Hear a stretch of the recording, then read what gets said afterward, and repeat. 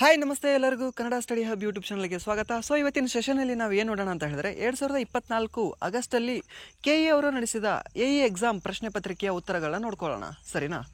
So AE exam ಇದು KE ಅವರು ನಡೆಸಿದ್ದಾರೆ, KPSCಗೆ ಯೂಸ್ ಆಗುತ್ತಾ ಅಂತ ಕೇಳಿದ್ರೆ ಹೌದು ಯೂಸ್ ಆಗುತ್ತೆ. ಯಾಕಂದರೆ ಇದು ಕೂಡ ಎಕ್ಸಾಮ್ ಏನಿದೆ ಅಂದರೆ ಗ್ರೂಪ್ C ಲೆವೆಲ್ ಇದೆ, ಸರಿನಾ? ಸೊ ಆಲ್ರೆಡಿ ಪ್ರಶ್ನೆ ಪತ್ರಿಕೆಯ 34 ಪ್ರಶ್ನೆಗಳನ್ನ ನಾವು ಸಾಲ್ವ್ ಮಾಡಿದ್ವಿ. ಸೊ ಇವತ್ತು 35ನೇ ಪ್ರಶ್ನೆಯಿಂದ ಸಾಲ್ವ್ ಮಾಡೋಣ, ಸರಿನಾ? ಸೊ ಇದು ಕಾನ್ಸೆಪ್ಟ್ ಏನಿದೆಯಲ್ಲ, ಸೊ ಕಾನ್ಸೆಪ್ಟ್ ಆಗಲಿ ನಿಮಗೆ ಹೇಳಿಕೆ ವೈಸ್ ಪ್ರಶ್ನೆ ಬರ್ತಿದ್ದಾವೆ, ಹಾಗೆ ಹೊಂದಿಸಿ ಬರೆಯ ಪ್ರಶ್ನೆ ಬರ್ತಿದ್ದಾವೆ. ಸೊ ಇದು ನಿಮಗೆ ಜಾಸ್ತಿ ಯೂಸ್ಫುಲ್ ಆಗುತ್ತೆ, ಸರಿನಾ? ಸೊ ಒಂದು ನಿಮಗೆ ಎಲ್ಲಾದರೂ ಕ್ಲೂ ಸಿಕ್ತು ಹೊಂದಿಸಿ ಬರೆಯಿರಿ ಅಂತ ಕೇಳಿದ್ರೆ ನೀವು ಆಲ್ಮೋಸ್ಟ್ ನೀವು ಆ ಕ್ವಶನ್ ಸಾಲ್ವ್ ಮಾಡಿದಾಗೆ, ಸರಿನಾ? ಸೊ ಹಾಗೆ ಹೇಳಿಕೆಯಲ್ಲಿ ಕೂಡ ಯಾವುದಾದ್ರೂ ಒಂದು ಹೇಳಿಕೆಯಲ್ಲಿ AB ಸರಿ, AC ಸರಿ, BC ಸರಿ ಅಂತ ಯಾವುದಾದ್ರೂ ಒಂದು ರಾಂಗ್ ಸಿಕ್ತಂದರೆ ನಿಮಗೆ ಅಲ್ಲಿ ಲೀಡ್ ಸಿಗ್ತದೆ ಸರಿಯಾಗಿ ಆನ್ಸರ್ ಹಾಕೋಕ್ಕೆ, ಸರಿನಾ? ಹೇಳಿಕೆ ವೈಸಲ್ಲಿ ABCD ಇದು ಸರಿ ಇರ್ತವೆ ಅಂತ ಕೊಟ್ಟಿರ್ತಾರೆ ಗೊತ್ತಾ, ಅಲ್ಲಿ ನಿಮಗೆ ಆ್ಯಕ್ಚುಲಾಗಿ ರಾಂಗ್ ಸಿಗಬೇಕು. ಸಿಕ್ಕರೆ ನೀವು ಆನ್ಸರ್ ರೈಟ್ ಹಾಕ್ತೀರಾ ಮ್ಯಾಕ್ಸಿಮಮ್ 99%. ಹೊಂದಿಸಿ ಬರೆಯೋರಲ್ಲಿ ಒಂದು ನಿಮಗೆ ಸರಿ ಸಿಗಬೇಕು, ಸರಿನಾ? ಸೊ ವಿಡಿಯೋ ಸ್ಟಾರ್ಟ್ ಮಾಡೋಣ. ವಿಡಿಯೋ ಸ್ಟಾರ್ಟ್ ಮಾಡೋಕ್ಕಿಂತ ಮುಂಚೆ ವಿಡಿಯೋ ಕೊನೆವರೆಗೂ ನೋಡಿ ಅಂತ ಹೇಳ್ತಾ, ವಿಡಿಯೋ ಕೊನೆವರೆಗೂ ನೋಡಿದ ನಂತರ ವಿಡಿಯೋ ಇಷ್ಟ ಆದರೆ ಲೈಕ್ ಮಾಡಿ. ಇಫ್ ಇವನ್ ವಿಡಿಯೋ ಇಷ್ಟ ಆಗಲಿಲ್ಲ ಅಂದರೆ ಸೊ ಆಬ್ವಿಯಸ್ಲಿ ಡಿಸ್ಲೈಕ್ ಮಾಡಿ ಅಂತ ಹೇಳ್ತಾ ಟುಡೇಸ್ ಫಸ್ಟ್ ಕ್ವಶನ್ ಪ್ರಶ್ನೆ ಪತ್ರಿಕೆಯ 35ನೇ ಕ್ವಶನ್ ಏನಿದೆ ಅಂದರೆ, ಕೆಳಗೆ ಕೊಟ್ಟಿರುವ ಪಟ್ಟಿ A ಅಂಶಗಳು ಮತ್ತು ಪಟ್ಟಿ B ಅಂಶಗಳೊಂದಿಗೆ ಹೊಂದಿಸಿ ಬರೆಯಿರಿ ಅಂತ ಕೊಟ್ಟಿದ್ದಾರೆ, ಸರಿನಾ? ಆಯೋಗಗಳು ಕೊಟ್ಟಿದ್ದಾರೆ, ಸರಿನಾ? ಆಯೋಗಗಳು ಕಾಯ್ದೆಗಳು ಕೊಟ್ಟಿದ್ದಾರೆ, ಅವು ಯಾವ ವರ್ಷ ಬಂತು, ಯಾವ ವರ್ಷ ಅದು ಇಂಪ್ಲಿಮೆಂಟ್ ಆಗಿದೆ ಅಂತ ಕೇಳಿದ್ದಾರೆ, ಸರಿನಾ? ಸೊ ಪಟ್ಟಿ 1ರಲ್ಲಿ ಏನಿದೆ ಅಂದರೆ ಬರಗಾಲ ಆಯೋಗ ಅಂತ ಕೊಟ್ಟಿದ್ದಾರೆ, ಸರಿನಾ? ಬರಗಾಲ ಆಯೋಗ ಯಾವಾಗ ಬರ್ತದೆ? ಬರಗಾಲ ಆ್ಯಕ್ಚುಲಾಗಿ ಬರಗಾಲ ಬರ್ತದೆ ನಮ್ಮ ಭಾರತಕ್ಕೆ, ಓಕೆನಾ? ಅತಿ ಭಯಂಕರ ಬರಗಾಲ. ಅದು ಆದ ನಂತರ ಉತ್ತರ ಪ್ರದೇಶದಲ್ಲಿ ಸಾವಿರಾರು ಜನ ಸಾಯ್ತಾರೆ, ಸರಿನಾ? ಬಟ್ ಬ್ರಿಟಿಷ್ ಏನು ಅಧಿಕಾರಿಗಳಿದಾರಲ್ಲ ಅದನ್ನು ತೋರಿಸ್ಕೊಡಲ್ಲ, ಎಲ್ಲಿ ಇದ್ರೇನೋ ಉಲ್ಲೇಖಿಸಲ್ಲ ಅವರು. ಬಟ್ ಆದರೂ ಕೂಡ ಇದ್ರೇನೋ ಜಾಸ್ತಿ ಜನ ಆ ಬರಗಾಲದ ಟೈಮಲ್ಲಿ ಆಹಾರ ಇಲ್ಲದೆ ಸಾಯ್ತಾರೆ, ಸರಿನಾ? ಅದು ಯಾವಾಗ ಅಂದರೆ 1896 1897 ಏನು ಇಸ್ವಿ ಬರುತ್ತಲ್ಲ ಆ ಟೈಮಲ್ಲಿ 19ನೇ ಶತಮಾನದ ಕೊನೆಯಲ್ಲಿ ಜಾಸ್ತಿ ಬರಗಾಲ ಬಂದಿರುತ್ತದೆ ಭಾರತಕ್ಕೆ, ಸರಿನಾ? ಸೊ ಆವಾಗ ಬರಗಾಲ ಆಯೋಗ ಅಂತ ಬರ್ತದೆ, ಸರಿನಾ? ಎಲ್ಲಿಂದ? ಇಂಗ್ಲೆಂಡಿಂದ ಬರ್ತಾರೆ, ಬರಗಾಲ ಆಯೋಗ ಸ್ಟಾರ್ಟ್ ಮಾಡ್ತಾರೆ, ಸರಿನಾ? ಆ ಆಯೋಗ ಯಾವಾಗ ಬಂದಿತ್ತು ಅಂದರೆ 1897ರಲ್ಲಿ ಬರ್ತದೆ. ಸೊ ನೆಕ್ಸ್ಟ್ ಆಪ್ಷನ್ ಏನಿದೆ ಅಂದರೆ ಇಂಡಿಯನ್ ಕೌನ್ಸಿಲ್ ಕಾಯ್ದೆ ಒಂದು 1861ರ ಇಂಡಿಯನ್ ಕೌನ್ಸಿಲ್ ಕಾಯ್ದೆ, ಸರಿನಾ? ರಾಣಿಯ ಆದೇಶ ಆಗ್ತದೆ, ಅದಾದ ನಂತರ ರಾಣಿಯ ಘೋಷಣೆ ಬರ್ತದೆ 1858ರಲ್ಲಿ. 1858ರಲ್ಲಿ ಆದ ನಂತರ 1853ರಲ್ಲಿ ಲಾಸ್ಟ್ ಚಾರ್ಟರ್ ಕಾಯ್ದೆ ಬಂದಿರ್ತದೆ, ಸರಿನಾ? ಯಾರು ಹೊರಡಿಸಿರ್ತಾರೆ ಚಾರ್ಟರ್ ಕಾಯ್ದೆ? ಬ್ರಿಟಿಷ್ ಈಸ್ಟ್ ಇಂಡಿಯಾ ಕಂಪನಿ, ಓಕೆನಾ? ಈಸ್ಟ್ ಇಂಡಿಯಾ ಕಂಪನಿ ಏನಿದೆಯಲ್ಲ ಅದು ಹೊರಡಿಸಿರ್ತದೆ 4 ಚಾರ್ಟರ್ ಕಾಯ್ದೆಗಳು, ಹಾಗೆ ರೆಗ್ಯುಲೇಟಿಂಗ್ ಕಾಯ್ದೆಗಳು ಎಲ್ಲ ಹೊರಡಿಸಿರೋದು ಈಸ್ಟ್ ಇಂಡಿಯಾ ಕಂಪನಿ, ಓಕೆನಾ? ಆ ಈಸ್ಟ್ ಇಂಡಿಯಾ ಕಂಪನಿ ಇದ್ದಾಗ ಹಾಗೆ ಈ ಚಾರ್ಟರ್ ಕಾಯ್ದೆಗಳು ಬಂದಿರೋದು ಕೂಡ East India company through. But ಈ ಇಂಡಿಯನ್ ಕೌನ್ಸಿಲ್ ಆ್ಯಕ್ಟ್ ಬರ್ತಾವೆ ಗೊತ್ತಾ, 1861 ಆಗಲಿ, 1892 ಆಗಲಿ, ಅದಾಂದ್ರೆ 1909 ಆಗಲಿ, ಅದಾಂದ್ರೆ ಭಾರತೀಯ ಸರ್ಕಾರ ಕಾಯ್ದೆ 1935, ಓಕೆ? ಇವೆಲ್ಲ ಬ್ರಿಟಿಷ್ ಸರ್ಕಾರದಿಂದ ಬರ್ತವೆ. ಡೈರೆಕ್ಟ್ ಇದ್ರೇನೋ ರಾಣಿ ಸರ್ಕಾರ ಏನಿದೆಯಲ್ಲ ಬ್ರಿಟಿಷ್ ಸರ್ಕಾರ, ಆ ಸರ್ಕಾರದಿಂದ ಬರ್ತವೆ, ಸರಿನಾ? ಇದು ನೆನಪಿರಲಿ. ಕೌನ್ಸಿಲ್ ಕಾಯ್ದೆ ಅಂತಂದರೆ 1861, 1892 ಇವು ಗೊತ್ತಿರಬೇಕು. ಚಾರ್ಟರ್ ಅಂದರೆ 1793 ಫಸ್ಟ್ ಚಾರ್ಟರ್ ಕಾಯ್ದೆ ಇದು. ಸೆಕೆಂಡ್ ಯಾವಾಗ ಅಂದರೆ 1813. ಮೂರನೇ ಚಾರ್ಟರ್ ಕಾಯ್ದೆ ಯಾವುದು ಅಂದರೆ 1833, ಸರಿನಾ? ಎಷ್ಟು ವರ್ಷಕ್ಕೊಮ್ಮೆ ಬರ್ತವೆ ಅಂದರೆ ಪ್ರತಿ 20 ವರ್ಷಕ್ಕೆ ಬರ್ತವೆ. 4ನೇ ಚಾರ್ಟರ್ ಕಾಯ್ದೆ 1853ರಲ್ಲಿ ಬರ್ತದೆ. ನೀವು ಹಿಸ್ಟ್ರಿನಲ್ಲಿ ಓದಿರ್ತೀರಾ ಆಲ್ರೆಡಿ, ಓಕೆನಾ? ಬಟ್ ಮೊಟ್ಟ ಮೊದಲ ಬಾರಿಗೆ ಇಂಗ್ಲೀಷ್ ಶಿಕ್ಷಣಕ್ಕೆ 1 ಲಕ್ಷ ರೂಪಾಯಿ ಯಾವ ಚಾರ್ಟರ್ ಕಾಯ್ದೆನಲ್ಲಿ ಕೊಡ್ತಾರೆ ಅಂತ ಕೇಳ್ತಾರೆ, ಓಕೆನಾ? SSC ಕ್ವಶನಲ್ಲಿ ಹೀಗೆ ಕೇಳಿಲ್ಲ. ಏನು ಕೇಳಿದೆ ಅಂದರೆ ಮೊಟ್ಟ ಮೊದಲ ಬಾರಿಗೆ 1 ಲಕ್ಷ ಇಂಗ್ಲೀಷ್ ಶಿಕ್ಷಣಕ್ಕಾಗಿ ಯಾವ ಕಾಯ್ದೆ ಅಡಿ ನೀಡಲಾಯಿತು ಅಂತ ಕೊಟ್ಟಿದ್ದಾರೆ. ಸೊ ಅಲ್ಲಿ ಆಪ್ಷನ್ ಹೇಗೆ ಕೊಟ್ಟಿದ್ರು ಅಂದರೆ ಕೌನ್ಸಿಲ್ ಕಾಯ್ದೆ, ಹಾಗೆ ರೆಗ್ಯುಲೇಟಿಂಗ್ ಕಾಯ್ದೆ ಮತ್ತು ಚಾರ್ಟರ್ ಕಾಯ್ದೆ ಅಂತ ಕೊಟ್ಟಿದ್ರು. ಆ್ಯಕ್ಚುಲಾಗಿ ಚಾರ್ಟರ್ ಕಾಯ್ದೆ ಯಾವುದು ಮೆನ್ಷನ್ ಮಾಡಿರಲಿಲ್ಲ. 1813 ಗೊತ್ತಿಲ್ಲ ನನಗೆ, 53 ಗೊತ್ತಿಲ್ಲ. ಬಟ್ ಮೆನ್ಷನ್ ಮಾಡಿದ್ದು ಹೇಗೆ ಅಂತಂದರೆ ಬಟ್ ಚಾರ್ಟರ್ ಕಾಯ್ದೆ ಅಷ್ಟೇ, ಓಕೆ? ಜಸ್ಟ್ ಸಿಂಪ್ಲಿ ಚಾರ್ಟರ್ ಕಾಯ್ದೆ ಅಂತ ಮೆನ್ಷನ್ ಮಾಡಿದ್ರು. ಸೊ ಚಾರ್ಟರ್ ಕಾಯ್ದೆ ಅನ್ನೋದು ನಿಮ್ಗೆ ಸ್ಪೆಷಲಿ ನೆನಪಿರಬೇಕು. ಇಯರ್ ಕೊಡಲಿಲ್ಲ ಅಂದರೆ ಕನ್ಫ್ಯೂಷನ್ ಆಗಿಬಿಡುತ್ತೆ, ಅದು ಚಾರ್ಟರೋ ಪಿಟ್ಸೋ ಅಂತೇಳಿ, ಓಕೆ? ಪಿಟ್ಸ್ ಅನ್ನೋದು 1794ರಲ್ಲಿ ಬರ್ತದೆ, 84ರಲ್ಲಿ, ಓಕೆ? ಕನ್ಫ್ಯೂಷನ್ ಆಯಿತು, 1784ರಲ್ಲಿ. ಸೊ ಅದು ಒಂದು, ಮತ್ತು ರೆಗ್ಯುಲೇಟಿಂಗ್ 73ರಲ್ಲಿ ಬರ್ತದೆ, 1773ರಲ್ಲಿ. ಸೊ ಅವೆಲ್ಲ ಕನ್ಫ್ಯೂಷನ್ ಆಗೋದಿಲ್ಲ ನಿಮಗೆ. ಬಟ್ ಭಾರತೀಯ ಸರ್ಕಾರ ಕಾಯ್ದೆ ಮತ್ತು ಚಾರ್ಟರ್ ಕಾಯ್ದೆನಲ್ಲಿ ಸ್ವಲ್ಪ ಕನ್ಫ್ಯೂಷನ್ ಆಗ್ತದೆ ಎಕ್ಸಾಮಲ್ಲಿ ಕುಂತಾಗ, ಇಲ್ಲೇ ಆಗೋದಿಲ್ಲ, ಸರಿನಾ? ಅದು ಸ್ವಲ್ಪ ನೋಡ್ಕೊಳ್ಳಿ. ಸೊ ಇದು ಯಾವುದಂದರೆ ಆಪ್ಷನ್ ಸಿ ಇದಕ್ಕೆ ಸರಿಯಾದ ಉತ್ತರ ಆಗುತ್ತೆ. ಇಂಡಿಯನ್ ಕೌನ್ಸಿಲ್ ಕಾಯ್ದೆ ಯಾವಾಗ ಅಂದರೆ 1892ರಲ್ಲಿ. ಅದಾಂದ್ರೆ ಚಾರ್ಲ್ಸ್ ವುಡ್ ವರದಿ ಅಂತ ಬರ್ತದೆ, ಓಕೆನಾ? ವುಡ್ಸ್ ವರದಿ ಅಂಥೇಳಿ. ಈ ವುಡ್ಸ್ ವರದಿ ಯಾವಾಗ ಬರ್ತದೆ ಅಂತ ಕೇಳಿದ್ರೆ 1854ರಲ್ಲಿ ಬರ್ತದೆ. ಯಾರವಾಗ ಗವರ್ನರ್ ಜನರಲ್ ಇದ್ರು ಅಂತ ಹೇಳಿದ್ರೆ ಏನಂತ ಹೇಳ್ತೀರಾ? ಲಾರ್ಡ್ ಕ್ಯಾನಿಂಗ್ ಇದ್ರಾ? ಲಾರ್ಡ್ ಕ್ಯಾನಿಂಗ್ ಇರಲ್ಲ. ಓಕೆ, ಲಾರ್ಡ್ ಕ್ಯಾನಿಂಗ್ 1854ರಲ್ಲಿ ಒಬ್ಬ ಯಾರು ಗವರ್ನರ್ ಜನರಲ್ ಇಳಿತಾರೆ. ಓಕೆನಾ, ಭಾರತದ ಗವರ್ನರ್ ಜನರಲ್ ಮೀನ್ಸ್ ಅವ್ರು ರಿಟೈರ್ಮೆಂಟ್ ಆಗ್ತಾರೆ. ಅದಾದ ನಂತರ ನೆಕ್ಸ್ಟ್ ಬರೋವನೇ ಲಾರ್ಡ್ ಕ್ಯಾನಿಂಗ್. ಓಕೆ, ಕೊನೆಯ ಭಾರತದ ಗವರ್ನರ್ ಜನರಲ್. ಹಾಗೆ ಭಾರತದ ಮೊದಲ ವೈಸ್ರಾಯ್ ಯಾರು? Lord canning. ಬಟ್ ಅವನಕ್ಕಿಂತ ಹಿಂದಿದ್ದವ ಯಾರು? ದತ್ತು ಮಕ್ಕಳಿಗೆ ಹಕ್ಕಿಲ್ಲ ತಂದವನು ಯಾರು? ಲಾರ್ಡ್ ಡಾಲ್ ಹೌಸಿ ಅವನು ಇರ್ತಾನೆ. ಅವನ ಟೈಮಲ್ಲಿ 1854ರಲ್ಲಿ ಚಾರ್ಲ್ಸ್ ವುಡ್ ವರದಿ ಬರ್ತದೆ. ಹಾಗೆ ಇಂಡಿಯನ್ ಪೆನಲ್ ಕೋಡ್ ಜಾರಿಗೆ ಆದ ವರ್ಷ ಅಂದರೆ 1860. ಸರಿನಾ, 1860ರಲ್ಲಿ ಇಂಡಿಯನ್ ಪೆನಲ್ ಕೋಡ್ ಜಾರಿ ಆಗ್ತದೆ. ಓಕೆ, ಇಂಡಿಯನ್ ಪೆನಲ್ ಕೋಡ್ ಇದ್ರೇನು ಬಂದದ್ದು 1860ರಲ್ಲಿ. ಒಂದೊಂದು ಕಡೆ 1861 ಕೂಡ ಕೊಟ್ಟಿರ್ತದೆ, ಬಟ್ ಅಲ್ಲಿ ಆಪ್ಷನ್ ಮೇಲೆ ಡಿಪೆಂಡ್ ಆಗ್ತದೆ. ಸರಿನಾ, ಸೊ ಮ್ಯಾಕ್ಸಿಮಮ್ ಆನ್ಸರ್ ಏನಿದೆ ಅಂದರೆ 1865ಕ್ಕೆ ಸರಿಯಾದ ಉತ್ತರ ಆಗುತ್ತೆ. ಸರಿಯಾ, ಸೊ ಇದು ಯಾರು ತರ್ತಾರೆ? ಇದ್ರ ಬೇಸಿಕ್ ಕಾನ್ಸೆಪ್ಟ್ ಯಾರು ಕೊಟ್ಟರು? ಯಾವುದು? IPC means Indian penal code concept ಯಾರು ಕೊಟ್ಟರು ಅಂತಾರೆ? ಲಾರ್ಡ್ ಮೆಕಾಲೆ ಅಂತ ಬರ್ತಾನೆ ಗೊತ್ತಾ? ಮೆಕಾಲೆ ವರದಿ. ಅದು ಕೂಡ ಶಿಕ್ಷಣಕ್ಕಾಗಿ ಬರ್ತದೆ ಮೊದಲ ಬಾರಿಗೆ. ಯಾರು ಬರ್ತಾರೆ? ಯಾರ ಅವಧಿಯಲ್ಲಿ ಬರ್ತಾರೆ ಅಂದರೆ ವಿಲಿಯಂ ಬೆಂಟೆಕ್ ಅವಧಿಯಲ್ಲಿ ಬರ್ತಾನೆ ಅವನು. ಓಕೆನಾ, ಸೊ ಅವನ ಕಾನ್ಸೆಪ್ಟ್ ಇದು, ಲಾರ್ಡ್ ಮೆಕಾಲೆ ಕಾನ್ಸೆಪ್ಟ್ ಇದು, IPC ಸೆಕ್ಷನ್. ಸರಿನಾ, ಇದು ನೆನಪಿರಲಿ ನಿಮಗೆ. ಸೊ ಇದಕ್ಕೆ ಆಪ್ಷನ್ ಯಾವುದಾಗುತ್ತೆ ಅಂದರೆ ಆಪ್ಷನ್ ಎ ಇದೆಯಲ್ಲ, ಇದು ಸರಿಯಾಗಿ ಮ್ಯಾಚ್ ಆಗುತ್ತೆ ನೋಡಿ. ಓಕೆ, ಸೊ ನೆಕ್ಸ್ಟ್ ಕ್ವಶನ್ ಏನಿದೆ ಅಂದರೆ 36ನೇ ಕ್ವಶನ್. ಕವಿಗಳು ಮತ್ತು ಕೃತಿಗಳನ್ನು ಹೊಂದಿಸಿ ಅಂತ ಕೇಳಿದ್ದಾರೆ. ಓಕೆನಾ, ಯಾವ ಜೋಡಿಗಳು ಸರಿಯಾಗಿದ್ದಾವೆ ಅಂತ ಕೇಳಿದ್ದಾರೆ. ಈ ಮಿನಾಜ್ ಉಸ್ ಸಿರಾಜ್ ಇದೆಯಲ್ಲ, ಓಕೆ, ಸಿರಾಜುದ್ದೌಲಾ ಅಲ್ಲ ಇದು. ಓಕೆ, ಈ ಮಿನಾಜ್ ಉಸ್ ಸಿರಾಜ್ ಅಂತ ಕೃತಿ ಯಾವುದು ಅಂದರೆ ತಬ್ಕತ್ E Nasiri. Okay, ತಬ್ಕತ್ E Nasiri important ಕೃತಿ ಇದೆ ನೋಡಿ. ಇದು ಒಂದು SDA ಎಕ್ಸಾಮಲ್ಲೋ FDA ಎಕ್ಸಾಮಲ್ಲಿ ಈ ಕೃತಿ ಕೇಳಿದ್ದಾನೆ. ಮೀನ್ಸ್ ಡೈರೆಕ್ಟ್ ಆಗಿದ್ರೇನೋ ಅಲ್ಲಿ ಆಪ್ಷನ್ ಇದು ಇರಲಿಲ್ಲ, ಅಂದರೆ ಮಿನಾಜ್ ಉಸ್ ಸಿರಾಜ್ ಅಂತ ಹಿಂಗೇನು ಕೊಟ್ಟಿರಲಿಲ್ಲ. ಬೇರೆ ಯಾರ್ದೋ ಕೃತಿ ಕೇಳಿ ಕೆಳಗೆ ಆಪ್ಷನಲ್ಲಿ ಈ ಕೃತಿ ಇಟ್ಟಿದ್ದಾರೆ. ಸರಿನಾ, ಸೊ ಅಲ್ಲಿ ಆಪ್ಷನಲ್ಲಿರೋ ತಂದು ಇಲ್ಲಿ ಕ್ವಶನಲ್ಲಿ ಹಾಕಿದ್ದಾರೆ. ಸೊ ಹೀಗೆ ಆಗುತ್ತೆ ಅಷ್ಟೇ. ಎಲ್ಲ ಕೂಡ ಎಲ್ಲೆಲ್ಲಿ ಮೊದಲು ಆಪ್ಷನಲ್ಲಿ ಕೊಡ್ತಾನೆ, ಸೊ ನೆಕ್ಸ್ಟ್ ಎಕ್ಸಾಮಲ್ಲಿ ಅದೇ ಆಪ್ಷನಲ್ಲಿ ತಂದಿರೋದನ್ನೇ ಕ್ವಶನಲ್ಲಿ ಹಾಕ್ತಾನೆ. ಸೊ ಅಷ್ಟೇನಾ. ಸೊ ಇದು ನೆನ್ಪಿಟ್ಕೊಳ್ಳಿ. ಯಾವುದು? ಮಿನಾಜು ಸಿರಾಜ್ದು ಕೃತಿ ಯಾವುದು ಅಂದರೆ ತಬ್ಕತ್ ಇ ನಾಸಿರಿ. ಸರಿನಾ, ಸೊ ಈ ಪ್ರಶ್ನೆ ಪತ್ರಿಕೆಯಲ್ಲಿ ಎರಡನೇ ಸರಿ ರಿಪೀಟ್ ಆಗಿರೋದು ಯಾವುದು ಅಂದರೆ ಅಮೀರ್ ಖುಸ್ರೋ. ಇವನ ಹೆಸರು ರಿಪೀಟ್ ಆಗಿದೆ ಅಂತ ಹೇಳಿದೆ, ಕೃತಿ ಅಲ್ಲ. ಕೃತಿ ಇದ್ರೆ ಚೇಂಜ್ ಇದೆ. ಅಲ್ಲಿ ಇನ್ನೊಂದು ಪ್ರಶ್ನೆ ಏನು ಕೇಳಿದ್ರು ಗೊತ್ತಾ? ಫಸ್ಟ್ ವಿಡಿಯೋದಲ್ಲಿ ಅಪ್ಲೋಡ್ ಮಾಡಿದೆ ಅಂತ ಹೇಳಿದಲ್ಲ, ಇದೇ ಪ್ರಶ್ನೆ ಪತ್ರಿಕೆಯಲ್ಲಿ. ಅಲ್ಲಿ ಅಮೀರ್ ಖುಸ್ರೋನ ಯಾವ ಕೃತಿಯಲ್ಲಿ ಅಲ್ಲಾವುದ್ದೀನ್ ಖಿಲ್ಜಿಯ ಮಾರುಕಟ್ಟೆ ಆಡಳಿತದ ಬಗ್ಗೆ ಹೇಳಿದೆ ಅಂತ ಕೇಳಿದ್ದಾರೆ. ಸರಿನಾ, ಅದು ಕೂಡ ಅಲ್ಲಿ ಹೇಳಿದ್ವಿ, ಎಕ್ಸ್ಪ್ಲೇನ್ ಮಾಡಿದೆ ನೋಡಿ ನಿಮಗೆ ಅಲ್ಲಿ. ಸೊ ಕಾಮೆಂಟ್ ಹಾಕಿ ನೋಡೋಣ, ನೀವು ನಿಮಗೆ ನೆನಪಿಟ್ಕೊಂಡಿದ್ರೆ. ಓಕೆ, ಇಲ್ಲಾಂದರೆ ನೆನಪಿಟ್ಕೊಂಡಿಲ್ಲ ಜಸ್ಟ್ ಒಂದು ಸರಿ ರಿವೈಂಡ್ ಮಾಡ್ಕೊಂಡು ಬನ್ನಿ ಅದಕ್ಕೆ. ಸರಿನಾ, ಸೊ ಅಮೀರ್ ಖುಸ್ರೋಂದು ಯಾವುದು ಅಂದರೆ ಇನ್ನೊಂದು ಕೃತಿ ಅಂದರೆ ಮಿಫ್ತಾಹ ಉಲ್ ಫುತೂಹ್ ಅಂತೇಳಿ. ಓಕೆನಾ, ಮಿಫ್ತಾಹ ಉಲ್ ಫುತೂಹ್. ಇನ್ನೊಂದು ಇವನಿಗೆ ಏನಂತ ಕರೀತಾರೆ ಅಂದರೆ ಭಾರತದ ಗಿಣಿ ಅಂತ ಕರೀತಾರೆ. ಸರಿನಾ, ಭಾರತದ ಗಿಣಿ ಯಾರು? ಅಮೀರ್ ಖುಸ್ರೋ. ಹಾಗೆ 5 ಸುಲ್ತಾನ್ ಮನೆತನಗಳು ಇರ್ತಾವಲ್ಲ, ಸುಲ್ತಾನೇಟ್ಸ್ ಮನೆತನಗಳೆಲ್ಲ, ಆ ಪ್ರತಿ 5 ಸುಲ್ತಾನೇಟ್ ಮನೆತನ ಇದ್ದಾಗ ಕೂಡ ಅಮೀರ್ ಖುಸ್ರೋ ಇದ್ದ ಅಂತೆ. ನಿಜಾನೋ ಸುಳ್ಳು ಗೊತ್ತಿಲ್ಲ, ಬಟ್ ಇದ್ದ ಅಂತೆ. ಎಲ್ಲ ರಾಜಕಾರಣಿಗಳಿಗೆ ಇವನು ನೋಡಿದಾನೆ ಅಂತೆ ಅಮೀರ್ ಖುಸ್ರೋ. ಸರಿನಾ, ಸೊ ನೆಕ್ಸ್ಟ್ ಏನಿದೆ ಅಂದರೆ ಈ ಇಸಾಮಿ ಇದೆಯಲ್ಲ, ಈ ಇಸಾಮಿದು ಇದು ಶಹನಾಮ ಅಂತ ಕೊಟ್ಟಿದ್ದಾರೆ. ಓಕೆ, ಈ ಶಹನಾಮ ಇದ್ರೇನು ಇಸಾಮಿದಲ್ಲ, ಇದು ರಾಂಗ್ ಆಗುತ್ತೆ. ಸೊ ಆಪ್ಷನ್ ಎ ಮತ್ತು ಬಿ ಮಾತ್ರ ಸರಿಯಾಗಿ ಉತ್ತರ ಆಗುತ್ತೆ ನೋಡಿ ಇದಕ್ಕೆ. ಸೊ ನೆಕ್ಸ್ಟ್ ಕ್ವಶನ್ ಏನಿದೆ ಅಂದರೆ ಕೆಳಗಿನವುಗಳಲ್ಲಿ ಯಾವುದು ಸರಿಯಾಗಿ ಹೊಂದಾಣಿಕೆ ಆಗುವುದಿಲ್ಲ ಅಂತ ಕೊಟ್ಟಿದ್ದಾನೆ. ಇಲ್ಲಿ ಪಕ್ಕದಲ್ಲಿದ್ರೇನೋ ಜನಪದ ಸಂಪ್ರದಾಯ ಕೊಟ್ಟಿದ್ದಾನೆ, ಅಂದರೆ ಸಂಪ್ರದಾಯ ನೃತ್ಯ. ಅದಾನಂತರ ಅದರ ರಾಜ್ಯ ಕೊಟ್ಟಿದ್ದಾನೆ ವೀರಗಾಸೆ. ಸೊ ವೀರಭದ್ರೇಶ್ವರ ದೇವಸ್ಥಾನ ಜಾತ್ರೆ ಟೈಮಲ್ಲಿ ಎಲ್ಲ ಇದ್ರೇನು ಕುಣಿತಾರಲ್ವ. ಸೊ ಆ ವೀರಗಾಸೆಯಲ್ಲಿ ಕರ್ನಾಟಕದಲ್ಲಿ. ಓಕೆನಾ, ಯಾವ ದೇವರಿಗೆ ಅಂತ ಕೇಳಿದ್ರೆ ವೀರಭದ್ರೇಶ್ವರ ದೇವರು. ಓಕೆ, ವೀರಭದ್ರೇಶ್ವರ ದೇವರಿಗೆ ಏನೋ ವೀರಗಾಸೆ ಕುಣಿತಾರೆ. ಸರಿನಾ, ಸೊ ನೆಕ್ಸ್ಟ್ ಏನಿದೆ ಅಂದರೆ ಜೂರಿ. ಈ ಜೂರಿ ಇದೆಯಲ್ಲ, ಜೂರಿ ಮೆಂಬರ್ಸ್, ಆ ಜೂರಿ ಮೆಂಬರ್ಸ್ ಅಲ್ಲ, ಇದು ಜೂರಿ ಆ್ಯಕ್ಚುಲಾಗಿ. ಇದು ಇದ್ರೇನೋ ಸಾಂಪ್ರದಾಯ ನೃತ್ಯ. ಇದು ಕೂಡ ಈ ಜೂರಿ ಅನ್ನೋದು ಇದು ಹಬ್ಬ ಕೂಡ ಬರ್ತದೆ ಎಲ್ಲಿ? ಹಿಮಾಚಲ್ ಪ್ರದೇಶದಲ್ಲಿ. ಸರಿನಾ, ಈ ಜೂರಿ ಅನ್ನೋದು ಎಲ್ಲಿ ಬರ್ತದೆ ಅಂದರೆ ಹಿಮಾಚಲ್ ಪ್ರದೇಶ ನೆನಪಿಟ್ಕೊಳ್ಳಿ. ಇನ್ನೊಂದು ಹಿಮಾಚಲ್ ಪ್ರದೇಶದ್ದು ಆರ್ಟ್ಸ್ಗಳಿದ್ದ, ಮಾರ್ಷಲ್ ಆರ್ಟ್ಸ್. ಸರಿನಾ, ಆರ್ಟ್ಸ್ ಅಂದರೆ ಕಲೆ, ಚಿತ್ರ ಪೇಂಟ್ ಬರೆಯೋದಲ್ಲ, ಮಾರ್ಷಲ್ ಆರ್ಟ್ಸ್, ಹೊಡೆಯೋದು ಬಿಡಿಯೋದು. ಓಕೆನಾ, ಸೊ ಆ ಮಾರ್ಷಲ್ ಆರ್ಟ್ಸ್ ಯಾವುದು ಅಂತ ಕೇಳಿದ ಹಿಮಾಚಲ್ ಪ್ರದೇಶದ್ದು. ಇದು SSCನಲ್ಲಿದ್ರೆ ರಿಪೀಟೆಡ್ ಕ್ವಶನ್. ಇದು ತೋಡ ಅಂತ ಬರ್ತಾರೆ. ಓಕೆನಾ, ತೋಡ ಅಂದರೆ ಇನ್ನೊಂದು ಮೊನ್ನೆ ಇದಕ್ಕೆ ಕೇಳಿದ್ದೆ ನೋಡಿ, ಯಾವುದಕ್ಕೆ? VO ಎಕ್ಸಾಮ್ಗೆ ಏನು ಕೇಳಿದ್ದ ಅಂದರೆ ತೋಡ ಬುಡಕಟ್ಟು ಜನಾಂಗ ಇದು ಎಲ್ಲಿ ಕಂಡು ಬರ್ತದೆ ಅಂತ ಕೇಳಿದ್ದ.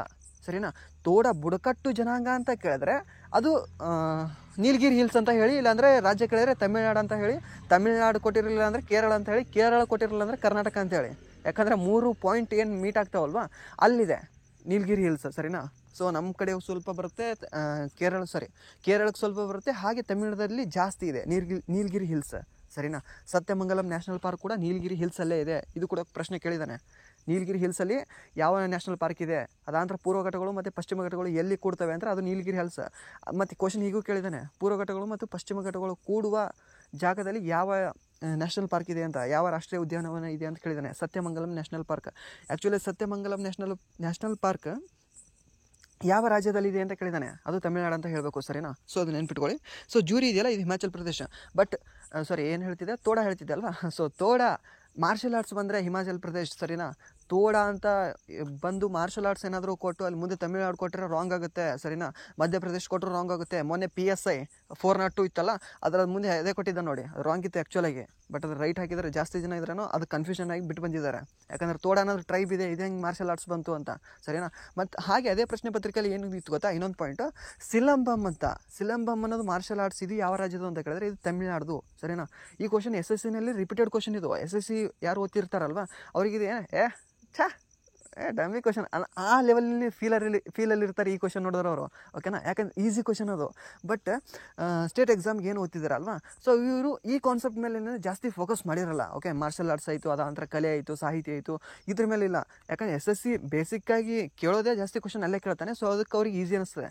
ಲೈಕ್ ಇವಾಗ ಕರ್ನಾಟಕದಲ್ಲಿ ನಮಗೆ ಯಾರೇ ಓದ್ತಿರಲಿ ನಿಮಗೊಂದು ಗೊತ್ತಿರುತ್ತೆ, ಯಾವುದು? ರಾಜ ಲಕ್ಕಮ್ಮನಗೌಡ ಅಣೆಕಟ್ಟು ಯಾವ ನದಿ ಮೇಲೆ ಕಟ್ಟಿದೆ? ಘಟಪ್ರಭಾ ನದಿ ಅಂತ ಹೇಳಿ ಕಣ್ಣು ಮುಚ್ಕೊಂಡು ನೀವು ರಾತ್ರಿ 12ಕ್ಕೆ ಎಬ್ಬಿಸಿ ಕೇಳಿದ್ರು ಹೇಳ್ತೀರಾ. ಯಾಕೆ ಅಂದರೆ ಒಂದು 20 ಸರಿ ಇಲ್ಲ 50 ಸರಿ ರಿಪೀಟ್ ಆಗಿದೆ.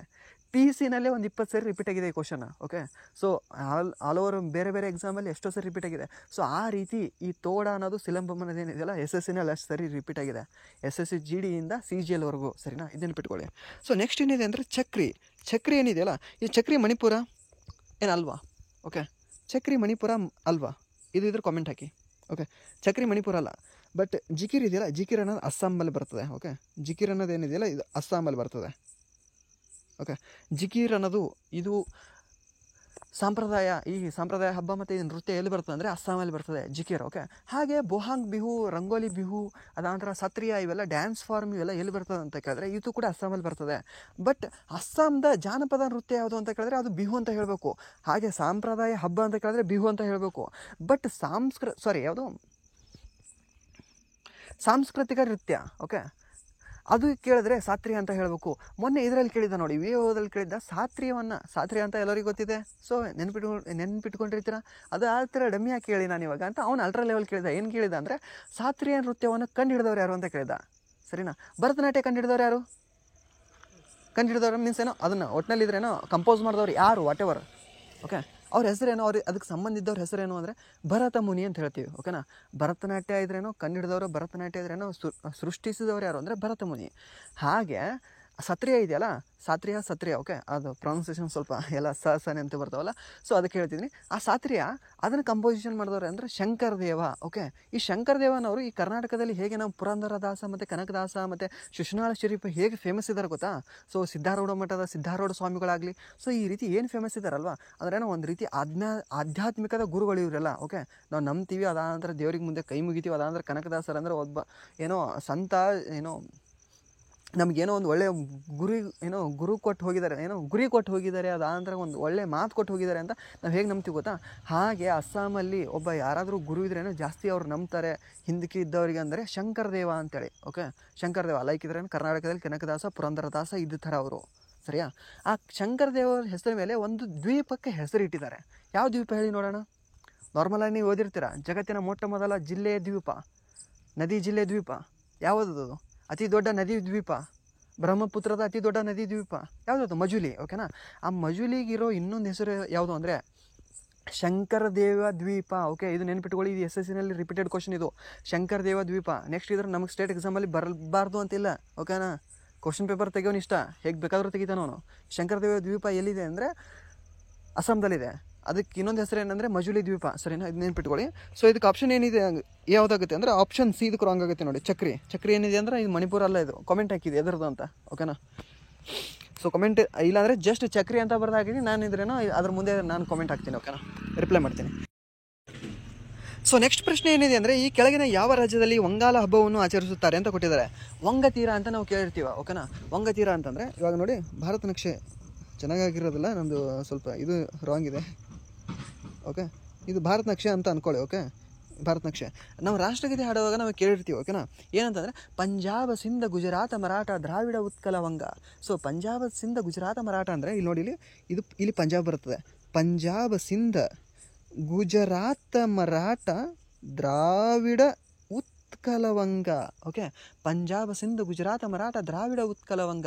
ಇದೇನು ಗೊತ್ತಿ ಗೊತ್ತಾ, ನಮ್ಮ ದೇಶ ಎಲ್ಲಿಂದ ಎಲ್ಲಿವರೆಗೂ ಎಲ್ಲೆಲ್ಲಿ ಹರಡಿದೆ ಅಂತ ಹೇಳಿದ್ದಾನೆ, ಓಕೆನಾ, ಯಾರು, ರವೀಂದ್ರನಾಥ್ ಟ್ಯಾಗೋರ್.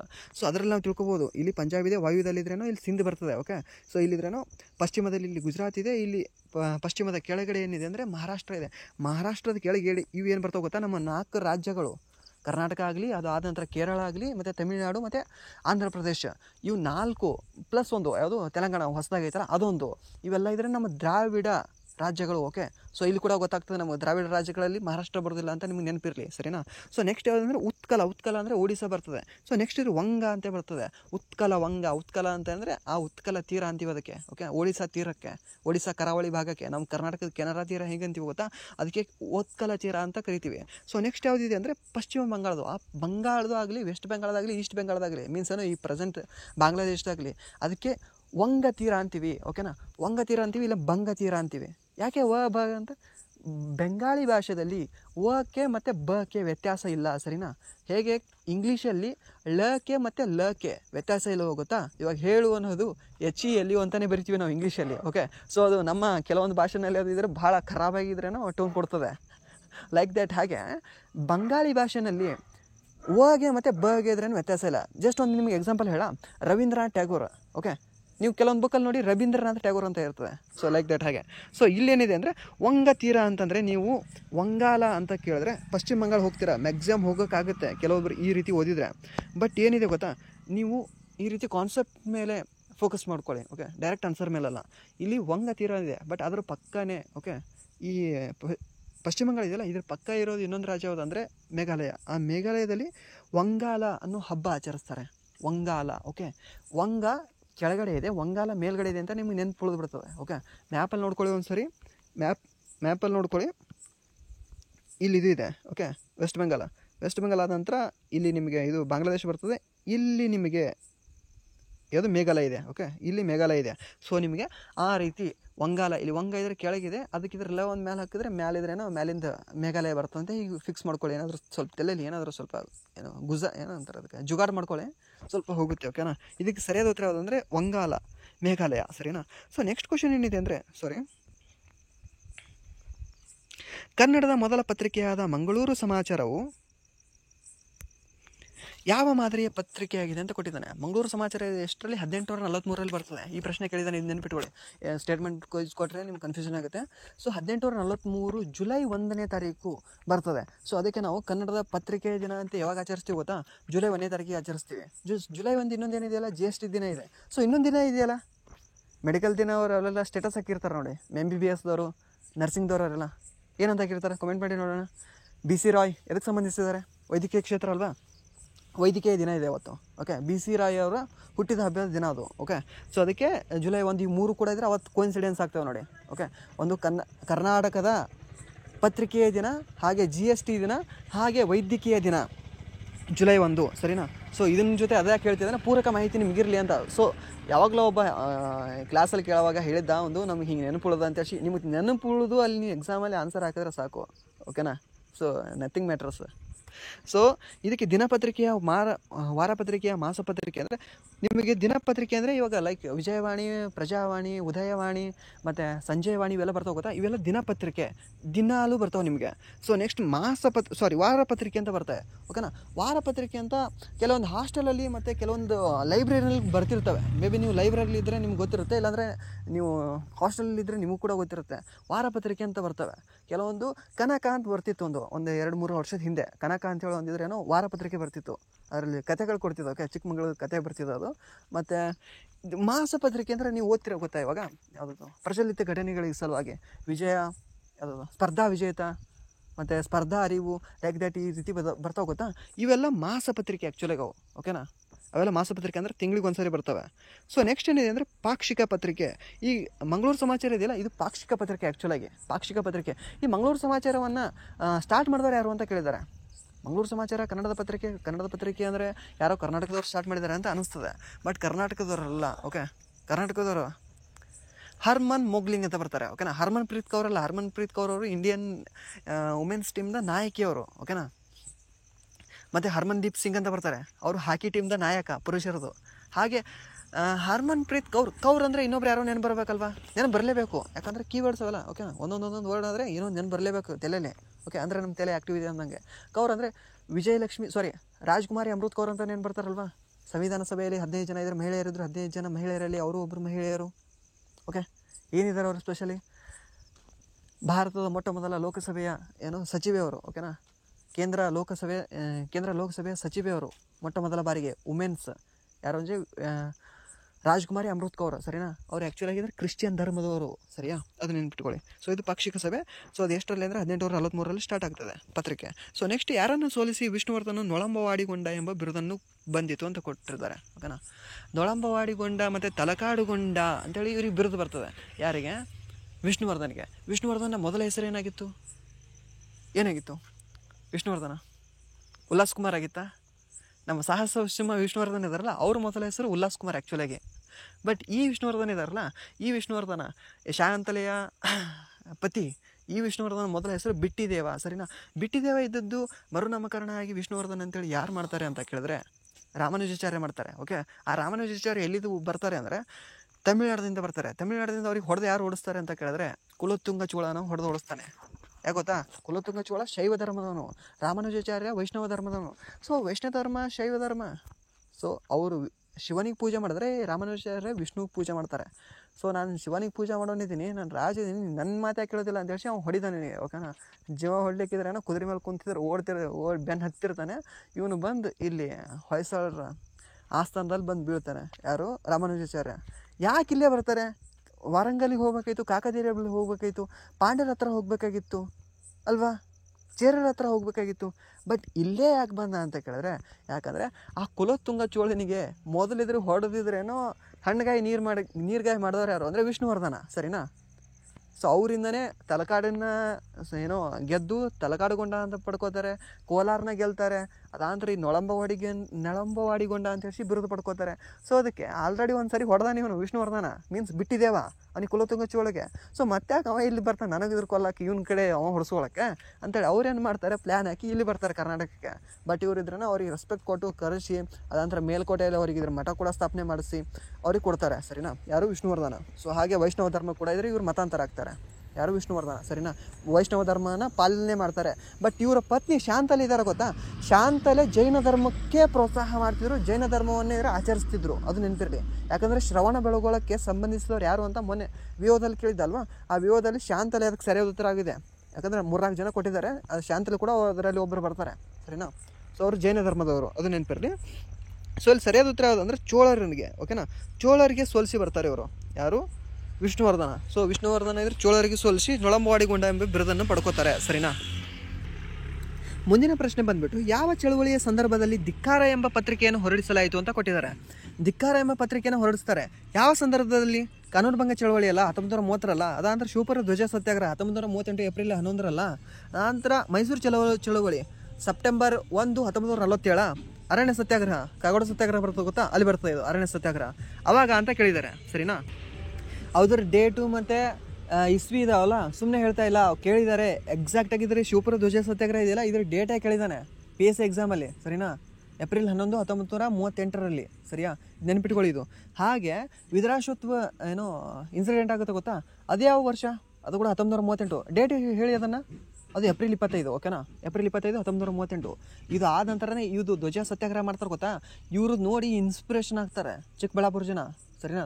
ಅವಾಗಿನ ಕೋಲಾರ ಜನ, ಅಲ್ಲಿ ಕೋಲಾರ ಜನ ಅವ್ರ ಇನ್ಸ್ಪಿರೇಷನ್ ಆಗಿ ಅಲ್ಲಿ ಸ್ಟಾರ್ಟ್ ಮಾಡ್ತಾರೆ ಇದನ್ನು, ವಿಧರಾಶ್ವತ್ಥ. ಸರಿನಾ. ಅಲ್ಲಿ ಅವ್ರು ಇದ್ರೇನೋ ಇದು ಮಾಡಿರ್ತಾರೆ, ಧ್ವಜ ಅಲ್ಲಿ ಕೂಡ ಮಾಡಿ ಹಾರಿಸಿ ನಮಗಿದ್ರೆ ಸ್ವತಂತ್ರ ಬೇಕು ಅಂತ ಅಲ್ಲಿ ಕುಂತಿರ್ತಾರೆ, ಅಲ್ಲಿದ್ರೇನೋ ಗೋಲಿವಾರ್ ಮಾಡ್ತಾರೆ. ಸರಿನಾ. ಸೊ ಇದಕ್ಕೆ ಇನ್ನೊಂದೇನು ಗೊತ್ತಾ, ಹಂಟರ್ ಆಯೋಗ ಬರ್ತದೆ, ಅದಕ್ಕೆ ಜಲಿಯನ್ ವಾಲಾಬಾಗ್ ಹತ್ಯಾಕಾಂಡಕ್ಕೆ ಸಂಬಂಧಿಸಿದಂತೆ. ಹಾಗೆ ವಿಧರಾಶ್ವತ್ಥ ಇದ್ರೇನೋ ಹತ್ಯಾಕಾಂಡಕ್ಕೆ ಸಂಬಂಧಿಸಿದಂತೆ ಯಾವ ಆಯೋಗ ಬರ್ತದೆ ಹೇಳ್ಬೋದಾ? ನೀವು ಬುದ್ಧಿವಂತರಿದ್ದೀರಾ, ಹೇಳ್ತೀರಾ ಯಾವುದಂತೆ? ವೇಪರ್ಮೇಷನ್ ಆಯೋಗ ಅಂತೇಳಿ. ಓಕೆನಾ. ವೇಪರ್ಮೇಷನ್ ಆಯೋಗ ಅಂತ ಬರ್ತದೆ ಯಾವುದಕ್ಕೆ? ವಿಧರಾಶತ್ವ ಏನಿದೆಯಲ್ವ ಆ ಹತ್ಯೆಗೆ ಸಂಬಂಧಿಸಿದಂತೆ ಒಂದು ಆಯೋಗ ಬರ್ತದೆ ತನಿಖೆ ಮಾಡೋಕ್ಕೆ, ಸರಿ, ಅದು ನೆನ್ಪಿಟ್ಕೊಳ್ಳಿ, ವೆಪರ್ ಆಯೋಗ, ಸರಿನಾ. ಸೊ ನೆಕ್ಸ್ಟ್ ಏನಿದೆ ಅಂದರೆ ಅದಕ್ಕೆ ಕರ್ನಾಟಕದ ಜಲಿಯನ್ ವಾಲಾಬಾಗ್ ಅಂತ ಕರೆದವ್ರು ಯಾರು ಅಂತ ಕೇಳಿದ್ದಾರೆ. ಯಾರು ಕರೀತಾರೆ? ಪಟ್ಟಾಭಿ ಸೀತಾರಾಮಯ್ಯ ಅಂತ ಕರೀತಾನೆ, ಓಕೆನಾ. ಪಟ್ಟಾಭಿ ಸೀತಾರಾಮಯ್ಯ ಇದಾನೆ ಗೊತ್ತಾ, ಅವ್ನು ಕರೀತಾನೆ ಅದಕ್ಕೆ. ಸೊ ಇದಕ್ಕೆ ಸರಿಯಾದ ಉತ್ತರ ಯಾವುದು ಗೊತ್ತಾ? ಧಿಕ್ಕಾರ ಎಂಬ ಪತ್ರಿಕೆ ಯಾವಾಗ ಬರ್ತದೆ ಅಂದರೆ ಮೈಸೂರು ಚಲೋ ಚಳುವಳಿ. ಏನು ಕರ್ನಾಟಕದಲ್ಲಿದ್ರೇನೋ ಭಾರತಕ್ಕೆ ಸ್ವಾತಂತ್ರ್ಯ ಸಿಗ್ತದೆ, ಬಟ್ ಕರ್ನಾಟಕದಲ್ಲಿ ಕರ್ನಾಟಕ ಅಲ್ಲ, ದಕ್ಷಿಣ ಕರ್ನಾಟಕದಲ್ಲಿ ಮೈಸೂರು ಭಾಗದ ಏನಿದೆ 9 ಜಿಲ್ಲೆಗಳಿದಾವಲ್ವ ಅವರಿಗೆ ಸ್ವತಂತ್ರ ಕೊಡೋದಿಲ್ಲ. ಯಾರು? ಜಯಚಾಮರಾಜೇಂದ್ರ ಒಡೆಯರ, ಅವಾಗಿನ ಒಡೆಯರ, ಓಕೆನಾ. ಸೊ ಅವ್ರಿದ್ರೇನೋ ಕೊಡೋದಿಲ್ಲ. ಸೊ ಅದಕ್ಕೆ ಏನು ಮಾಡ್ತಾರೆ ಅಂದರೆ ಇಡೀ ದೇಶಕ್ಕೆ ಸ್ವತಂತ್ರ ಸಿಕ್ಕದ ನೀವು ನಮಗೆ ಕೊಡೋಲ್ಲ ಅಂದರೆ ಕೊಡೋಲ್ಲಪ್ಪ, ಹೈದರಾಬಾದ್ ನಾವು ಹೆಂಗಿದ್ರೆ ಅವ್ನು ಅವ ಇಟ್ಕೊಣ, ನನ್ನ ನಾ ಇಟ್ಕೊತೀನಿ, ನಾನು ಕೊಡೋದಿಲ್ಲ ಯಾರಿಗೂ ಅಂತ ಹೇಳಿ ಇವ್ರು ಕುಂತಿರ್ತಾರೆ. ಅದಕ್ಕೆ ಏನು ಮಾಡ್ತಾರೆ, ಬೆಂಗಳೂರಿನ ಫ್ರೀಡಮ್ ಪಾರ್ಕಿಂದ, ಎಲ್ಲಿಂದ ಅಂತ ಕೇಳಿದ್ದಾರೆ, ಬೆಂಗಳೂರಿನ ಫ್ರೀಡಮ್ ಪಾರ್ಕ್, ಪ್ರೆಸೆಂಟ್ ಏನು ಫ್ರೀಡಮ್ ಪಾರ್ಕ್ ಇದೆಯಲ್ಲ ಇದು, ಈ ಪ್ರೆಸೆಂಟ್ ಫ್ರೀಡಮ್ ಪಾರ್ಕ್ ಇರೋದು ಹಳೇದಾಗಿ ಏನಾಗಿತ್ತು, ಸೆಂಟ್ರಲ್ ಜೈಲಾಗಿತ್ತು, ಓಕೆ, ನೆನ್ಪಿಟ್ಕೊಳ್ಳಿ. ಸೊ ಪ್ರಸ್ತುತ ಫ್ರೀಡಮ್ ಪಾರ್ಕ್ನಿಂದ ಮೈಸೂರವರೆಗೂ ಮೈಸೂರು ಚಲೋ ಚಳುವಳಿ ಅಂತ ಆಂದೋಲನ ಹಮ್ಕೋತಾರೆ, ಸರಿನಾ. ರೀಸೆಂಟಾಗಿ ಇವ್ರು BJP ಅವ್ರು ಏನೋ ಕಾಂಗ್ರೆಸ್ ಅವ್ರ ವಿರುದ್ಧ ಏನೋ ಆಗಿ ಹೋಗಿದ್ರು ಗೊತ್ತಾ. ಇದಲ್ಲ, ಈ ಮೈಸೂರು ಚಲೋ ಚಳುವಳಿ ಎಲ್ಲ ಇದು, ಓಕೆ. ಇದು ಸುಮ್ಮನೆ ಇದ್ರೇ ಎಲ್ಲ ಇದು ರಾಜಕೀಯ ಗಿಮಿಕ್ಸ್ ಇದೆಲ್ಲ. ಬಟ್ ಅವಾಗೆಲ್ಲ ಇದ್ರೇನೋ ಸ್ವಾತಂತ್ರ್ಯಕ್ಕಾಗಿ ಮಾಡೋದು ಅದೆಲ್ಲ. ಸೊ ಸ್ವಾತಂತ್ರ್ಯಕ್ಕಾಗಿ ಮಾಡೋದು ರಾಜಕೀಯ ಗಿಮಿಕ್ಸ್ ಎಲ್ಲ ಇದ್ರೇನೋ ಭಾಳ ಡಿಫ್ರೆನ್ಸ್ ಬೀಳ್ತದೆ. ಸೊ ಇದನ್ನು ನಂಬೇಡಿ, ಅದನ್ನು ನಂಬೇಡಿ, ಓಕೆನಾ. ಸೊ ಮೈಸೂರು ಚಳುವಳಿ ನಡೀತದೆ. ಸೊ ಅದು ಯಾವಾಗ ರೀಚ್ ಆಯಿತು ಅಂತ ಅದು ಕೇಳಿದ್ದಾರೆ ನೋಡಿ. ಬೆಂಗಳೂರಿಗೆ ಹೋದರು, ಬೆಂಗಳೂರಿಂದ ಬಂದರು, ಓಕೆ. ಬೆಂಗಳೂರಿಂದ ಮೈಸೂರಿಗೆ ಯಾವಾಗ ರೀಚ್ ಆದರು ಅಂತ ಕೇಳಿದ್ರೆ ಅಕ್ಟೋಬರ್ 24ರಂದು, ಓಕೆ. ಅಕ್ಟೋಬರ್ 24ರಂದು ರಾಜನ ಅರಮನೆ ಮುಂದೆ ಹೋಗಿ ಮಲ್ಕೊಂಡಲ್ಲಿ, ಕೂತಲ್ಲಿ, ಎದ್ದಲ್ಲಿ, ಹೊಂಟಲ್ಲಿ ಎಲ್ಲ ಕಡೆ ಲವ ಹೊಯ್ಕೊಳ್ಳೋದು. ಅಂದ್ರೆ ಯಾವಾಗ ನಮಗಿದ್ರೆ ಸ್ವಾತಂತ್ರ್ಯ ಕೊಡ್ತೇವೋ ಕೊಡಲ್ಲ ಅಟ್ಟೆ ಚಿರಾಡೋದು, ಕುಣಿದಾಡೋದು, ಅತ್ತಂಗೆ ಮಾಡೋದು, ಕರಂಗೆ ಮಾಡೋದು ಮಾಡ್ತಾರೆ, ಓಕೆನಾ. ಅವನಿಗೆ ಮಿಕ್ಕಿ ಬಿಡ್ತದೆ ರಾಜಾಗ, ಏನು ಹಚ್ಚಿರ್ಲಿ ನಾವು ಇವರು ಅಂತೇಳಿ ಅವ ತಾಪಾಗಿ ಆಯ್ತಪ್ಪ ಕೊಡ್ತೀನಿ, ತ್ರಾಸ ಮಾಡ್ಕೋಬೇಡ್ರಿ, ಕೊಡ್ತೀನಿ ರಶಿ ಅವಾಗ ಅವರು ಹೇಳ್ತಾರೆ, ಸರಿನಾ. ಸೊ ಕ್ವಶನ್ ಹೀಗೆ ಕೇಳ್ಬೋದು, ಡಿಫ್ರೆಂಟ್ ಕ್ವಶನ್ ಗೊತ್ತಾ, ಮಸ್ತ್ ಬ್ಯೂಟಿಫುಲ್ ಕ್ವಶನ್ ಕೇಳ್ಬೋದು. ಕರ್ನಾಟಕಕ್ಕೆ, ಓಕೆ, ದಕ್ಷಿಣ ಕರ್ನಾಟಕಕ್ಕೆ ಸ್ವತಂತ್ರ ಯಾವಾಗ ಸಿಕ್ತು ಅಂತ ಕೇಳ್ಬೋದು, ಓಕೆ. ಬ್ಯೂಟಿಫುಲ್ ಆಗಿದಿಲ್ಲ ಕ್ವಶನ್. ಇದಕ್ಕೆ ಆನ್ಸರ್ ಯಾವುದು ಅಂದರೆ ಅಕ್ಟೋಬರ್ 24, 1947, ಸರಿಯಾ. ಹಾಗೆ ಕಲ್ಯಾಣ ಕರ್ನಾಟಕದ ಜಿಲ್ಲೆಗಳಲ್ಲಿ ಅವರಿಗೆ ಸ್ವಾತಂತ್ರ್ಯ ಯಾವಾಗ ಸಿಗ್ತದೆ ಅಂದರೆ ಅವ್ರದ್ದು ಹೇಳ್ತೀವಿ ನಾವು, ಯಾವುದಂತ ಹೇಳ್ತೀವಿ, ಸೆಪ್ಟೆಂಬರ್ 17 ಅಂತ ಹೇಳ್ತೀವಿ ತಾನೇ. ಸೊ ಅವ್ರದ್ದಿದೆ. ಸೊ ದಕ್ಷಿಣ ಕರ್ನಾಟಕದವ್ರಿಗೆ ಇರಬೇಕಾಗಿತ್ತು, ಸರಿನಾ, ಬಟ್ ಅವ್ರಿಗಿಲ್ಲ. ಸೊ ಅದನ್ನು ಕೇಳಿದ್ರೆ ಅದನ್ನು ಹೇಳಿ. ಸೊ ಮೊದಲ ಬಾರಿಗೆ KC ರೆಡ್ಡಿ ಇದ್ರೇನೋ ಮುಖ್ಯಮಂತ್ರಿ ಆಗ್ತಾನೆ. ಎಲೆಕ್ಷನ್ ಆಗಿಲ್ಲ, ಜಸ್ಟ್ ನಾಮನಿರ್ದೇಶನ ಅವ್ರವ್ರ ಮಧ್ಯಾಹ್ನ ಇದ್ರೇನೋ ಸ್ವಲ್ಪ ಸೀನಿಯರ್ ಇದ್ದವ್ರಿಗೆ ಮಾಡ್ತಾರೆ. ಸೊ ಅದು KC ರೆಡ್ಡಿ ಆಗ್ತಾರೆ. ಎಷ್ಟನೇ ತಾರೀಕು ಗೊತ್ತಾ? ಅಕ್ಟೋಬರ್ 27ರಂದು, ಸರಿನಾ. ಅಕ್ಟೋಬರ್ 27ರಂದು ಆಗ್ತಾರೆ. ಸೊ ಇದು ನೆನಪಿರಲಿ, ಮೈಸೂರು ಚಲೋ ಚಳವಳಿ ಸುತ್ತ ಇದೆಲ್ಲ ಕತೆ ಇದೆ, ಕಥೆಯಲ್ಲಿ ಇವೆಲ್ಲ ಇದ್ರೆ ಆ್ಯಕ್ಚುಲಾಗಿ ಪಾಯಿಂಟ್ ಮಾಡಿ ಕೇಳಿದ್ರೆ ಕ್ವಶನ್ ಆಗ್ತದೆ ದೊಡ್ಡದು, ಓಕೆನಾ. ಸೊ ಇದು ನೆನ್ಪಿಟ್ಕೊಳ್ಳಿ. ಸೊ ನೆಕ್ಸ್ಟ್ ಕ್ವಶನ್ ಏನಿದೆ ಅಂದರೆ ದಿವಾನರಿಗೆ ಸಂಬಂಧಿಸಿದಂತೆ ತಪ್ಪಾದ ಜೋಡಿಯನ್ನು ಗುರುತಿಸಿ ಅಂತ ಕೊಟ್ಟಿದ್ದಾರೆ. ಸರ್ ಎಂ ವಿಶ್ವೇಶ್ವರಯ್ಯ, ಮೈಸೂರು ಗಂಧದ ಎಣ್ಣೆ ಕಾರ್ಖಾನೆ, ಹೌದು, ಪರ್ಫ್ಯೂಮ್ ಇದ್ರೆ ಇವ್ರದ್ದೇ ಐತೆ, ಓಕೆನಾ. ಸೊ ನೆಕ್ಸ್ಟ್ ಶೇಷಾದ್ರಿ ಅಯ್ಯರ್ ಪ್ರಜಾಪ್ರತಿನಿಧಿ ಸಭೆನಾ, ನಾನು ರೈಟ್ ಹಾಕಿದ್ರೆ ನೀವು ನಾನು ಹೊಡಿತೀರಾ, ಓಕೆನಾ. ಇವರಲ್ಲ, ಓಕೆ, ಪ್ರಜಾಪ್ರತಿನಿಧಿ ಸಭೆ ಶೇಷಾದ್ರಿ ಅಯ್ಯರ್ ಅಲ್ಲ. ಶೇಷಾದ್ರಿ ಅಯ್ಯರ್ ಆ್ಯಕ್ಚುಲಾಗಿ ಏನು ಮಾಡ್ತಾರೆ ಗೊತ್ತಾ, ICS ತರ್ತಾರೆ, ಓಕೆನಾ. ಕರ್ನಾಟಕದಲ್ಲಿದ್ರೇನೋ ICS ಪರೀಕ್ಷೆ ಇದ್ರೇನೋ ತಂದ ಜಾರಿಗೆ ಮಾಡಿದ ದಿವಾನ ಯಾರು ಅಂತ ಕೇಳಿದ್ರೆ ಶೇಷಾದ್ರಿ ಅಯ್ಯರ್, ಸರಿನಾ. ಇವ್ರು ನೆನಪಿಟ್ಕೊಳ್ಳಿ. ಹಾಗೆ ಮೈಸೂರಲ್ಲಿ ಓರಿಯೆಂಟಲ್ ಲೈಬ್ರರಿ ಸ್ಥಾಪನೆ ಮಾಡಿದವ್ರು ಯಾರು ಅಂತ ಕೇಳಿದ್ರೆ ಅದು ಕೂಡ ಇವರೇ, ಶೇಷಾದ್ರಿ ಅಯ್ಯರ್. ಎಷ್ಟರಲ್ಲಿ ಅಂತ ಕೇಳಿದ್ದಾನೆ ಮೊನ್ನೆ, ಯಾವುದು BMTCನಲ್ಲಿ ಕೇಳಿದ ನೋಡಿ, 1890ರಲ್ಲಿ, ಓಕೆ. 1893ರಲ್ಲಿ ಆ BMTC ನೀವು ಕ್ವಶನ್ ಪೇಪರ್ ಸಾಲ್ವ್ ಮಾಡಿದರೆ ಇಲ್ಲ ಅಲ್ವಾ? ನೀವು ಇದರಲ್ಲಿ ಕೆಲವೊಬ್ರು ವಿಡಿಯೋ ನೋಡ್ತಾ ಇರೋರು ಸಾಲ್ವ್ ಮಾಡಿರ್ತೀರ, ಬಟ್ ಅದರಲ್ಲಿ 1894 ಇಲ್ಲ, ಸೊ 1890 ಇಲ್ಲ, 1887 ಇದೆ, ಸರಿನಾ. ಸೊ ಅಲ್ಲಿ ಅವನು ಜಸ್ಟಿಫಿಕೇಶನ್ ಏನು ಕೊಟ್ಟಿದ್ದಾನೆ ಗೊತ್ತಾ, BMTC KN ಸರ್ ಬಂದ ನಂತರ 1897ರಲ್ಲಿ ಸ್ಟಾರ್ಟ್ ಮಾಡಿದ್ರೆ ಅದನ್ನು ಕಟ್ಟೋಕ್ಕೆ, ಅದು 1890ರಲ್ಲಿ ಉದ್ಘಾಟನೆ ಆಗಿದೆ. ಸೊ 1887 ಕರೆಕ್ಟ್ ಆಗ್ತದೆ, 1890 ಕರೆಕ್ಟ್ ಆಗ್ತದೆ ಅಂತ ಹೇಳಿದಾನೆ KA ಅವನು, ಓಕೆನಾ. ಸೊ ಎರಡು ನೆನ್ಪಿಟ್ಕೊಳ್ಳಿ ನೀವು ಡೇಟ್. ಸೊ ಕಟ್ಟಕ್ಕೆ ಸ್ಟಾರ್ಟ್ ಮಾಡಿದ್ದು 1887, ಹಾಗೆ ಅದು ಮುಕ್ತಾಯ ಯಾವಾಗದ್ದು ಕಟ್ಟಿದ್ರೆ ಉದ್ಘಾಟನೆ ಮಾಡಿಸಿ ಜೈ ಅಂದದ್ದು ಯಾವಾಗ ಅಂದರೆ 1890, ನೆನಪಿರಲಿಲ್ಲ. ಸೊ ನೆಕ್ಸ್ಟ್ ಏನಿದೆ ಅಂದರೆ ಶಿವನ ಸಮುದ್ರ ಜಲವಿದ್ಯುತ್ ಕೇಂದ್ರ ಇದೆಯಲ್ಲ, ಇದಕ್ಕೆ ಯಾರು ಹೆಸರಿಟ್ಟಿದ್ದಾರೆ ಅಂತ ಕೇಳಿದ್ದಾರೆ. ಅದು ಕೂಡ ಶೇಷಾದ್ರಿ ಅಯ್ಯರ್ ಹೆಸರಿಟ್ಟಿದ್ದಾರೆ. ಬಟ್ ಇಲ್ಲಿ ಹೇಳಬೇಕಾಗಿತ್ತಲ್ವ ನಾವು, ಯಾವುದು ಪ್ರಜಾಪ್ರತಿನಿಧಿ ಸಭೆ ಇದು ಯಾರು ಅಂದರೆ ರಂಗಚಾರ್ಲು ಅಂತ ಬರ್ತಾರೆ, ಸರಿನಾ. ಸಿ ರಂಗಚಾರ್ಲು ಅಂತೇಳಿ. ಆ ರಂಗಚಾರ್ಲು ದಿವಾನರು ಇದ್ದಾರಲ್ಲ ಅವರು ಪ್ರಜಾಪ್ರತಿನಿಧಿ ಸಭೆಯನ್ನು ತರ್ತಾರೆ, ಸರಿನಾ. ಅದು ನೆನ್ಪಿಟ್ಕೊಳ್ಳಿ. ಸೊ ನೆಕ್ಸ್ಟ್ ಏನಿದೆ ಅಂದರೆ ಇದು ಸರ್ ಮಿರ್ಜಾ ಇಸ್ಮಾಯಿಲ್, ಭದ್ರಾವತಿ ಕಾಗದ ಕಾರ್ಖಾನೆ, ಅದಾದ ನಂತರ ಶಾಲಿಮಾರ್ ಉದ್ಯಾನವನದ ರೀತಿ KRS ಮುಂದೆ ಉದ್ಯಾನವನ ನಿರ್ಮಿಸ್ತಾರೆ ಗೊತ್ತಾ. KRS ನಿರ್ಮಿಸಿದವರು ವಿಶ್ವೇಶ್ವರಯ್ಯ, ಬಟ್ KRS ಮುಂದೆ ಉದ್ಯಾನವನ ನಿರ್ಮಿಸಿದವರು, ಓಕೆನಾ. ಅದು ಯಾರಂದರೆ ಸರ್ ಮಿರ್ಜಾ ಇಸ್ಮಾಯಿಲ್, ನೆನ್ಪಿಟ್ಕೊಳ್ಳಿ, ಸರಿನಾ. ಸೊ ನೆಕ್ಸ್ಟ್ ಏನಿದೆ VP ಮಾಧವರಾವ್. ನೀವು ಇವ್ರ ಹೆಸರೆಲ್ಲ ಕೇಳಿರ್ತಾರೆ. ಈಗ ಆಪ್ಷನ್ A B C ಹೇಳಿದಲ್ವಾ, ಇವ್ರ ಹೆಸರು ಕೇಳಿರ್ತಾರೆ. VP ಮಾಧವರಾವ್ದು ನೀವು ಜಾಸ್ತಿ ಹೆಸರು ಕೇಳಿರಲ್ಲ, ಸರಿನಾ. ಇದು ಇಂಪಾರ್ಟೆಂಟ್ ಇದೆ, ಜಾಸ್ತಿ ಕೇಳಿಲ್ಲ ಅಲ್ಲ ಕ್ವಶನ್. ಸೊ ಇನ್ನು ಮುಂದೆ ಬರೋ ಚಾನ್ಸಸ್ ಇರುತ್ತೆ. ಸೊ ಇವೆಲ್ಲ ನೆನ್ಪಿಟ್ಕೊಳಕ್ಕೆ ಬಿಡಿ, ಇದನ್ನಾದರೂ ನೆನ್ಪಿಟ್ಕೊಳ್ಳಿ, ಓಕೆನಾ. ಯಾಕಂದರೆ ನೆಕ್ಸ್ಟ್ ಬರೋದು ಸ್ವಲ್ಪ ಫ್ಯೂಚರಿಸ್ಟಿಕ್ ಪ್ರೊಬಬಿಲಿಟಿ ಇದಕ್ಕೆ ಜಾಸ್ತಿ ಇದೆ ಅಲ್ವಾ. ಸೊ ಅದಕ್ಕೆ ನೆನ್ಪಿಟ್ಕೊಳ್ಳಿ. ಯಾವುದಂದರೆ VP ಮಾಧವರಾವ್, ನ್ಯಾಯ ವಿಧಾಯಕ ಸಭೆ, ಓಕೆನಾ. ನ್ಯಾಯ ವಿಧಾಯಕ ಸಭೆ ಯಾರಂದರೆ VP ಮಾಧವರಾವ್, ಅದಕ್ಕೆ ಉತ್ತರ. ಬಟ್ ಇಲ್ಲಿ ಸರಿಯಾದ ಉತ್ತರ ಯಾವುದಂದ್ರೆ ಆಪ್ಷನ್ ಬಿ, ಇದಕ್ಕೆ ತಪ್ಪಾಗಬೇಕಾಗಿತ್ತಲ್ವಾ. So option B, VP Madhavrao ನ್ಯಾಯ ವಿಧಾಯಕ ಸಭೆ, ಸರಿನಾ. ನೆನ್ಪಿಟ್ಕೊಳ್ಳಿ, ಅದನ್ನು ಇಂಪಾರ್ಟೆಂಟ್ ಇದೆ. ಸೊ ನೆಕ್ಸ್ಟ್ ಕ್ವಶನ್ ಏನಿದೆ ಅಂದರೆ ಯಾವ ಬ್ರಿಟಿಷ್ ಕಮಿಷನರ್ ಕಾಲದಲ್ಲಿ ಬೆಂಗಳೂರನ್ನು ಎಲ್ಲ ಜಿಲ್ಲಾ ಕೇಂದ್ರಗಳ ಜೊತೆ ಸಂಪರ್ಕಿಸಲು ಹೊಸ ರಸ್ತೆಗಳನ್ನು ನಿರ್ಮಿಸಲಾಯಿತು ಅಂತ ಕೊಟ್ಟಿದ್ದಾರೆ. ಎಲ್ಲ ಜಿಲ್ಲಾ ಕೇಂದ್ರಗಳ ಜೊತೆ ಸಂಪರ್ಕ ಮಾಡಲಿಕ್ಕೆ ಬೆಂಗಳೂರಿಗೆ ಹೊಸ ರಸ್ತೆಗಳನ್ನ ನಿರ್ಮಾಣ ಮಾಡ್ತಾರೆ, ಸರಿನಾ. ಹೊಸ ರಸ್ತೆಗಳನ್ನ ನಿರ್ಮಾಣ ಮಾಡ್ತಾರೆ. ಎಲ್ಲ ಜಿಲ್ಲೆಗಳಿಗಿದ್ರೂ ಕನೆಕ್ಟ್ ಕೊಡಬೇಕು ಬೆಂಗಳೂರಿಗೆ ಅಂತೇಳಿ. ಅವಾಗೆ ಯಾರು ಮಾಡ್ತಾರೆ ಅಂತ ಕೇಳಿದ್ದಾರೆ. ಲೂಯಿ ವಾಷಿಂಗ್ಟನ್, ಲೂಯಿ ಬೋರಿಂಗ್, ಸ್ಟ್ಯಾಂಡರ್ಸ್ ಅಂತ ಕೊಟ್ಟಿದ್ದಾರೆ. ಓಕೆ, ಸ್ಟ್ಯಾಂಡರ್ಸ್ ಅಧಿಕಾರಿ ಎಲ್ಲಿ ಬರ್ತಾನೆ? Simon go back, ನೆನಪಾಯ್ತಾ? ಓದಿರ್ತೀರಾ, ನೆನಪು ಸ್ವಲ್ಪ ಕನ್ಫ್ಯೂಷನ್ ಆಗಿರ್ತದೆ, ಇಲ್ಲಿ ನೆನಪು ಮಾಡ್ಕೊಳ್ಳಿ, ಓಕೆನಾ. ಅದಾದ್ರೆ ಮಾರ್ಕ್ ಕಬ್ಬನ್ ಅಂತ ಬರ್ತಾನೆ, ಓಕೆನಾ. ಕಬ್ಬನ್ ಪಾರ್ಕ್ ಮಾರ್ಕ್ ಕಬ್ಬನ್ ನಿರ್ಮಿಸಿದಾನ, ಮತ್ತೆ ಯಾರು ನಿರ್ಮಿಸಿದಾರ? ಆಪ್ಷನ್ ಏನಲ್ಲಿ ಏನಾದರೂ ಮಾರ್ಕ್ ಕಬ್ಬನ್ ಅಂತ ಕೊಟ್ಟರೆ, ಮಾರ್ಕ್ ಕಬ್ಬನ್ ಅಂತ ಮಾರ್ಕ್ ಮಾಡಿದ್ರೆ ಗೋವಿಂದ ಆಗ್ತದೆ, ಓಕೆನಾ. ಒಂದು ಮಾರ್ಕ್ಸ್ ಮಾರ್ಕ್ ಕಬ್ಬನ್ ಅಂತ ಅಲ್ಲ, ಅದು ಜಾನ್ ಮಿಡ್ ಅಂತ ಬರ್ತಾನೆ, ಓಕೆನಾ. ಜಾನ್ ಮಿಡ್ ಇದ್ರೇನೋ ಕಬ್ಬನ್ ಪಾರ್ಕ್ ಸ್ಥಾಪನೆ ಮಾಡ್ತಾನೆ, ಓಕೆನಾ. ಅದನ್ನೇ ನಿರ್ಮಾಣ ಮಾಡ್ತಾನೆ. ಬಟ್ ಹೆಸರು ಯಾರ್ದು ಇಡ್ತಾನೆ ಅಂದರೆ ಮಾರ್ಕ್ ಕಬ್ಬನ್ ಇಡ್ತಾನೆ. ಯಾಕಂದರೆ ಬೆಂಗಳೂರಿಗೆ ಅಲ್ಲಿ ಜಾಸ್ತಿ ಏನಂತಾರೆ ಅದಕ್ಕೆ, ಒಳ್ಳೆಯ ಕೆಲಸ ಮಾಡಿದಾರೆ ಅಂದರೆ ಮಾರ್ಕ್ ಕಬ್ಬನ್. ಸೊ ಅದಕ್ಕೆ ನಮ್ಮ ಹಿರಿಯರು ಇರಲಿ ಅಂತೇಳಿ ಅವ್ರ ಹೆಸರು ಇಡ್ತಾನೆ ಅವನು, John Meade, okay. So Cubbon Park ಯಾರು ನಿರ್ಮಾಣ ಮಾಡಿದಾರೆ ಅಂದರೆ ಜಾನ್ ಮಿಡ್. ಯಾರು ಹೆಸರಿಟ್ಟ ಅಂದರೆ ಕಬ್ಬನ್ದು, ಓಕೆನಾ, ಮಾರ್ಕ್ ಕಬ್ಬನ್ದು. ಈ ಹೊಸ ರಸ್ತೆಗಳನ್ನು ನಿರ್ಮಾಣ ಮಾಡಿದ ಮಹಾನ್ ಬುದ್ಧಿವಂತ ಯಾರು ಅಂದರೆ ಅವರು ಕೂಡ ಕಬ್ಬನ್, ಓಕೆನಾ. ಕಬ್ಬು ಅಲ್ಲ, ಕಬ್ಬನ್, ಓಕೆ. ಸೊ ನೆಕ್ಸ್ಟ್ ಏನಿದೆ ಅಂದರೆ ವಾಹಕ ತಂತಿಯ ಇನ್ಸುಲೇಷನ್ ಕವಚದ ಬಣ್ಣ ಅಂತ ಕೊಟ್ಟಿದ್ದಾರೆ, ಓಕೆ. ನೀವು ಒಂದು ವೈರ್ ಇದ್ರೇನೋ ಇವಾಗ ಫ್ಯಾನ್ಗೆ ಇಲ್ಲಾಂದರೆ ಮನೇಲಿ ಯಾವುದಾದ್ರು ಲೈಟ್ ಹಾಕ್ತಿರ್ತಾರೆ, ಏನೋ ಹಾಕ್ತಿರ್ತೀರ, ಅವಾಗ ಒಂದು ವೈರ್ ಅದನ್ನು ಬಿಚ್ಚಿದಾಗ 3 ಬರ್ತವೆ, ಓಕೆನಾ. ಒಂದು ಫುಲ್ ಇಷ್ಟು ದೊಡ್ಡದು ಅದರದ್ದು ಇನ್ಸುಲೇಷನ್ ಇರ್ತದೆ, ಗೊತ್ತಾ. ಇದು ಮೇಲೆ ಇದ್ರೆ ರೆಡ್ ಇರ್ತದೆ, ಇಲ್ಲಾಂದರೆ ಬ್ಲ್ಯಾಕ್ ಇರ್ತದೆ, ಓಕೆ. ಬ್ಲ್ಯಾಕ್ ಇರ್ತದೆ, ಇಲ್ಲಾಂದರೆ ವಾಟ್ ಎವರ್ ಗ್ರೀನ್ ಇರ್ತದೆ, ಓಕೆ. 3 ವೈರ್ ಬರ್ತವೆ, 1 2 3, ಓಕೆ. ಇಲ್ಲಿ ಕಲರ್ ಹಾಕೋಣ. ಇಲ್ಲಿ ಒಂದು ಗ್ರೀನು, ಸಾರಿ ಒಂದು ಸೆಕೆಂಡ್, ಒಂದು ಗ್ರೀನ್ ಬರ್ತದೆ, ಓಕೆ. ಒಂದು ಗ್ರೀನ್ ಬರ್ತದೆ. ಹಾಗೆ ಇನ್ನೊಂದು ಯಾವ್ದು ಇರ್ತದೆ ಅಂದರೆ ರೆಡ್ ಇರ್ತದೆ. ಹಾಗೆ ಇನ್ನೊಂದು ಯಾವ್ದು ಇರ್ತದೆ ಅಂದರೆ ಬ್ಲ್ಯಾಕ್, ಸಾರಿ, ಓಕೆ, ಬ್ಲ್ಯಾಕ್ ಇರ್ತದೆ. ಈ 3 ಇದ್ರೇನೋ ಇನ್ಸುಲೇಷನ್ ಅಂತ ಕರಿತಾರೆ. ಈ ಮೇಲೆ ಇದ್ರೇನೋ ಒಂದು ಕೋಟಿಂಗ್ ಇರುತ್ತೆ, ಗೊತ್ತಾ, ಪ್ಲಾಸ್ಟಿಕ್ ಥರದ್ದು. ಅದಕ್ಕೆ ಇನ್ಸುಲೇಷನ್ ಅಂತ ಕರೀತಾರೆ. ಏನಂತ ಕರೆದ್ರೆ ಇನ್ಸುಲೇಷನ್ ಅಂತ ಕರೀತಾರೆ. ನಿಮ್ಗೆ ಗೊತ್ತಿರುತ್ತೆ, ಬಟ್ ಕೆಲವೊಬ್ಬರಿಗೆ ಗೊತ್ತಿರಲ್ಲ, ಅದಕ್ಕೆ ಹೇಳ್ತಿರ್ತೀನಿ, ಸರಿನಾ. ಸೊ ಈ ರೆಡ್ ವೈರ್ ಇದೆಯಲ್ಲ, ನಿಮಗೆ ಇನ್ನೊಂದು ಇದ್ರ ಕಾನ್ಸೆಪ್ಟ್ ಕ್ಲಿಯರ್ ಮಾಡ್ತೀನಿ. AC ಕರೆಂಟ್ ಅಂತ ಬರುತ್ತೆ, ಓಕೆನಾ.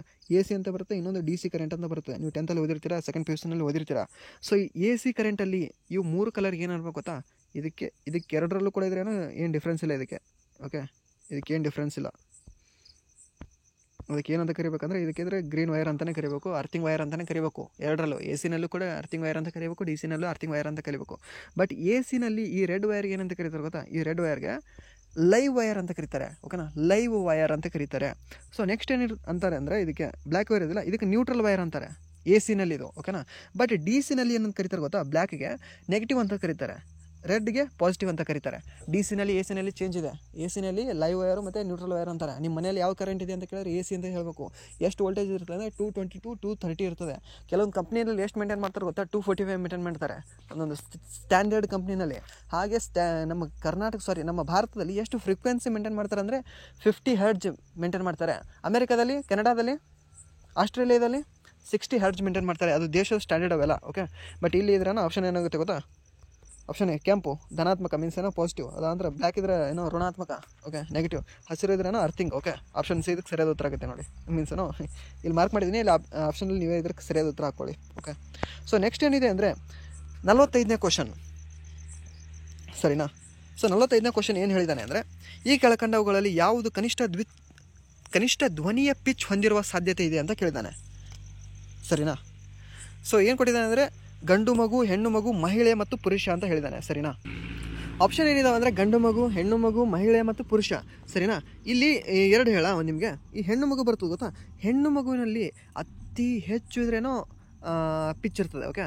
ಗರಿಷ್ಠ ಪಿಚ್ ಯಾರಲ್ಲಿ ಇರ್ತದೆ ಅಂದರೆ ಹೆಣ್ಣು ಮಗುವಿನಲ್ಲಿ ಇರ್ತದೆ, ಓಕೆನಾ. ಅದಕ್ಕಿಂತ ಸ್ವಲ್ಪ ಜಾಸ್ತಿ ಆದರೆ ಗಂಡು ಮಗು, ಅದಕ್ಕಿಂತ ಜಾಸ್ತಿ ಆದರೆ ಮಹಿಳೆ, ಅದಕ್ಕಿಂತ ಜಾಸ್ತಿ ಅಂದರೆ ಅದಕ್ಕಿಂತ ಕಡಿಮೆ ಹೇಳ್ಕೊತ ಬರ್ಬೇಕಾ? ಓಕೆ, ಸಾರಿ ಓಕೆ, ಮಿಸ್ ಆಯಿತು. ಅತಿ ಗರಿಷ್ಠ ಹೆಣ್ಣು ಮಗುವಿನಲ್ಲಿ, ಅವಳಕ್ಕಿಂತ ಸ್ವಲ್ಪ ಕಡಿಮೆ ಗಂಡು ಮಗುವಿನಲ್ಲಿ ಪಿಚ್ ಇರ್ತದೆ, ಓಕೆ. ಅದಕ್ಕೆ ಗಂಡು ಮಗುವಿಗಿಂತ ಸ್ವಲ್ಪ ಕಡಿಮೆ ಪಿಚ್ ಯಾರ ಹತ್ರ ಇರ್ತದೆ ಅಂದರೆ ಮಹಿಳೆ ಹತ್ರ. ಮಹಿಳೆಗಿಂತನೂ ಕಡಿಮೆ ಪಿಚ್ ಯಾರಿಗೆ ಅಂದರೆ ಪುರುಷ, ಓಕೆ. ಪುರುಷ ಇದಕ್ಕೆ ಸರಿಯಾದ ಉತ್ತರ. ಹಾಗೆ ಅತಿ ಹೈಯೆಸ್ಟ್ ಫ್ರೀಕ್ವೆನ್ಸಿ ಯಾರಲ್ಲಿ ಇರ್ತದೆ? ಪಿಚ್ ಹೇಳಿದೆ, ಫ್ರೀಕ್ವೆನ್ಸಿ ಹೇಳಿ, ವೇವ್ಲೆಂತ್ ಹೇಳಿ. ಫ್ರೀಕ್ವೆನ್ಸಿ ಇದಕ್ಕೆ ವೇವ್ಲೆಂತು ಮತ್ತು ಯಾವುದು ಫ್ರೀಕ್ವೆನ್ಸಿ ಹೇಳೋದು ಗೊತ್ತಾ? ಇದರಲ್ಲಿ ಒಂದಕ್ಕಿದ್ರೆ ಆನ್ಸರ್ ಈಗ ಸೇಮ್ ಏನು ಹೇಳಿದ್ದೀನಿ ಗೊತ್ತಾ? ಪುರುಷ ಇದೇ ಆಗ್ತದೆ. ಯಾವುದಕ್ಕೆ? ವೇವ್ಲೆಂತ್ಗೆ ಆಗ್ತದೆ, ಅದಾದ ನಂತರ ಫ್ರೀಕ್ವೆನ್ಸಿಗೆ ಆಗ್ತದೆ. ಕಾಮೆಂಟ್ ಮಾಡಿ ನೋಡೋಣ. ಸೊ ನೆಕ್ಸ್ಟ್ ಕ್ವಶನ್ ಏನಿದೆ ಅಂದರೆ, ಆ ಕ್ವಶನ್ ಇಂಪಾರ್ಟೆಂಟ್ ಇದೆ ನೋಡಿ. ಇದು ಇದ್ರೇನೋ ಪಿ ಸಿನಲ್ಲಿ ಕೂಡ ಇದ್ರೂ ಒಂದೆರಡು ಸಾರಿ ರಿಪೀಟ್ ಆಗಿದೆ ಕ್ವಶನ್. ಸೊ ನೆಕ್ಸ್ಟ್ ಕ್ವಶನ್ ಏನಿದೆ ಅಂದರೆ, ಸರಿ ಇಲ್ಲದನ್ನು ಗುರುತಿಸಿ ಅಂತ ಕೊಟ್ಟಿದ್ದಾನೆ. 46ನೇ ಕ್ವಶನ್, ಸರಿನಾ? ಸರಿ ಅಲ್ಲ, ಸರಿ ಎಲ್ಲದು ಗುರುತಿಸಿ ಅಂತ ಹೇಳಿದ್ದಾರೆ. ಸೊ ಆಪ್ಷನ್ ಕೊಟ್ಟಿದ್ದಾನೆ, ಕಲ್ಲಿದ್ದಲು ಜೀವಾವಶೇಷ ಶಕ್ತಿ ಅಂತ ಕೊಟ್ಟಿದ್ದಾನೆ. ಮೀನ್ಸ್ ಕಲ್ಲಿದ್ದಲು ಏನಿದೆಯಲ್ಲ ಇದು ಫಾಸಿಲ್ ಫ್ಯೂಲ್ ಅಂತ ಹೇಳಿದ್ದಾನೆ. ಫಾಸಿಲ್ ಫ್ಯೂಲ್ ಕಲ್ಲಿದ್ದಲು, ಹೌದಲ್ವಾ? ಅದಾಂತರ ಬಿಟುಮಿನಸ್ ಕೊಟ್ಟಿದ್ದಾನೆ. ಬಿಟುಮಿನಸ್ ಎದುರದು ಟಾರಾ? ಹೌದು, ಬಿಟುಮಿನಸ್ ಟಾರ್ ಅಂತಲೇ ಓದಿರ್ತೀವಿ. ಸೊ ನೆಕ್ಸ್ಟ್ ಏನಿದೆ ಅಂದರೆ, ಆಂಥ್ರಾಸೈಟ್ ಇದು ಕಡಿಮೆ ಶಕ್ತಿಯನ್ನು ಉತ್ಪಾದಿಸುತ್ತದೆ ಅಂತ ಹೇಳಿದ್ದಾನೆ, ಸರಿನಾ? ಕಲ್ಲಿದ್ದಲೊಳಗೆ 4 ವಿಧಗಳು ಬರ್ತವೆ: ಆಂಥ್ರಾಸೈಟ್, ಬಿಟುಮಿನಸ್, ಲಿಗ್ನೈಟ್, ಪಿಟ್ ಅಂತೇಳಿ. ಆಂಥ್ರಾಸೈಟ್ ಏನಿದೆಯಲ್ಲ, ಈ ಆಂಥ್ರಾಸೈಟ್ ಏನಿದೆಯಲ್ಲ ಟಾಪ್, ಇದು ಅತಿ ಹೆಚ್ಚು ಶಕ್ತಿಯನ್ನು ಉತ್ಪಾದಿಸುವುದು ಕಲ್ಲಿದ್ದಲೊಳಗೆ ಯಾವುದಂದ್ರೆ ಆಂಥ್ರಾಸೈಟ್. ಅತಿ ಕಡಿಮೆ ಅಂತ ಕೇಳಿದ್ರೆ ಪಿಟ್ ಅಂತ ಹೇಳಬೇಕು. ಹೀಗೆ ನೆನ್ಪಿಟ್ಕೊಳ್ಳಿ ನೀವು ಅರೇಂಜ್ ಆರ್ಡರ್ ಒಳಗೆ. ಯಾವುದಂದ್ರೆ anthracite, bituminous, lignite, peat, okay. ABLP ಅಂತ ಹೀಗೆ ನೆನ್ಪಿಟ್ಕೊಳ್ಳಿ. ಅಂದರೆ ನೆನ್ಪಿಡಿತಾ ಇಲ್ಕಂದ್ರೆ ಕನ್ಫ್ಯೂಸ್ ಆಗ್ತದೆ. ಆಂಥ್ರಾಸೈಟು, ಲಿಗ್ನೈಟ್ ಎಲ್ಲ ಇದ್ರೇನೋ ಎಲ್ಲ ಟಾನೇ ಅದಾವ ಅಂತ ಹೇಳಿಸಿದ್ರೇನೋ ಎಲ್ಲ ಟೀ ಕುಡಿಯೋಕೆ ಹೋಗ್ಬೇಕಾಗ್ತದೆ, ಓಕೆನಾ. ಸೊ ಕನ್ಫ್ಯೂಷನ್ ಆಗ್ತದೆ. ಆಂಥ್ರಾಸೈಟ್ ಅನ್ನೋದಂದ್ರೆ ಅತಿ ಹೆಚ್ಚಿಗೆ ಶಕ್ತಿಯನ್ನು ಉತ್ಪಾದಿಸುತ್ತದೆ. ಆಂಥ್ರಾಸೈಟ್ ಎದ್ರದ್ದು ವಿಧ ಹೇಳಿ? ಕಲ್ಲಿದ್ದಲಿನ ವಿಧ, ಸರಿನಾ? ನೆನ್ಪಿಟ್ಕೊಳ್ಳಿ. ಸೊ ನೆಕ್ಸ್ಟ್ ಏನಿದೆ, ಲಿಗ್ನೈಟ್ ಇದು ಕಂದು ಕಲ್ಲಿದ್ದಲು ಅಂತ ಕೊಟ್ಟಿದ್ದಾನೆ. ಲಿಗ್ನೈಟ್ ಇದು ಕಂದುವಾ ಅಥವಾ ಅದ್ರ ಬ್ಲ್ಯಾಕಾ? ಕಂದು, ರೈಟ್ ಇದೆ, ಓಕೆ. ಸೊ ಸರಿ ಇಲ್ಲದಂದ್ರೆ ಒಂದು ಹುಡುಕಿಡಿದ್ವಿ, ಮತ್ತಿದ್ರೆ ಉಳಿದೆಲ್ಲ ಸರಿ ಇರ್ಬೇಕು ತಾನೆ. ಸೊ ಲಿಗ್ನೈಟ್ ಏನಿದೆ ಅಂದರೆ ಕಂದು ಕಲ್ಲಿದ್ದಲು, ಓಕೆ. ಕಂದು, ಓಕೆ, ನೆನಪಿಟ್ಕೊಳ್ಳಿ. ಸೊ ನೆಕ್ಸ್ಟ್ ಏನಿದೆ ಅಂದರೆ, ನದಿಗಳು ಮತ್ತು ಅವುಗಳ ಉಪನದಿಗಳ ಜೋಡಿಗಳನ್ನು ಗುರುತಿಸಿ ಅಂತ ಕೊಟ್ಟಿದ್ದಾರೆ. ನದಿಗಳು ಮತ್ತು ಅವು ತೋರದ ಉಪನದಿ ಯಾವುದಿದ್ದಾವೆ, ಸರಿ ಇದ್ದಾವ, ಸರಿ ಇಲ್ವಾ ಅಂತ ಕೇಳಿದ್ದಾನೆ. ಸೊ ಏನಿದೆ ಅಂದರೆ, ಜಿಲಮ್ದು ಉಪನದಿ ಯಾವುದು? ಜಿಲಂ ಉಪನದಿ ಕಿಶನಗಂಗಾ, ಹೌದಾ ಅಲ್ವಾ? ಗಂಗಾ ಇದೆ, ಇಲ್ಲಿ ಇದ್ರೆ ಜಿಲಂ ಇದೆ. ಗಂಗಾಗಿದ್ರೇನೋ ಕಿಶನಗಂಗಾ ಅಂದರೆ ಗಂಗಾಗೆ ಬಂದು ಕೊಡಬೇಕು. ಕಿಶನಗಂಗಾ ಆಗೋದಿಲ್ಲ ಅಂತ ಅನ್ಕೋತೀರಾ? Wrong, okay. ಕಿಶನಗಂಗಾ ಈ ಜಿಲಂ ಇದೆಯಲ್ಲ, ಇದು ಕಿಶನಗಂಗಾ ಇದ್ದರೆ ಉಪನದಿ, ಓಕೆ. ಸರಿ, ಕಿಶನಗಂಗಾ ಇದೆಯಲ್ಲ, ಇದ್ರ ಉಪನದಿಯ ಇದು ಎದ್ರ ಉಪನದಿ ಅಂದರೆ ಜಿಲಂ ನದಿ, ಇದು ಸರಿನಾ? ಜಿಲಂ ನದಿಯ ಉಪನದಿ ಯಾವುದು? ಕಿಶನಗಂಗಾ. ಸೊ ನೆಕ್ಸ್ಟ್ ಏನಿದೆ ಅಂದರೆ, ಸಿಂಧೂ ನದಿಯ ಎಡದಂಡೆ ಉಪನದಿಯ, ಶಿಗರ್ ಬಲದಂಡೆ ಉಪನದಿ. ಶಿಗರ್ ಅನ್ನೋದು ಆ್ಯಕ್ಚುಲ್ ಆಗಿದ್ರೆ ಸಿಂಧೂ ನದಿಯ ಉಪನದಿ. ಬಟ್ ಬಲದಂಡೆದ ಅಥವಾ ಎಡದಂಡೆದ? ಇವಾಗ ಹೇಳಿ. ಬಲದಂಡೆ ಉಪನದಿ. ಎಡದಂಡೆವು ಇವೇ ಇದ್ದಾವೆ, ಯಾವುದು? ಸಟ್ಲೇಜ, ಬಿಯಾಸ, ರಾವಿ, ಜಿಲಮ್ಮ, ಓಕೆ. ಇವು ಎಡದಂಡೆವು. ಉಳಿದೆಲ್ಲ ಇದ್ರೆ ಇವು 5 ಹೊರತುಪಡಿಸಿದ್ರೆ ಉಳಿದೆಲ್ಲ ಬಲದಂಡೆಯ ಉಪನದಿಗಳು ಬರ್ತವೆ, ಸರಿನಾ? ಸೊ ಇದಕ್ಕೇನಾಗುತ್ತೆ ಅಂದರೆ, ಶಿಗರ್ ಇದೆಯಲ್ಲ, ಈ ಶಿಗರ್ ಅನ್ನೋದು ಬಲದಂಡೆ ಉಪನದಿ, ಸಿಂಧೂ ನದಿ ಇದು. ಸೊ ನೆಕ್ಸ್ಟ್ ಸಟ್ಲೇಜ್ ಇದೆಯಲ್ಲ, ಸಟ್ಲೇಜ್ ಉಪನದಿ ಚಿನಾಬ್ ಕೊಟ್ಟಿದ್ದಾನೆ. ಸಟ್ಲೇಜ್ ನದಿ ಏನು ಉಪನದಿ ಚಿನಾಬಲ್ಲ, okay. So option C wrong. So ಇದ್ರಿಗೆ ಸರಿಯಾದ ಉತ್ತರ ಆಗುತ್ತೆ ಅಂದರೆ ಆಪ್ಷನ್ ಎ ಮತ್ತು ಬಿ ಇದೆಯಲ್ಲ, ಇದು ಸರಿಯಾದ ಉತ್ತರ ಆಗುತ್ತೆ ನೋಡಿ. ಸೊ ನೆಕ್ಸ್ಟ್ ಬ್ರಹ್ಮಪುತ್ರ ನದಿ ಕೊಟ್ಟಿದ್ದಾನೆ. ಸ್ಯಾಂಗ್ಪೋ ಕರೆಯುವ ಹೆಸರು, ಓಕೆ. ಈ ಬ್ರಹ್ಮಪುತ್ರ ನದಿ ಇದೆಯಲ್ವಾ, ಇದು 3 ದೇಶಗಳಲ್ಲಿ ಸುತ್ತಾಗ್ತದೆ ಆ್ಯಕ್ಚುಲಾಗಿ. ಬಟ್ ನಾವು ಟಿಬೇಟನ್ನು ಒಂದು ದೇಶ ಅಂತ ಕನ್ಸಿಡರ್ ಮಾಡಿದ್ರೆ 4 ದೇಶ ಆಗುತ್ತದೆ. ಬಟ್ ಟಿಬೇಟಿಗೆ ಹೆಂಗೂ ಇದ್ರೇನೋ ಚೀನಾ ಆಕ್ರಮಣ ಮಾಡ್ಕೊಂಡ್ಬಿಟ್ಟಿದೆ. ಸೊ ಟಿಬೇಟನ್ನು ನಾವು ಚೀನಾ ಅಂತಲೇ ಹೇಳಬೇಕಾಗುತ್ತೆ. ಚೀನಾ, ಇಂಡಿಯಾ ಮತ್ತು ಬಾಂಗ್ಲಾದೇಶದಲ್ಲಿ ಹರಿತದೆ. 3 ದೇಶದಲ್ಲಿ ಒಂದೊಂದು ಹೆಸರಿದ್ದಾವೆ ಇದಕ್ಕೆ, okay. One of the beautiful ನದಿ ಇದು ಸ್ಯಾಂಗ್ಪೋ. ಈ ಸ್ಯಾಂಗ್ಪೋ ನದಿಗೆ ಟಿಬೇಟಲ್ಲಿ ಅಥವಾ ಚೀನಾದಲ್ಲಿ ಏನಂತ ಕರೀತಾರೆ ಅಂತ ಕೇಳಿದ್ರೆ, ಟಿಬೇಟಲ್ಲಿ ಸ್ಯಾಂಗ್ಪೋ ಅಂತ ಕರೀತಾರೆ. ಅದಕ್ಕೆ ಬ್ರಹ್ಮಪುತ್ರ ನದಿಗೆ ಸ್ಯಾಂಗ್ಪೋ ಅನ್ನೋದು ಕರೆಕ್ಟ್ ಇದೆ. ಜಮುನಾ ಅಂತೇಳಿ ಯಾವ ದೇಶದಲ್ಲಿ ಕರೀತಾರೆ ಅಂತ ಕೊಟ್ಟಿದ್ದಾನೆ. ಜಮುನಾ ಅಂತ ಬಾಂಗ್ಲಾದೇಶದಲ್ಲೇ ಕರೀತಾರೆ. ಮೇಘ್ನಾ ಅಂತ ಅಸ್ಸಾಮಲ್ಲಿ ಕರೀತಾರೆ. ಮೇಘ್ನಾ ಅಂತ ಅಸ್ಸಾಮಲ್ಲಿ ಕರೀತಲ್ಲ. ಅಸ್ಸಾಂದಲ್ಲಿ ಬ್ರಹ್ಮಪುತ್ರ ನದಿಗೆ ಲೋಹಿತ್ ಅಂತ ಕರೀತಾರೆ ಆ್ಯಕ್ಚುಲಾಗಿ, ಓಕೆನಾ. ಅರುಣಾಚಲ್ ಪ್ರದೇಶದಲ್ಲಿ ದಿಹಾಂಗ್ ಅಂತ ಕರೀತಾರೆ, ಓಕೆ. ದಿಹಾಂಗ್ ಅಂತ ಕರೀತಾರೆ, ದಿಹಾಂಗ್ ಅಂತೇಳಿ. ಭಾರತದಲ್ಲಿ ಏನು ಎಂಟ್ರಿ ಆಗುತ್ತೆ ಗೊತ್ತಾ? ಬಾರ್ಲಾಚಾ ಕಣಿವೆ ಮುಖಾಂತರ. ಆ ಕಣಿವೆಯಲ್ಲಿ ಎಂಟ್ರಿ ಆದ ನಂತರ ಅಸ್ಸಾಂದಲ್ಲಿ ಅಸ್ಸಾಂದಲ್ಲಿ ಹರಿಯೋಕ್ಕಿಂತ ಮುಂಚೆ ಅದಕ್ಕೆ ಕರೆಯೋದು ಏನು ಹೆಸರು ಏನಂದರೆ ದಿಹಾಂಗ್ ನದಿ ಅಂತ, ಓಕೆನಾ. ಅಸ್ಸಾಂಗೆ ಹರಿಯೋಕ್ಕೆ ಸ್ಟಾರ್ಟ್ ಮಾಡಿದಾಗ ಅಲ್ಲಿ ಒಂದು ನದಿ ಸೇರ್ತದೆ, ಎಡದಂಡೆಯಿಂದ ಬಂದು ಒಂದು ನದಿ ಸೇರ್ತದೆ. ಯಾವ ನದಿ ಅಂತ ಕಮೆಂಟ್ ಮಾಡಿ ನೋಡೋಣ. ಅರುಣಾಚಲ್ ಪ್ರದೇಶದಿಂದ ಹರಿದು ಅದಕ್ಕೆ ದಿಹಾಂಗ್ ನದಿಗೆ ಸೇರ್ತದೆ. ಅಲ್ಲಿಂದ ಅದಕ್ಕೆ ಬ್ರಹ್ಮಪುತ್ರ ಅಂತ ಕರಿತೀವಿ, ಹಾಗೆ ಲೋಹಿತ್ ಅಂತ ಕೂಡ ಕರಿತೀವಿ, ಸರಿನಾ. ಆ ನದಿ ಹೆಸರೇನು? ಲೋಹಿತ್ ನದಿಯೇನಾ? ಕಮೆಂಟ್ ಮಾಡಿ ನೋಡೋಣ. ಸೊ ಆ ನದಿ ಸೇರಿದ ನಂತರ ಬ್ರಹ್ಮಪುತ್ರ ಆಗ್ತದೆ. ಬಟ್ ಹಾಗೆ ಇಲ್ಲೇನು ಗೊತ್ತಾ, ಫಸ್ಟ್ ಸ್ಯಾಂಗ್ಪೋ ಇದ್ದದ್ದು ದಿಹಾಂಗ್ ಆಯಿತು, ದಿಹಾಂಗ್ ಇದ್ದು ಲೋಹಿತ್ ಆಯಿತು, ಲೋಹಿತ್ ಜೊತೆ ಬ್ರಹ್ಮಪುತ್ರನೂ ಆಯಿತು, ಬ್ರಹ್ಮಪುತ್ರ ಇದ್ದದ್ದು ಕೋಸಿ ನದಿ ಬಂದು ಜಾಯಿನ್ ಆದ ನಂತರ, ಓಕೆ, ಹೀಗೆ ಬ್ರಹ್ಮಪುತ್ರ ಬಂದು ಹಿಂಗೆ ಹರಿತಿರ್ತದೆ. ಇಲ್ಲಿ ಏನು ಸಿಕ್ಕಿಂನಿಂದ ನದಿ ಹರಿದು ಬರ್ತದೆ ಗೊತ್ತಾ, ಕೋಸಿ. ಆ ಕೋಸಿ ಬಂದು ಬಂಗಾಳ ದೇಶದಲ್ಲಿ ಕೂಡ್ಕೋತದೆ. ಆ ಕೂಡ್ಕೊಂಡ ನಂತರ ಇಲ್ಲಿ ಮುಂದೆ ಏನು ಕರಿತೀವಿ ಗೊತ್ತಾ, ಅದಕ್ಕೆ ಜಮುನಾ ಅಂತ ಕರಿತೀವಿ. ಈ ಜಮುನಾಕ್ಕೆ ಪದ್ಮ ನದಿ ಬಂದು ಸೇರ್ತದೆ. ಆ ಪದ್ಮ ನದಿ ಬಂದು ಸೇರಿದ ನಂತರ ಇಲ್ಲಿ ಏನು ಕರಿತೀವಿ ಅಂದರೆ ಮೇಘನಾ ಅಂತ ಕರಿತೀವಿ, ಸರಿನಾ. ಕನ್ಫ್ಯೂಷನ್ ಆಗಬೇಡಿ. ಸೊ ಒಂದ್ಸರಿ ಡೀಟೇಲಾಗಿ ನದಿಗಳ ಬಗ್ಗೆ ಒಂದು ಕ್ಲಾಸ್ ಮಾಡಿ ನಿಮ್ಗೆ ಹೇಳ್ತೀನಿ, ಓಕೆನಾ. ಬಟ್ ಇದನ್ನಾದರೂ ನೀವು ನೆನ್ಪಿಟ್ಕೊಳ್ಳಿ, ಇಂಪಾರ್ಟೆಂಟ್ ಇದೆ, ಸರಿನಾ. ಸೊ ಇದಕ್ಕೆ ಸರಿಯಾದ ಉತ್ತರ ಯಾವುದಂದರೆ AB ಎರಡೇ ಇರಬೇಕು ನೋಡಿ. ಆಪ್ಷನ್ 3 ಇದೆಯಲ್ಲ, AB ಮಾತ್ರ. ಸೊ ಇದಕ್ಕೆ ಸರಿಯಾದ ಉತ್ತರ ಆಗುತ್ತೆ. ಸೊ ನೆಕ್ಸ್ಟ್ ಕ್ವಶನ್ ಹೋಗೋಣ ಬನ್ನಿ. ನೆಕ್ಸ್ಟ್ ಕ್ವಶನ್ ಏನಿದೆ ಅಂದರೆ 49ನೇ ಕ್ವಶನ್, ಓಕೆ. ನದಿಗಳು ತಮ್ಮ ಮುಖ್ಯ ನದಿಗಳನ್ನು ಸೇರುವ ಆಧಾರದಲ್ಲಿ ಕೆಳಗಿನ ಯಾವ ಕ್ರಮಾನುಗತವು ಸರಿಯಾಗಿದೆ ಅಂತ ಕೊಟ್ಟಿದ್ದಾನೆ, ಸರಿನಾ. ನದಿಗಳು ಹತ್ರ ಮುಖ್ಯ ನದಿಗೆ ಸೇರ್ತಾವಂತೆ, ಲೈಕ್ ಗೋದಾವರಿ ನದಿಗೆ ಸೇರ್ತವೆ. ಅದರದ್ದು ಕ್ರಮಾನುಗತ ಇದ್ದರೆ ಅದು ಆರ್ಡರ್ ಕೇಳಿದ್ದಾನೆ. ಈ ರೀತಿ ಕೇಳಿದ್ದಾನೆ ನೋಡಿ. ಆ ಮೊನ್ನೆ ಇದರಲ್ಲಿ ಕೂಡ ಕೇಳಿದ್ದ ನೋಡಿ, ಯಾವುದೋ PSI 402 ಎಕ್ಸಾಮಲ್ಲಿ ಇದೇ ರೀತಿ ಕೇಳಿದ್ದ. ಎದ್ರದ್ದು ಕೇಳಿದ್ದ ಅಂದರೆ ಕಾಳಿ ನದಿ ಕೇಳಿದ್ದ, ಓಕೆನಾ. ಕಾಳಿ ನದಿ ಕೇಳಿದ್ದ. ಎಲ್ಲಿ ಸ್ಟಾರ್ಟ್ ಆಗುತ್ತೆ? ಫಸ್ಟ್ ಇದ್ರೆ ಸೂಪಾದಿಂದ ಸ್ಟಾರ್ಟ್ ಆಗುತ್ತೆ ಅದು, ಓಕೆ. ಸೂಪಾದಿಂದ ಸ್ಟಾರ್ಟಾಗಿ ಹರಿತದೆ. ಕಮೆಂಟ್ ಮಾಡಬೇಡಿ, ಅಲ್ಲಿ ನೋಡ್ಕೊಳ್ಳಿ ಕ್ವಶನ್ ಪೇಪರ್. ನಮ್ಮದು ಯೂಟ್ಯೂಬ್ ಚಾನಲ್ ಸಾಲ್ವ್ ಮಾಡಿ ಹಾಕಿದ್ದೀನಿ, ನೋಡ್ಕೊಳ್ಳಿ ಒಂದು ಸರಿ, ಓಕೆ. ಬಟ್ ಟೈಮ್ ಹೆಚ್ಚಾಗುತ್ತೆ ಅಂತ ಹೇಳ್ತಿಲ್ಲ ಅಷ್ಟೇ. ಸೊ ಇದಕ್ಕಿದ್ರೆ ವರ್ಧಾ, ಪೇನ್ಗಂಗಾ, ವೈನ್ಗಂಗಾ ಮತ್ತು ಇದ್ರೇನೋ ಗೋದಾವರಿ ಅಂತ ಕೊಟ್ಟಿದ್ದಾರೆ. ವರ್ಧಾ ಮತ್ತು ವೈನ್ಗಂಗಾ ಮತ್ತು ಪೇನ್ಗಂಗಾ ಗೋದಾವರಿ ಅಂತ ಕೊಟ್ಟಿದ್ದಾರೆ. ಪೇನ್ಗಂಗಾ, ವರ್ಧಾ ಮತ್ತು ವೈನ್ಗಂಗಾ ಮತ್ತು ಗೋದಾವರಿ ಅಂತ ಕೊಟ್ಟಿದ್ದಾರೆ. ಸೊ ಸರಿಯಾದ ಆನ್ಸರ್ಗೆ ಹೋಗ್ಬಿಡೋಣ ಅಲ್ವಾ.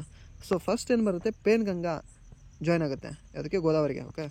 ಫಸ್ಟ್ ಪೇನ್ಗಂಗಾ, ಅದಾದ ನಂತರ ವರ್ಧಾ, ಓಕೆ. ವರ್ಧಾ ಆದ ನಂತರ ವೇನ್ಗಂಗಾ ಆದ ನಂತರ ಗೋದಾವರಿ, ಓಕೆ. ಇದೇ ರೀತಿ ಆರ್ಡರ್ ಆಗ್ತದೆ. First pen, okay. ಪೆನ್ ಆದ ನಂತರ ವರ್ಕೋತಿದ್ರೇನೋ ಚಿರಾಡ್ರಿ, ಅದಾದ್ರೆ ನೆಕ್ಸ್ಟ್ ಇದ್ರೇನೋ ವೈನ್ ಹಾಕೋರಿ, ಅದಾದ ನಂತರ ನೆಕ್ಸ್ಟ್ ಗೋದಾವರಿ ನದಿ ಹೋಗ್ರಿ, ಓಕೆ. ಸೊ ಇದಕ್ಕೆ ಸರಿಯಾದ ಉತ್ತರ ಆಪ್ಷನ್ C. ಸೊ ನೆಕ್ಸ್ಟ್ ಏನಿದೆ, ಸ್ಮಾರ್ಟ್ ಆಡಳಿತ ಎಂದರೆ ಅಂತ ಕೇಳಿದ್ದಾರೆ. ಸ್ಮಾರ್ಟ್ ಇದು ಫುಲ್ ಫಾರ್ಮ್ ಕೇಳಿದ್ದಾನೆ ನೋಡಿ, ಎಕನಾಮಿಕ್ಸ್, ಸರಿನಾ. ಏನಾಗುತ್ತೆ ಆಪ್ಷನ್ ಓದ್ಕೊಳ್ಳಿ ನೋಡೋಣ. ಸಿಂಪಲ್, ಮೋರಲ್, ಅಕೌಂಟೇಬಲ್, ರೆಸ್ಪಾನ್ಸಿವ್, ಟ್ರಾನ್ಸ್ಪರೆಂಟಾ, ಸೋಷಿಯಲ್ ಅಂತ ಬರೋದಿಲ್ಲ ಬಿಡಿ, ಓಕೆ. ಆಪ್ಷನ್ A ಹೋಗ್ಬಿಡೋಣ. ಸೊ ಆಪ್ಷನ್ A ಲಾಕ್ ಮಾಡ್ಕೊಳ್ಳಿ. Simple, moral, accountable, responsive, transparent, okay.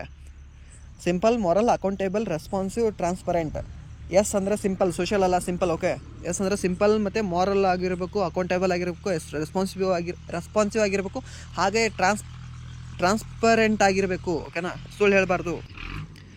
So ಇದಕ್ಕೆ ಸರಿಯಾದ ಉತ್ತರ ಆಪ್ಷನ್ A ಆಗುತ್ತೆ. ಸೊ ಮೊನ್ನೆ ಇದರಲ್ಲಿ ಕೇಳಿದ್ದ ನೋಡಿ, ಯಾವುದು PDOದಲ್ಲಿ ಕೇಳಿದ್ದ, ಇಲ್ಲಾಂದರೆ VOದಲ್ಲಿ ಕೇಳಿದ್ದ. ಅಲ್ಲಿ ದೀಪಮ್ ಇದ್ರೇನೋ ಫುಲ್ ಫಾರ್ಮ್ ಕೇಳಿದ್ದ ಅಲ್ವಾ. ದೀಪಮ್ ಏನು ಫುಲ್ ಫಾರ್ಮು? ಡಿಪಾರ್ಟ್ಮೆಂಟ್ ಆಫ್ ದೀಪಮಲ್ಲಿದ್ರೇನೋ A ಅಂತ ಬರುತ್ತೆ ಗೊತ್ತಾ, DIPAM. ಆ A ಮೀನ್ಸ್ ಅಸೆಟ್ಸ್, ಓಕೆನಾ. ಆ ಅಸೆಟ್ಸ್ ಅನ್ನೋದು ನೆನ್ಪಿಟ್ಕೊಳ್ಳಿ, ಯಾಕಂದರೆ ಎಲ್ಲ ಸೇಮ್ ಕೊಟ್ಟಿರ್ತಾನೆ, ಅಸೆಟ್ಸ್ ಅನ್ನೋದು ಮಾತ್ರ ಚೇಂಜ್ ಮಾಡ್ತಾನೆ ಎಕ್ಸಾಮಲ್ಲಿ, ಸರಿನಾ. ಅದು ಅಸೆಟ್, ಅದು ದೀಪಮ್ನಲ್ಲಿ ಆ್ಯಕ್ಚುಲಿ ಅದೊಂದು ಡಿಪಾರ್ಟ್ಮೆಂಟ್ ಅದು, ಸರಿನಾ. ಸೊ ನೆಕ್ಸ್ಟ್ 51ನೇ ಕ್ವಶನ್ ಏನಿದೆ ಅಂದರೆ 51ನೇ ಕ್ವಶನ್, ಕೆಳಗಿನ ಯಾವ ಜೋಡಿಗಳು ರಾಜ್ಯಗಳಲ್ಲಿ ಲೋಕಸಭೆಯ ಸ್ಥಾನಗಳನ್ನು ಸರಿಯಾಗಿ ಹೊಂದಾಣಿಕೆಯಾಗುತ್ತವೆ? ಯಾಕಂದರೆ ರೀಸೆಂಟಾಗಿ ಎಲೆಕ್ಷನ್ ಐತಲ್ವಾ, ಸೊ ಅದಕ್ಕೆ ಕೇಳಿದ್ದಾನೆ ಇದು ಕ್ವಶನು. ಕರ್ನಾಟಕ 28 ಇದಾವ, ಹೌದು 28 ಇದಾವೆ ಅಲ್ವಾ. ಉತ್ತರ ಪ್ರದೇಶ 80 ಇದಾವೆ, ಹೌದು 80 ಇದಾವೆ. ತಮಿಳುನಾಡಲ್ಲಿ 39 ಇದಾವೆ, ಹೌದು 39 ಇದಾವೆ. ನೆಕ್ಸ್ಟ್ ಕೇರಳ 20 ಇದಾವೆ, ನಮಗಿಂತ ಕಡಿಮೆ ಇದಾವೆ, ಹೌದು ಇದ್ದಾವೆ, ಓಕೆ. ಕೇರಳ 20 ಸರಿಯಾಗಿದೆ, ತಮಿಳುನಾಡು 39 ಸರಿಯಾಗಿದೆ, ಉತ್ತರ ಪ್ರದೇಶ 80. ಉತ್ತರ ಪ್ರದೇಶ ಯಾಕೆ ಇಲ್ಲೇ ನಮ್ಮ ಪಕ್ಕ ಇದ್ದಾವೆ ನೆನ್ಪಿಟ್ಕೊಂಡಿರ್ತೀವಿ. ಉತ್ತರ ಪ್ರದೇಶಕ್ಕೆ ನೆನ್ಪಿಟ್ಕೋಬೇಕು ಅಂತ ಕೇಳಿದ್ರೆ ಅತ್ಯಂತ ಹೆಚ್ಚು ಲೋಕಸಭೆ ಕ್ಷೇತ್ರ ಇರೋದೇ ಉತ್ತರ ಪ್ರದೇಶ. ಸೊ 80 ಇದ್ದಾವೆ, ಸೊ ಅದು ನೆನ್ಪಿಟ್ಕೊಳ್ಳೇಬೇಕಾಗುತ್ತೆ, ಸರಿನಾ. ಸೊ ನೆನ್ಪಿಟ್ಕೊಳ್ಳಿ. ಕರ್ನಾಟಕದಂತೂ 28 ನಿಮ್ಗೆ ಗೊತ್ತೇ ಇರ್ತದೆ, ಸರಿನಾ. ಸೊ ತಮಿಳುನಾಡು 39, ನಮಗಿಂತ ಜಾಸ್ತಿ ಇದಾವೆ ನೋಡಿ ತಮಿಳುನಾಡಲ್ಲಿ. ಉತ್ತರ ಪ್ರದೇಶದಲ್ಲಿ 80 ಇದ್ದಾವೆ, ಹಾಗೆ ಕೇರಳದಲ್ಲಿ 20 ಇದ್ದಾವೆ. ಸೊ ಇದಕ್ಕೆ ಸರಿಯಾದ ಉತ್ತರ ಯಾವುದು ಗೊತ್ತಾ? ಆಪ್ಷನ್ ABC ಮತ್ತು D, ಸರಿನಾ. 51ನೇ ಕ್ವಶನ್ಗೆ ಸರಿಯಾದ ಉತ್ತರ ಅಂದರೆ ಆಪ್ಷನ್ D ಇದಕ್ಕೆ ಸರಿಯಾದ ಉತ್ತರ ಆಗುತ್ತೆ. ಸೊ ನೆಕ್ಸ್ಟ್ ಕ್ವಶನ್ ಏನಿದೆ ಅಂದರೆ 52ನೇ ಕ್ವಶನು, ಅಂತಾರಾಷ್ಟ್ರೀಯ ವಿಮಾನ ನಿಲ್ದಾಣಗಳೊಂದಿಗೆ ಕೆಳಗೆ ಕೊಟ್ಟಿರೋ ಸಂಕೇತಗಳೊಂದಿಗೆ ಸಹಾಯ ಏನೋ ಸ್ಥಳ ಮತ್ತು ಅಂತಾರಾಷ್ಟ್ರೀಯ ವಿಮಾನ ನಿಲ್ದಾಣ ಅಂತ ಕೇಳಿದ್ದಾರೆ. ಅಮೃತ್ಸರ್ ಎಲ್ಲಿದೆ? ಸರಿ, ಅದ್ರ ಹೆಸರು ಕೇಳಿದ್ದಾರೆ ನೋಡಿ, ಅಮೃತ್ಸರ ನಂತರ ಬಂದರೆ ನಾವು ಡೈರೆಕ್ಟ್ ಇದ್ರೇನೋ ಸಿಕ್ಕಿಗೆ ಹೋಗ್ಬಿಡ್ತೀವಿ. ಸೊ ಸಿಕ್ ಅಂದರೆ ಯಾವುದಿದೆ? ಗುರು ರಾಮದಾಸ್ ಜಿ ಇದೆಯಲ್ಲ, ಆಪ್ಷನ್ ಎ ಇದು, ಸಿ ಹಾಕ್ಬಿಡಿ. ಸೊ ನೆಕ್ಸ್ಟ್ ವಾರಣಾಸಿಯಲ್ಲಿ ಯಾರ್ದಿದೆ? ಇವ್ರದ್ದಿದೆಯಾ? ಲಾಲ್ ಬಹದ್ದೂರ್ ಶಾಸ್ತ್ರಿ ಇವ್ರದ್ದಿದೆಯಾ? ಓಕೆ, ಇದೆಲ್ಲ ಆಪ್ಷನ್ ಕೊಟ್ಟಿದ್ದಾರಲ್ವಾ? ಕೊಟ್ಟಿದ್ದಾರೆ. ಆಪ್ಷನ್ ಡಿ ಏನು ಬಿ ಇದು 4 ಆಗುತ್ತೆ. ಸೊ ನೆಕ್ಸ್ಟ್ ಇದ್ರೆ ಪೋರ್ಟ್ ಬ್ಲೇರ್, ವಿ ಡಿ ಸಾವರ್ಕರ್ ಇದೆಯಾ ಎಲ್ಲಾದರೂ ನೋಡ್ಕೊಳ್ಳಿ, ಇಲ್ಲಾಂದ್ರೆ ಲಕ್ನೋ ನೋಡ್ಕೊಳ್ಳಿ ಮೊದಲು. ಲಕ್ನೋ ಇದ್ರೆ ಚೌಧರಿ ಚರಣ್ ಸಿಂಗ್. ಸೊ ನೆಕ್ಸ್ಟ್ ಏನಿದೆ ಅಂದರೆ ಪೋರ್ಟ್ ಬ್ಲೇರ್ ಇದೆಯಲ್ಲ, ಪೋರ್ಟ್ ಬ್ಲೇರಲ್ಲಿ ವೀರ್ ಸಾವರ್ಕರ್, ಯಾಕಂದರೆ ಅವರಿಗೆ ಎಲ್ಲಿದ್ರೆ ಕಾಲ್ಪಾಣಿ ಜೈಲಿಗೆ ಹಾಕಿರ್ತಾರೆ ಗೊತ್ತಾ 1907ರಲ್ಲಿ. ಸೊ ಅದಕ್ಕೆ ಅವರಿಗೆ ಅಲ್ಲಿ ಏರ್ಪೋರ್ಟ್ಗೆ ವೀರ್ ಸಾವರ್ಕರ್ ವಿ ಡಿ ಸಾವರ್ಕರ್ ಅವ್ರ ಹೆಸರಿಟ್ಟಿದ್ದಾರೆ. ಸರಿನಾ? ವೀರ್ ಸಾವರ್ಕರ್ ಅಂತೇಳಿ, ವೀರ್ ಸಾವರ್ಕರ್ ಇಂಟರ್ನ್ಯಾಷನಲ್ ಪೋರ್ಟ್ ಅಂತೇಳಿ, ಸರಿ ಏರ್ಪೋರ್ಟ್ ಅಂತೇಳಿ. ಸೊ ಲಕ್ನೋ ಇದು ನಿಮಗೆ ಜಾಸ್ತಿ ನೆನಪಿರಲ್ಲ, ಇದು ಜಾಸ್ತಿ ಕೇಳಿಲ್ಲ ಕ್ವಶನ್. ಈ ಕ್ವಶನ್ ಇದು ನೆನಪಿಟ್ಕೊಳ್ಳಿ, ಓಕೆನಾ? ಸ್ಪೆಷಲಿ ವಾರಣಾಸಿ ಇದ್ರೇನೋ ಇವ್ರದ್ದು ಲಾಲ್ ಬಹದ್ದೂರ್ ಶಾಸ್ತ್ರಿ ಅವ್ರದ್ದು, ಬಟ್ ಲಕ್ನೋ ಇದ್ರೇನೋ ಚೌಧರಿ ಚರಣ್ ಸಿಂಗ್ ಅವ್ರದ್ದು, ಓಕೆನಾ? ಚೌಧರಿ ಚರಣ್ ಸಿಂಗ್. ಸೊ ನೆಕ್ಸ್ಟ್ ಏನಿದೆ ಅಂದರೆ ಇದಕ್ಕೆ ಆಪ್ಷನ್ ನೀವೇ ಮಾಡ್ಕೊಳ್ಳಿ, ಯಾವುದಾಗುತ್ತೆ? ಡಿ ಇದ್ದದ್ದು ಬಿ 2 ಆಗಬೇಕಾ? ಸೊ ಡಿ ಇದು 2, ಆಪ್ಷನ್ ಎ ಮಾತ್ರ ಇದೆ ನೋಡಿ, ಅದಕ್ಕೊಳ್ಳಿ. ಸೊ ಇದಕ್ಕೆ ಸರಿಯಾದ ಉತ್ತರ ಆಗುತ್ತೆ. ಸೊ ನೆಕ್ಸ್ಟ್ ಕ್ವಶನ್ ಏನಿದೆ ಅಂದರೆ 53ನೇ ಕ್ವಶನ್. 2011ರ ಜನಗಣತಿಯ ಪ್ರಕಾರ ಇಳಿಕೆ ಕ್ರಮದಲ್ಲಿರುವ ಜನಸಾಂದ್ರತೆಯ ರಾಜ್ಯಗಳ ಗುಂಪನ್ನು ಆರಿಸಿ. ಈ ಕ್ವಶನ್ ಇದ್ರೇನೋ 1-2-3 ಸರಿ ರಿಪೀಟ್ ಆಗಿದೆ ನೋಡಿ ಇದು, ಓಕೆ? ಇಂಪಾರ್ಟೆಂಟ್ ಇದೆ, ಇದು ನೋಡ್ಕೊಳ್ಳಿ ಸ್ವಲ್ಪ. ಸೊ ಫಸ್ಟ್ ಇನ್ನೊಂದು ಬಿಹಾರ ಅಂತ ಗೊತ್ತಿರ್ತದೆ ನಿಮಗೆ, ಓಕೆ? ಯಾಕಂದರೆ 1102 ಜನ ಇದ್ದಾರೆ ಒಂದು ಚದರ ಕಿಲೋಮೀಟ್ರಿಗೆ. ಸೊ ಫಸ್ಟ್ ಬಿಹಾರ ಬರಬೇಕು. ಬಿಹಾರದ ನಂತರ ಯಾವುದಿದೆ? ಪಶ್ಚಿಮ ಬಂಗಾಳ ಬರಬೇಕಾ, ಹರಿಯಾಣ ಬರಬೇಕಾ? ಸರಿನಾ? ಯಾವ್ದು ಬರಬೇಕು? ಪಶ್ಚಿಮ ಬಂಗಾಳ ಬರಬೇಕು, ಸರಿನಾ? ಬಿಹಾರದ ನಂತರ ಪಶ್ಚಿಮ ಬಂಗಾಳ ಬರಬೇಕು. ಪಶ್ಚಿಮ ಬಂಗಾಳ ಆದ ನಂತರ ಹರಿಯಾಣ ಆದ ನಂತರ ತಮಿಳುನಾಡು. ಹೀಗಿಲ್ಲ ಅದು, ಬಟ್ ಏನೋ ಆ ರೀತಿ ನಾವು ನೋಡಿಕೊಂಡ್ರೆ ಬರ್ತದೆ. ಯಾಕಂದರೆ ಬಿಹಾರ ನಂತರ ಹರಿಯಾಣ ನಂತರ ಬರೋದಿಲ್ಲ, ಸರಿನಾ? ಯಾಕಂದರೆ ಹರಿಯಾಣದಲ್ಲಿ ಅಷ್ಟು ಜಾಸ್ತಿ ಇಲ್ಲ, ಯಾಕಂದರೆ ಲಿಂಗಾನುಪಾತ ಕೂಡ ಆ್ಯಕ್ಚುಲಿ ಕಡಿಮೆ ಇದೆ. ಸೊ ಲಿಂಗಾನುಪಾತ ಯಾವುದರಲ್ಲಿ ಕಡಿಮೆ ಇರ್ತಲ್ಲ ಅದರಲ್ಲಿ ಜನಸಾಂದ್ರತೆ ಕೂಡ ಜಾಸ್ತಿ ಇರೋದಿಲ್ಲ. ಇದು ಕಾನ್ಸೆಪ್ಟ್ ನಿಮಗೆ ನೆನಪಲ್ಲಿ ಇಟ್ಕೊಳ್ಳಿ, ಸರಿಯಾ? ಮ್ಯಾಕ್ಸಿಮಮ್. ಬಟ್ ಬಿಹಾರದಲ್ಲಿದ್ರೇನೋ ಲಿಂಗಾನುಪಾತ ಕಡಿಮೆ ಇದೆ, ಬಟ್ ಆದರೂ ಜನಸಾಂದ್ರತೆ ಜಾಸ್ತಿ ಇದೆ. ಅಂದರೆ ಆ್ಯಕ್ಚುಲಾಗಿ ಅಲ್ಲಿ ಜಾರ್ಖಂಡ್ ಹೊಡಿತದೆ ಗೊತ್ತಾ? ಜಾರ್ಖಂಡ್ ಭಾಗ ಆದ ನಂತರ ಜಾಸ್ತಿ ಜನ ಇದ್ರೇನೋ ಬಿಹಾರದಲ್ಲೇ ಉಳಿತಾರೆ. ಅಲ್ಲಿ ಕೋಲ್ ಮೈನಿಂಗ್ ಜಾಸ್ತಿ ಆಗ್ತವೆ ಇದರಲ್ಲಿ, ಜಾರ್ಖಂಡದಲ್ಲಿ. ಸೊ ಹಾಗೇ ಅಲ್ಲಿ ಇದಾಗ್ತದೆ. ಇನ್ನೊಂದು ಇಲ್ಲಿಟ್ರಸಿ ಬಿಹಾರದಲ್ಲಿ, ಸೊ ಅದರ ರೀಸನ್ ಅದು. ಬಟ್ ಹರಿಯಾಣದಲ್ಲಿ ಲಿಟ್ರಸಿ ಇಲ್ಲ, ಲಿಟ್ರಸಿ ಇದ್ದಾರೆ. ಒಲಿಂಪಿಕ್ ತರೋರೋದು ಆ್ಯಕ್ಚುಲಾಗಿ, ಓಕೆನಾ? ಎಲ್ಲ ಒಲಿಂಪಿಕ್ಸ್ ತರೋರಿದ್ರೆ ಮ್ಯಾಕ್ಸಿಮಮ್ ಒಂದು 50% ಜನ ಅಲ್ಲೇ, ಸಾರಿ 50 ಅಲ್ಲೇ, ಒಂದು 80% ಜನ ಹರಿಯಾಣದವರೇ ಬರ್ತಾ. ಒಲಿಂಪಿಕ್ಸ್ ರಾಜಧಾನಿ ಯಾವುದಾದ್ರೂ ಕೇಳಿದ್ರೆ ನಮ್ಮ ಭಾರತದಲ್ಲಿ ಅದು ಹರಿಯಾಣ ಅಂತಲೇ ಹೇಳಬೇಕು, ಓಕೆನಾ? ಕೇಳಿಲ್ಲ, ಬಟ್ ಇನ್ನು ಮುಂದೆ ಕೇಳಿದ್ರೆ ಹರಿಯಾಣ, ಸರಿಯಾ? ಅದಕ್ಕೆ ಉತ್ತರ. ಸೊ ಆಪ್ಷನ್ ಸಿ ಇದಕ್ಕೆ ಸರಿಯಾದ ಉತ್ತರ ಆಗುತ್ತೆ ನೋಡಿ. ಸೊ ನೆಕ್ಸ್ಟ್ ಕ್ವಶನ್ ಏನಿದೆ ಅಂದರೆ 54ನೇ ಕ್ವಶನ್. ಮಾರ್ಚ್ 2020ರಲ್ಲಿ ಭಾರತ ಸರ್ಕಾರವು ಈ ಕೆಳಗಿನ ಯಾವ ರಾಜ್ಯಗಳ ಲೋಕಸಭಾ ಮತ್ತು ವಿಧಾನಸಭಾ ಕ್ಷೇತ್ರಗಳ ವಿಂಗಡಣೆಗಾಗಿ ಕ್ಷೇತ್ರ ಪುನರ್ವಿಂಗಡಣಾ ಆಯೋಗ ರಚಿಸಿತ್ತು ಅಂತ ಕೇಳಿದ್ದಾರೆ. ಮೊದಲ ಬಾರಿಗೆ ಕ್ಷೇತ್ರ ಪುನರ್ವಿಂಗಡಣಾ ಆಯೋಗ ಇದ್ರೆ ಯಾವಾಗ ಸ್ಟಾರ್ಟ್ ಆಯಿತು? ಕ್ಷೇತ್ರ ಮೊದಲ ಪುನರ್ವಿಂಗಡಣೆ ಯಾವಾಗ ಮಾಡಿದ್ರು ಅಂತ ಕೇಳಿದ್ರೆ 1951-52ರಲ್ಲಿ ಮಾಡ್ತಾರೆ, ಸರಿಯಾ? ಹೇಗೆ ಗುರು ಅದನ್ನೇ ಹೇಳ್ತೀಯಾ? 1951-52 ಯಾಕಂತ ಹೇಳ್ತೀಯ ಅಂದರೆ ಫಸ್ಟ್ ಟೈಮ್ ಎಲೆಕ್ಷನ್ ಅವಾಗ ಆಗಿರ್ತದೆ, ಓಕೆನಾ? ಬ್ರಿಟಿಷ್ ಟೈಮ್ನಲ್ಲಿ 11 ಗವರ್ನರ್ ಪ್ರಾಂತ್ಯಗಳು 4 ಕಮಿಷನರೇಟ್ ಇರ್ತವೆ. ಅದನ್ನು ಚೇಂಜ್ ಮಾಡಿಕೊಂಡು ಇವರಿದ್ರೆ ತಮ್ಮದು ಏನೋ ಹೊಸದಾಗಿ ಏನೋ ಕ್ಷೇತ್ರಗಳನ್ನು ಪುನರ್ವಿಂಗಡಣೆ ಮಾಡ್ಕೋತಾರೆ ಭಾರತೀಯರು, ಸರಿನಾ? ನೆನ್ಪಿಟ್ಕೊಳ್ಳಿ, 1951-52. ಸೊ ಇಲ್ಲಿ ಸರಿಯಾದ ಉತ್ತರ ಯಾವುದು ಗೊತ್ತಾ? 2020ರಲ್ಲಿ ಕ್ಷೇತ್ರ ಪುನರ್ವಿಂಗಡಣೆ ಯಾವ್ದಾವ್ದು ರಾಜ್ಯ ಮಾಡ್ತಾರೆ ಅಂದರೆ, ಒಂದು ಅಸ್ಸಾಮು, ಇದು ಸರಿಯಾಗಿದೆ. ಸೊ ನೆಕ್ಸ್ಟ್ ಅರುಣಾಚಲ್ ಪ್ರದೇಶ್, ಇದು ಕೂಡ ಸರಿಯಾಗಿದೆ. ಮಣಿಪುರ್ ಇದು ಕೂಡ ಸರಿ. ಅದಾಂತರ ನಾಗಾಲ್ಯಾಂಡ್, ಇದು ಕೂಡ ಸರಿ. ಬಟ್ ಇಲ್ಲಿ ಯಾಕಾಗಲ್ಲ ಗೊತ್ತಾ? ಸೊ 7 ಸಿಸ್ಟರ್ ಸ್ಟೇಟ್ಸ್ ಇದಾವಲ್ಲ, ಅಲ್ಲಿಯೂ ಇದಾವೆ ರಾಜ್ಯಗಳು, ಓಕೆ? ಕ್ಷೇತ್ರ ಪುನರ್ವಿಂಗಡಣೆ ಮಾಡಿದ್ದು. ಸೊ ಇಲ್ಲಿ ಬಿಹಾರ ಇದ್ರೂ 7 ಸಿಸ್ಟರಲ್ಲಿ ಬರಲ್ಲ. ಸೊ ಇಲ್ಲಿ ಮಹಾರಾಷ್ಟ್ರ ಬರುತ್ತೆ, ಸೊ ಮಹಾರಾಷ್ಟ್ರ ಬರೋಲ್ಲ. ಜಾರ್ಖಂಡ್ ಬರುತ್ತೆ, ಜಾರ್ಖಂಡ್ ಬರೋದಿಲ್ಲ. ಸೊ ಆಪ್ಷನ್ ಎ ಇದ್ರೇನು ಡೈರೆಕ್ಟ್ ಕಣ್ಣು ಮುಚ್ಕೊಂಡು ಹಾಕಬೇಕಷ್ಟೆ. ಅಸ್ಸಾಂ, ಅರುಣಾಚಲ್ ಪ್ರದೇಶ್, ಮಣಿಪುರ್ ಮತ್ತು ನಾಗಾಲ್ಯಾಂಡ್, ಸರಿಯಾ? ಸೊ ಅಲ್ಲಿ 4 ಪಕ್ಕನೇ ಇದ್ದಾವೆ, ಕ್ವಾಡ್ರಿಲೇಟ್ರಲ್, ಓಕೆ? ಇಲ್ಲಿ ಇದು ಅಸ್ಸಾಂ ಅಂತ ಅಂದ್ಕೊಳ್ಳಿ.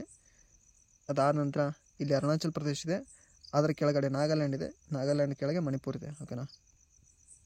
ಇವು 4 ರಾಜ್ಯಗಳಲ್ಲಿ ಕ್ಷೇತ್ರ ಪುನರ್ವಿಂಗಡಣೆಗಾಗಿ ಆಯೋಗವನ್ನು ರಚನೆ ಮಾಡಿದ್ದಾರೆ. ಸೊ ನೆಕ್ಸ್ಟ್ 55ನೇ ಕ್ವಶನ್. 87ನೇ ಸಂವಿಧಾನದ ತಿದ್ದುಪಡಿ ಕಾಯ್ದೆ 2003 ಪ್ರಕಾರ ಸದ್ಯದ ಲೋಕಸಭಾ ಸದಸ್ಯರ ಸಂಖ್ಯೆಯು ಡ್ಯಾಶ್ ವರ್ಷದ ನಂತರ ಮೊದಲ ಜನಗಣತಿಯಾಗುವವರೆಗೆ ಅಬಾಧಿತವಾಗಿದೆ. ಈ ಕ್ವಶನ್ ನೋಡಿ, ಇದು ಯಾಕೆ ಇದ್ರ ಮೇಲೆ ಲವ್ ಆಗಿದೆ ಏನು ಗೊತ್ತಿಲ್ಲ. ಎಕ್ಸಾಮ್ ಕ್ವಶನ್ ಪೇಪರ್ ತೆಗಿಯೋನಿಗೆ ಈ ಕ್ವಶನ್ ಒಂದು 2-3 ಸರಿ ಕೇಳಿದ್ದಾನೆ, ಸರಿನಾ. ಸೊ ಆಪ್ಷನ್ ಕೊಟ್ಟಿದ್ದಾನೆ ಅಂದರೆ 2026, 2027 ಮತ್ತು 2036, 2037 ಅಂತ ಕೊಟ್ಟಿದ್ದಾನೆ. ಸೊ ಇದಕ್ಕೆ ಸರಿಯಾದ ಉತ್ತರ ಯಾವುದು ಗೊತ್ತಾ? ಆಪ್ಷನ್ ಎ 2026, ಸರಿನಾ. 2026ರವರೆಗೆ, ಆನಂತರ 2027ರಲ್ಲಿ ನೆಕ್ಸ್ಟ್ ಇದನ್ನು ಬರ್ತದೆ. ಸೊ ನೆಕ್ಸ್ಟ್ ಏನಿದೆ ಅಂದರೆ 55 ಕ್ವಶನ್ ಆದ ನಂತರ 56ನೇ ಕ್ವಶನ್. ರಾಷ್ಟ್ರಪತಿ ಆಳ್ವಿಕೆಯನ್ನು 1951ರಲ್ಲಿ ಮೊಟ್ಟ ಮೊದಲ ಬಾರಿಗೆ ಯಾವ ರಾಜ್ಯದಲ್ಲಿ ಹೇರಲಾಯಿತು ಅಂತ ಕೇಳಿದ್ದಾರೆ. ರಾಷ್ಟ್ರಪತಿ ಆಳ್ವಿಕೆ ಇದ್ರೆ ಹೇರ್ತಾರೆ ಮೊಟ್ಟ ಮೊದಲ ಬಾರಿಗೆ. ಯಾವ ರಾಜ್ಯದಲ್ಲಿ ಹೇರ್ತಾರೆ? ಇನ್ನೊಂದು ಗೊತ್ತಾ, ಈ ಯಾವ್ದು ರಾಜ್ಯ ಇದೆಯಲ್ಲ, ಈ ರಾಜ್ಯದಲ್ಲಿ ಅತಿ ಹೆಚ್ಚು ಬಾರಿಗೆ ಇದ್ರೆ ರಾಷ್ಟ್ರಪತಿ ಆಡಳಿತ ಹೇರಿಕೆ ಮಾಡಿದ್ದಾರೆ. ಇಲ್ಲಿ ಯಾವ ವಿಧಿ ಪ್ರಕಾರ? 356ನೇ ವಿಧಿ ಪ್ರಕಾರ, ಸರಿನಾ. ಸೊ 356ನೇ ವಿಧಿಗೆ ಯಾವ ಒಂದು ಕೇಸ್ ಸಂಬಂಧ ಇದೆ ಹೇಳಿ ನೋಡಮ್ಮೆ. ಬೊಮ್ಮಾಯಿ ಕೇಸ್ ಬರ್ತಾ ಗೊತ್ತಾ? ಆ ಬೊಮ್ಮಾಯಿ ಕೇಸ್ ಇದರ ಸಂಬಂಧ ಇದ್ದದ್ದು ಇದಕ್ಕೆ. ಓಕೆ, 356ನೇ ವಿಧಿಗೆ ನೆನ್ಪಿಟ್ಕೊಳ್ಳಿ, ಕೇಳಿದ್ದಾರೆ ಕ್ವಶನ್ ಅದು ಕೂಡ. ಸೊ ಇಲ್ಲಿ ಯಾವುದೋ ಮಧ್ಯಪ್ರದೇಶ, ಮಹಾರಾಷ್ಟ್ರ, ಪಶ್ಚಿಮ ಬಂಗಾಳ ಅಂತ ಕೇಳಿದ್ರೆ ಪಂಜಾಬ್ ಪಂಜಾಬ್ ಇದೆಯಲ್ಲ, ಪಂಜಾಬಲ್ಲಿ ಅತಿ ಹೆಚ್ಚು ರಾಷ್ಟ್ರಪತಿ ಆಳ್ವಿಕೆಯನ್ನು ಹೇರಿದ್ದಾರೆ. ಹಾಗೆ ಮೊಟ್ಟ ಮೊದಲ ಬಾರಿಗೆ ರಾಷ್ಟ್ರಪತಿ ಆಳ್ವಿಕೆಯನ್ನು ಹೇರಿಸಿಕೊಂಡ ರಾಜ್ಯ ಅಂತ ಕೇಳಿದ್ರೆ ಅದು ಕೂಡ ಪಂಜಾಬೇ, ಸರಿನಾ. ಪಂಜಾಬ್.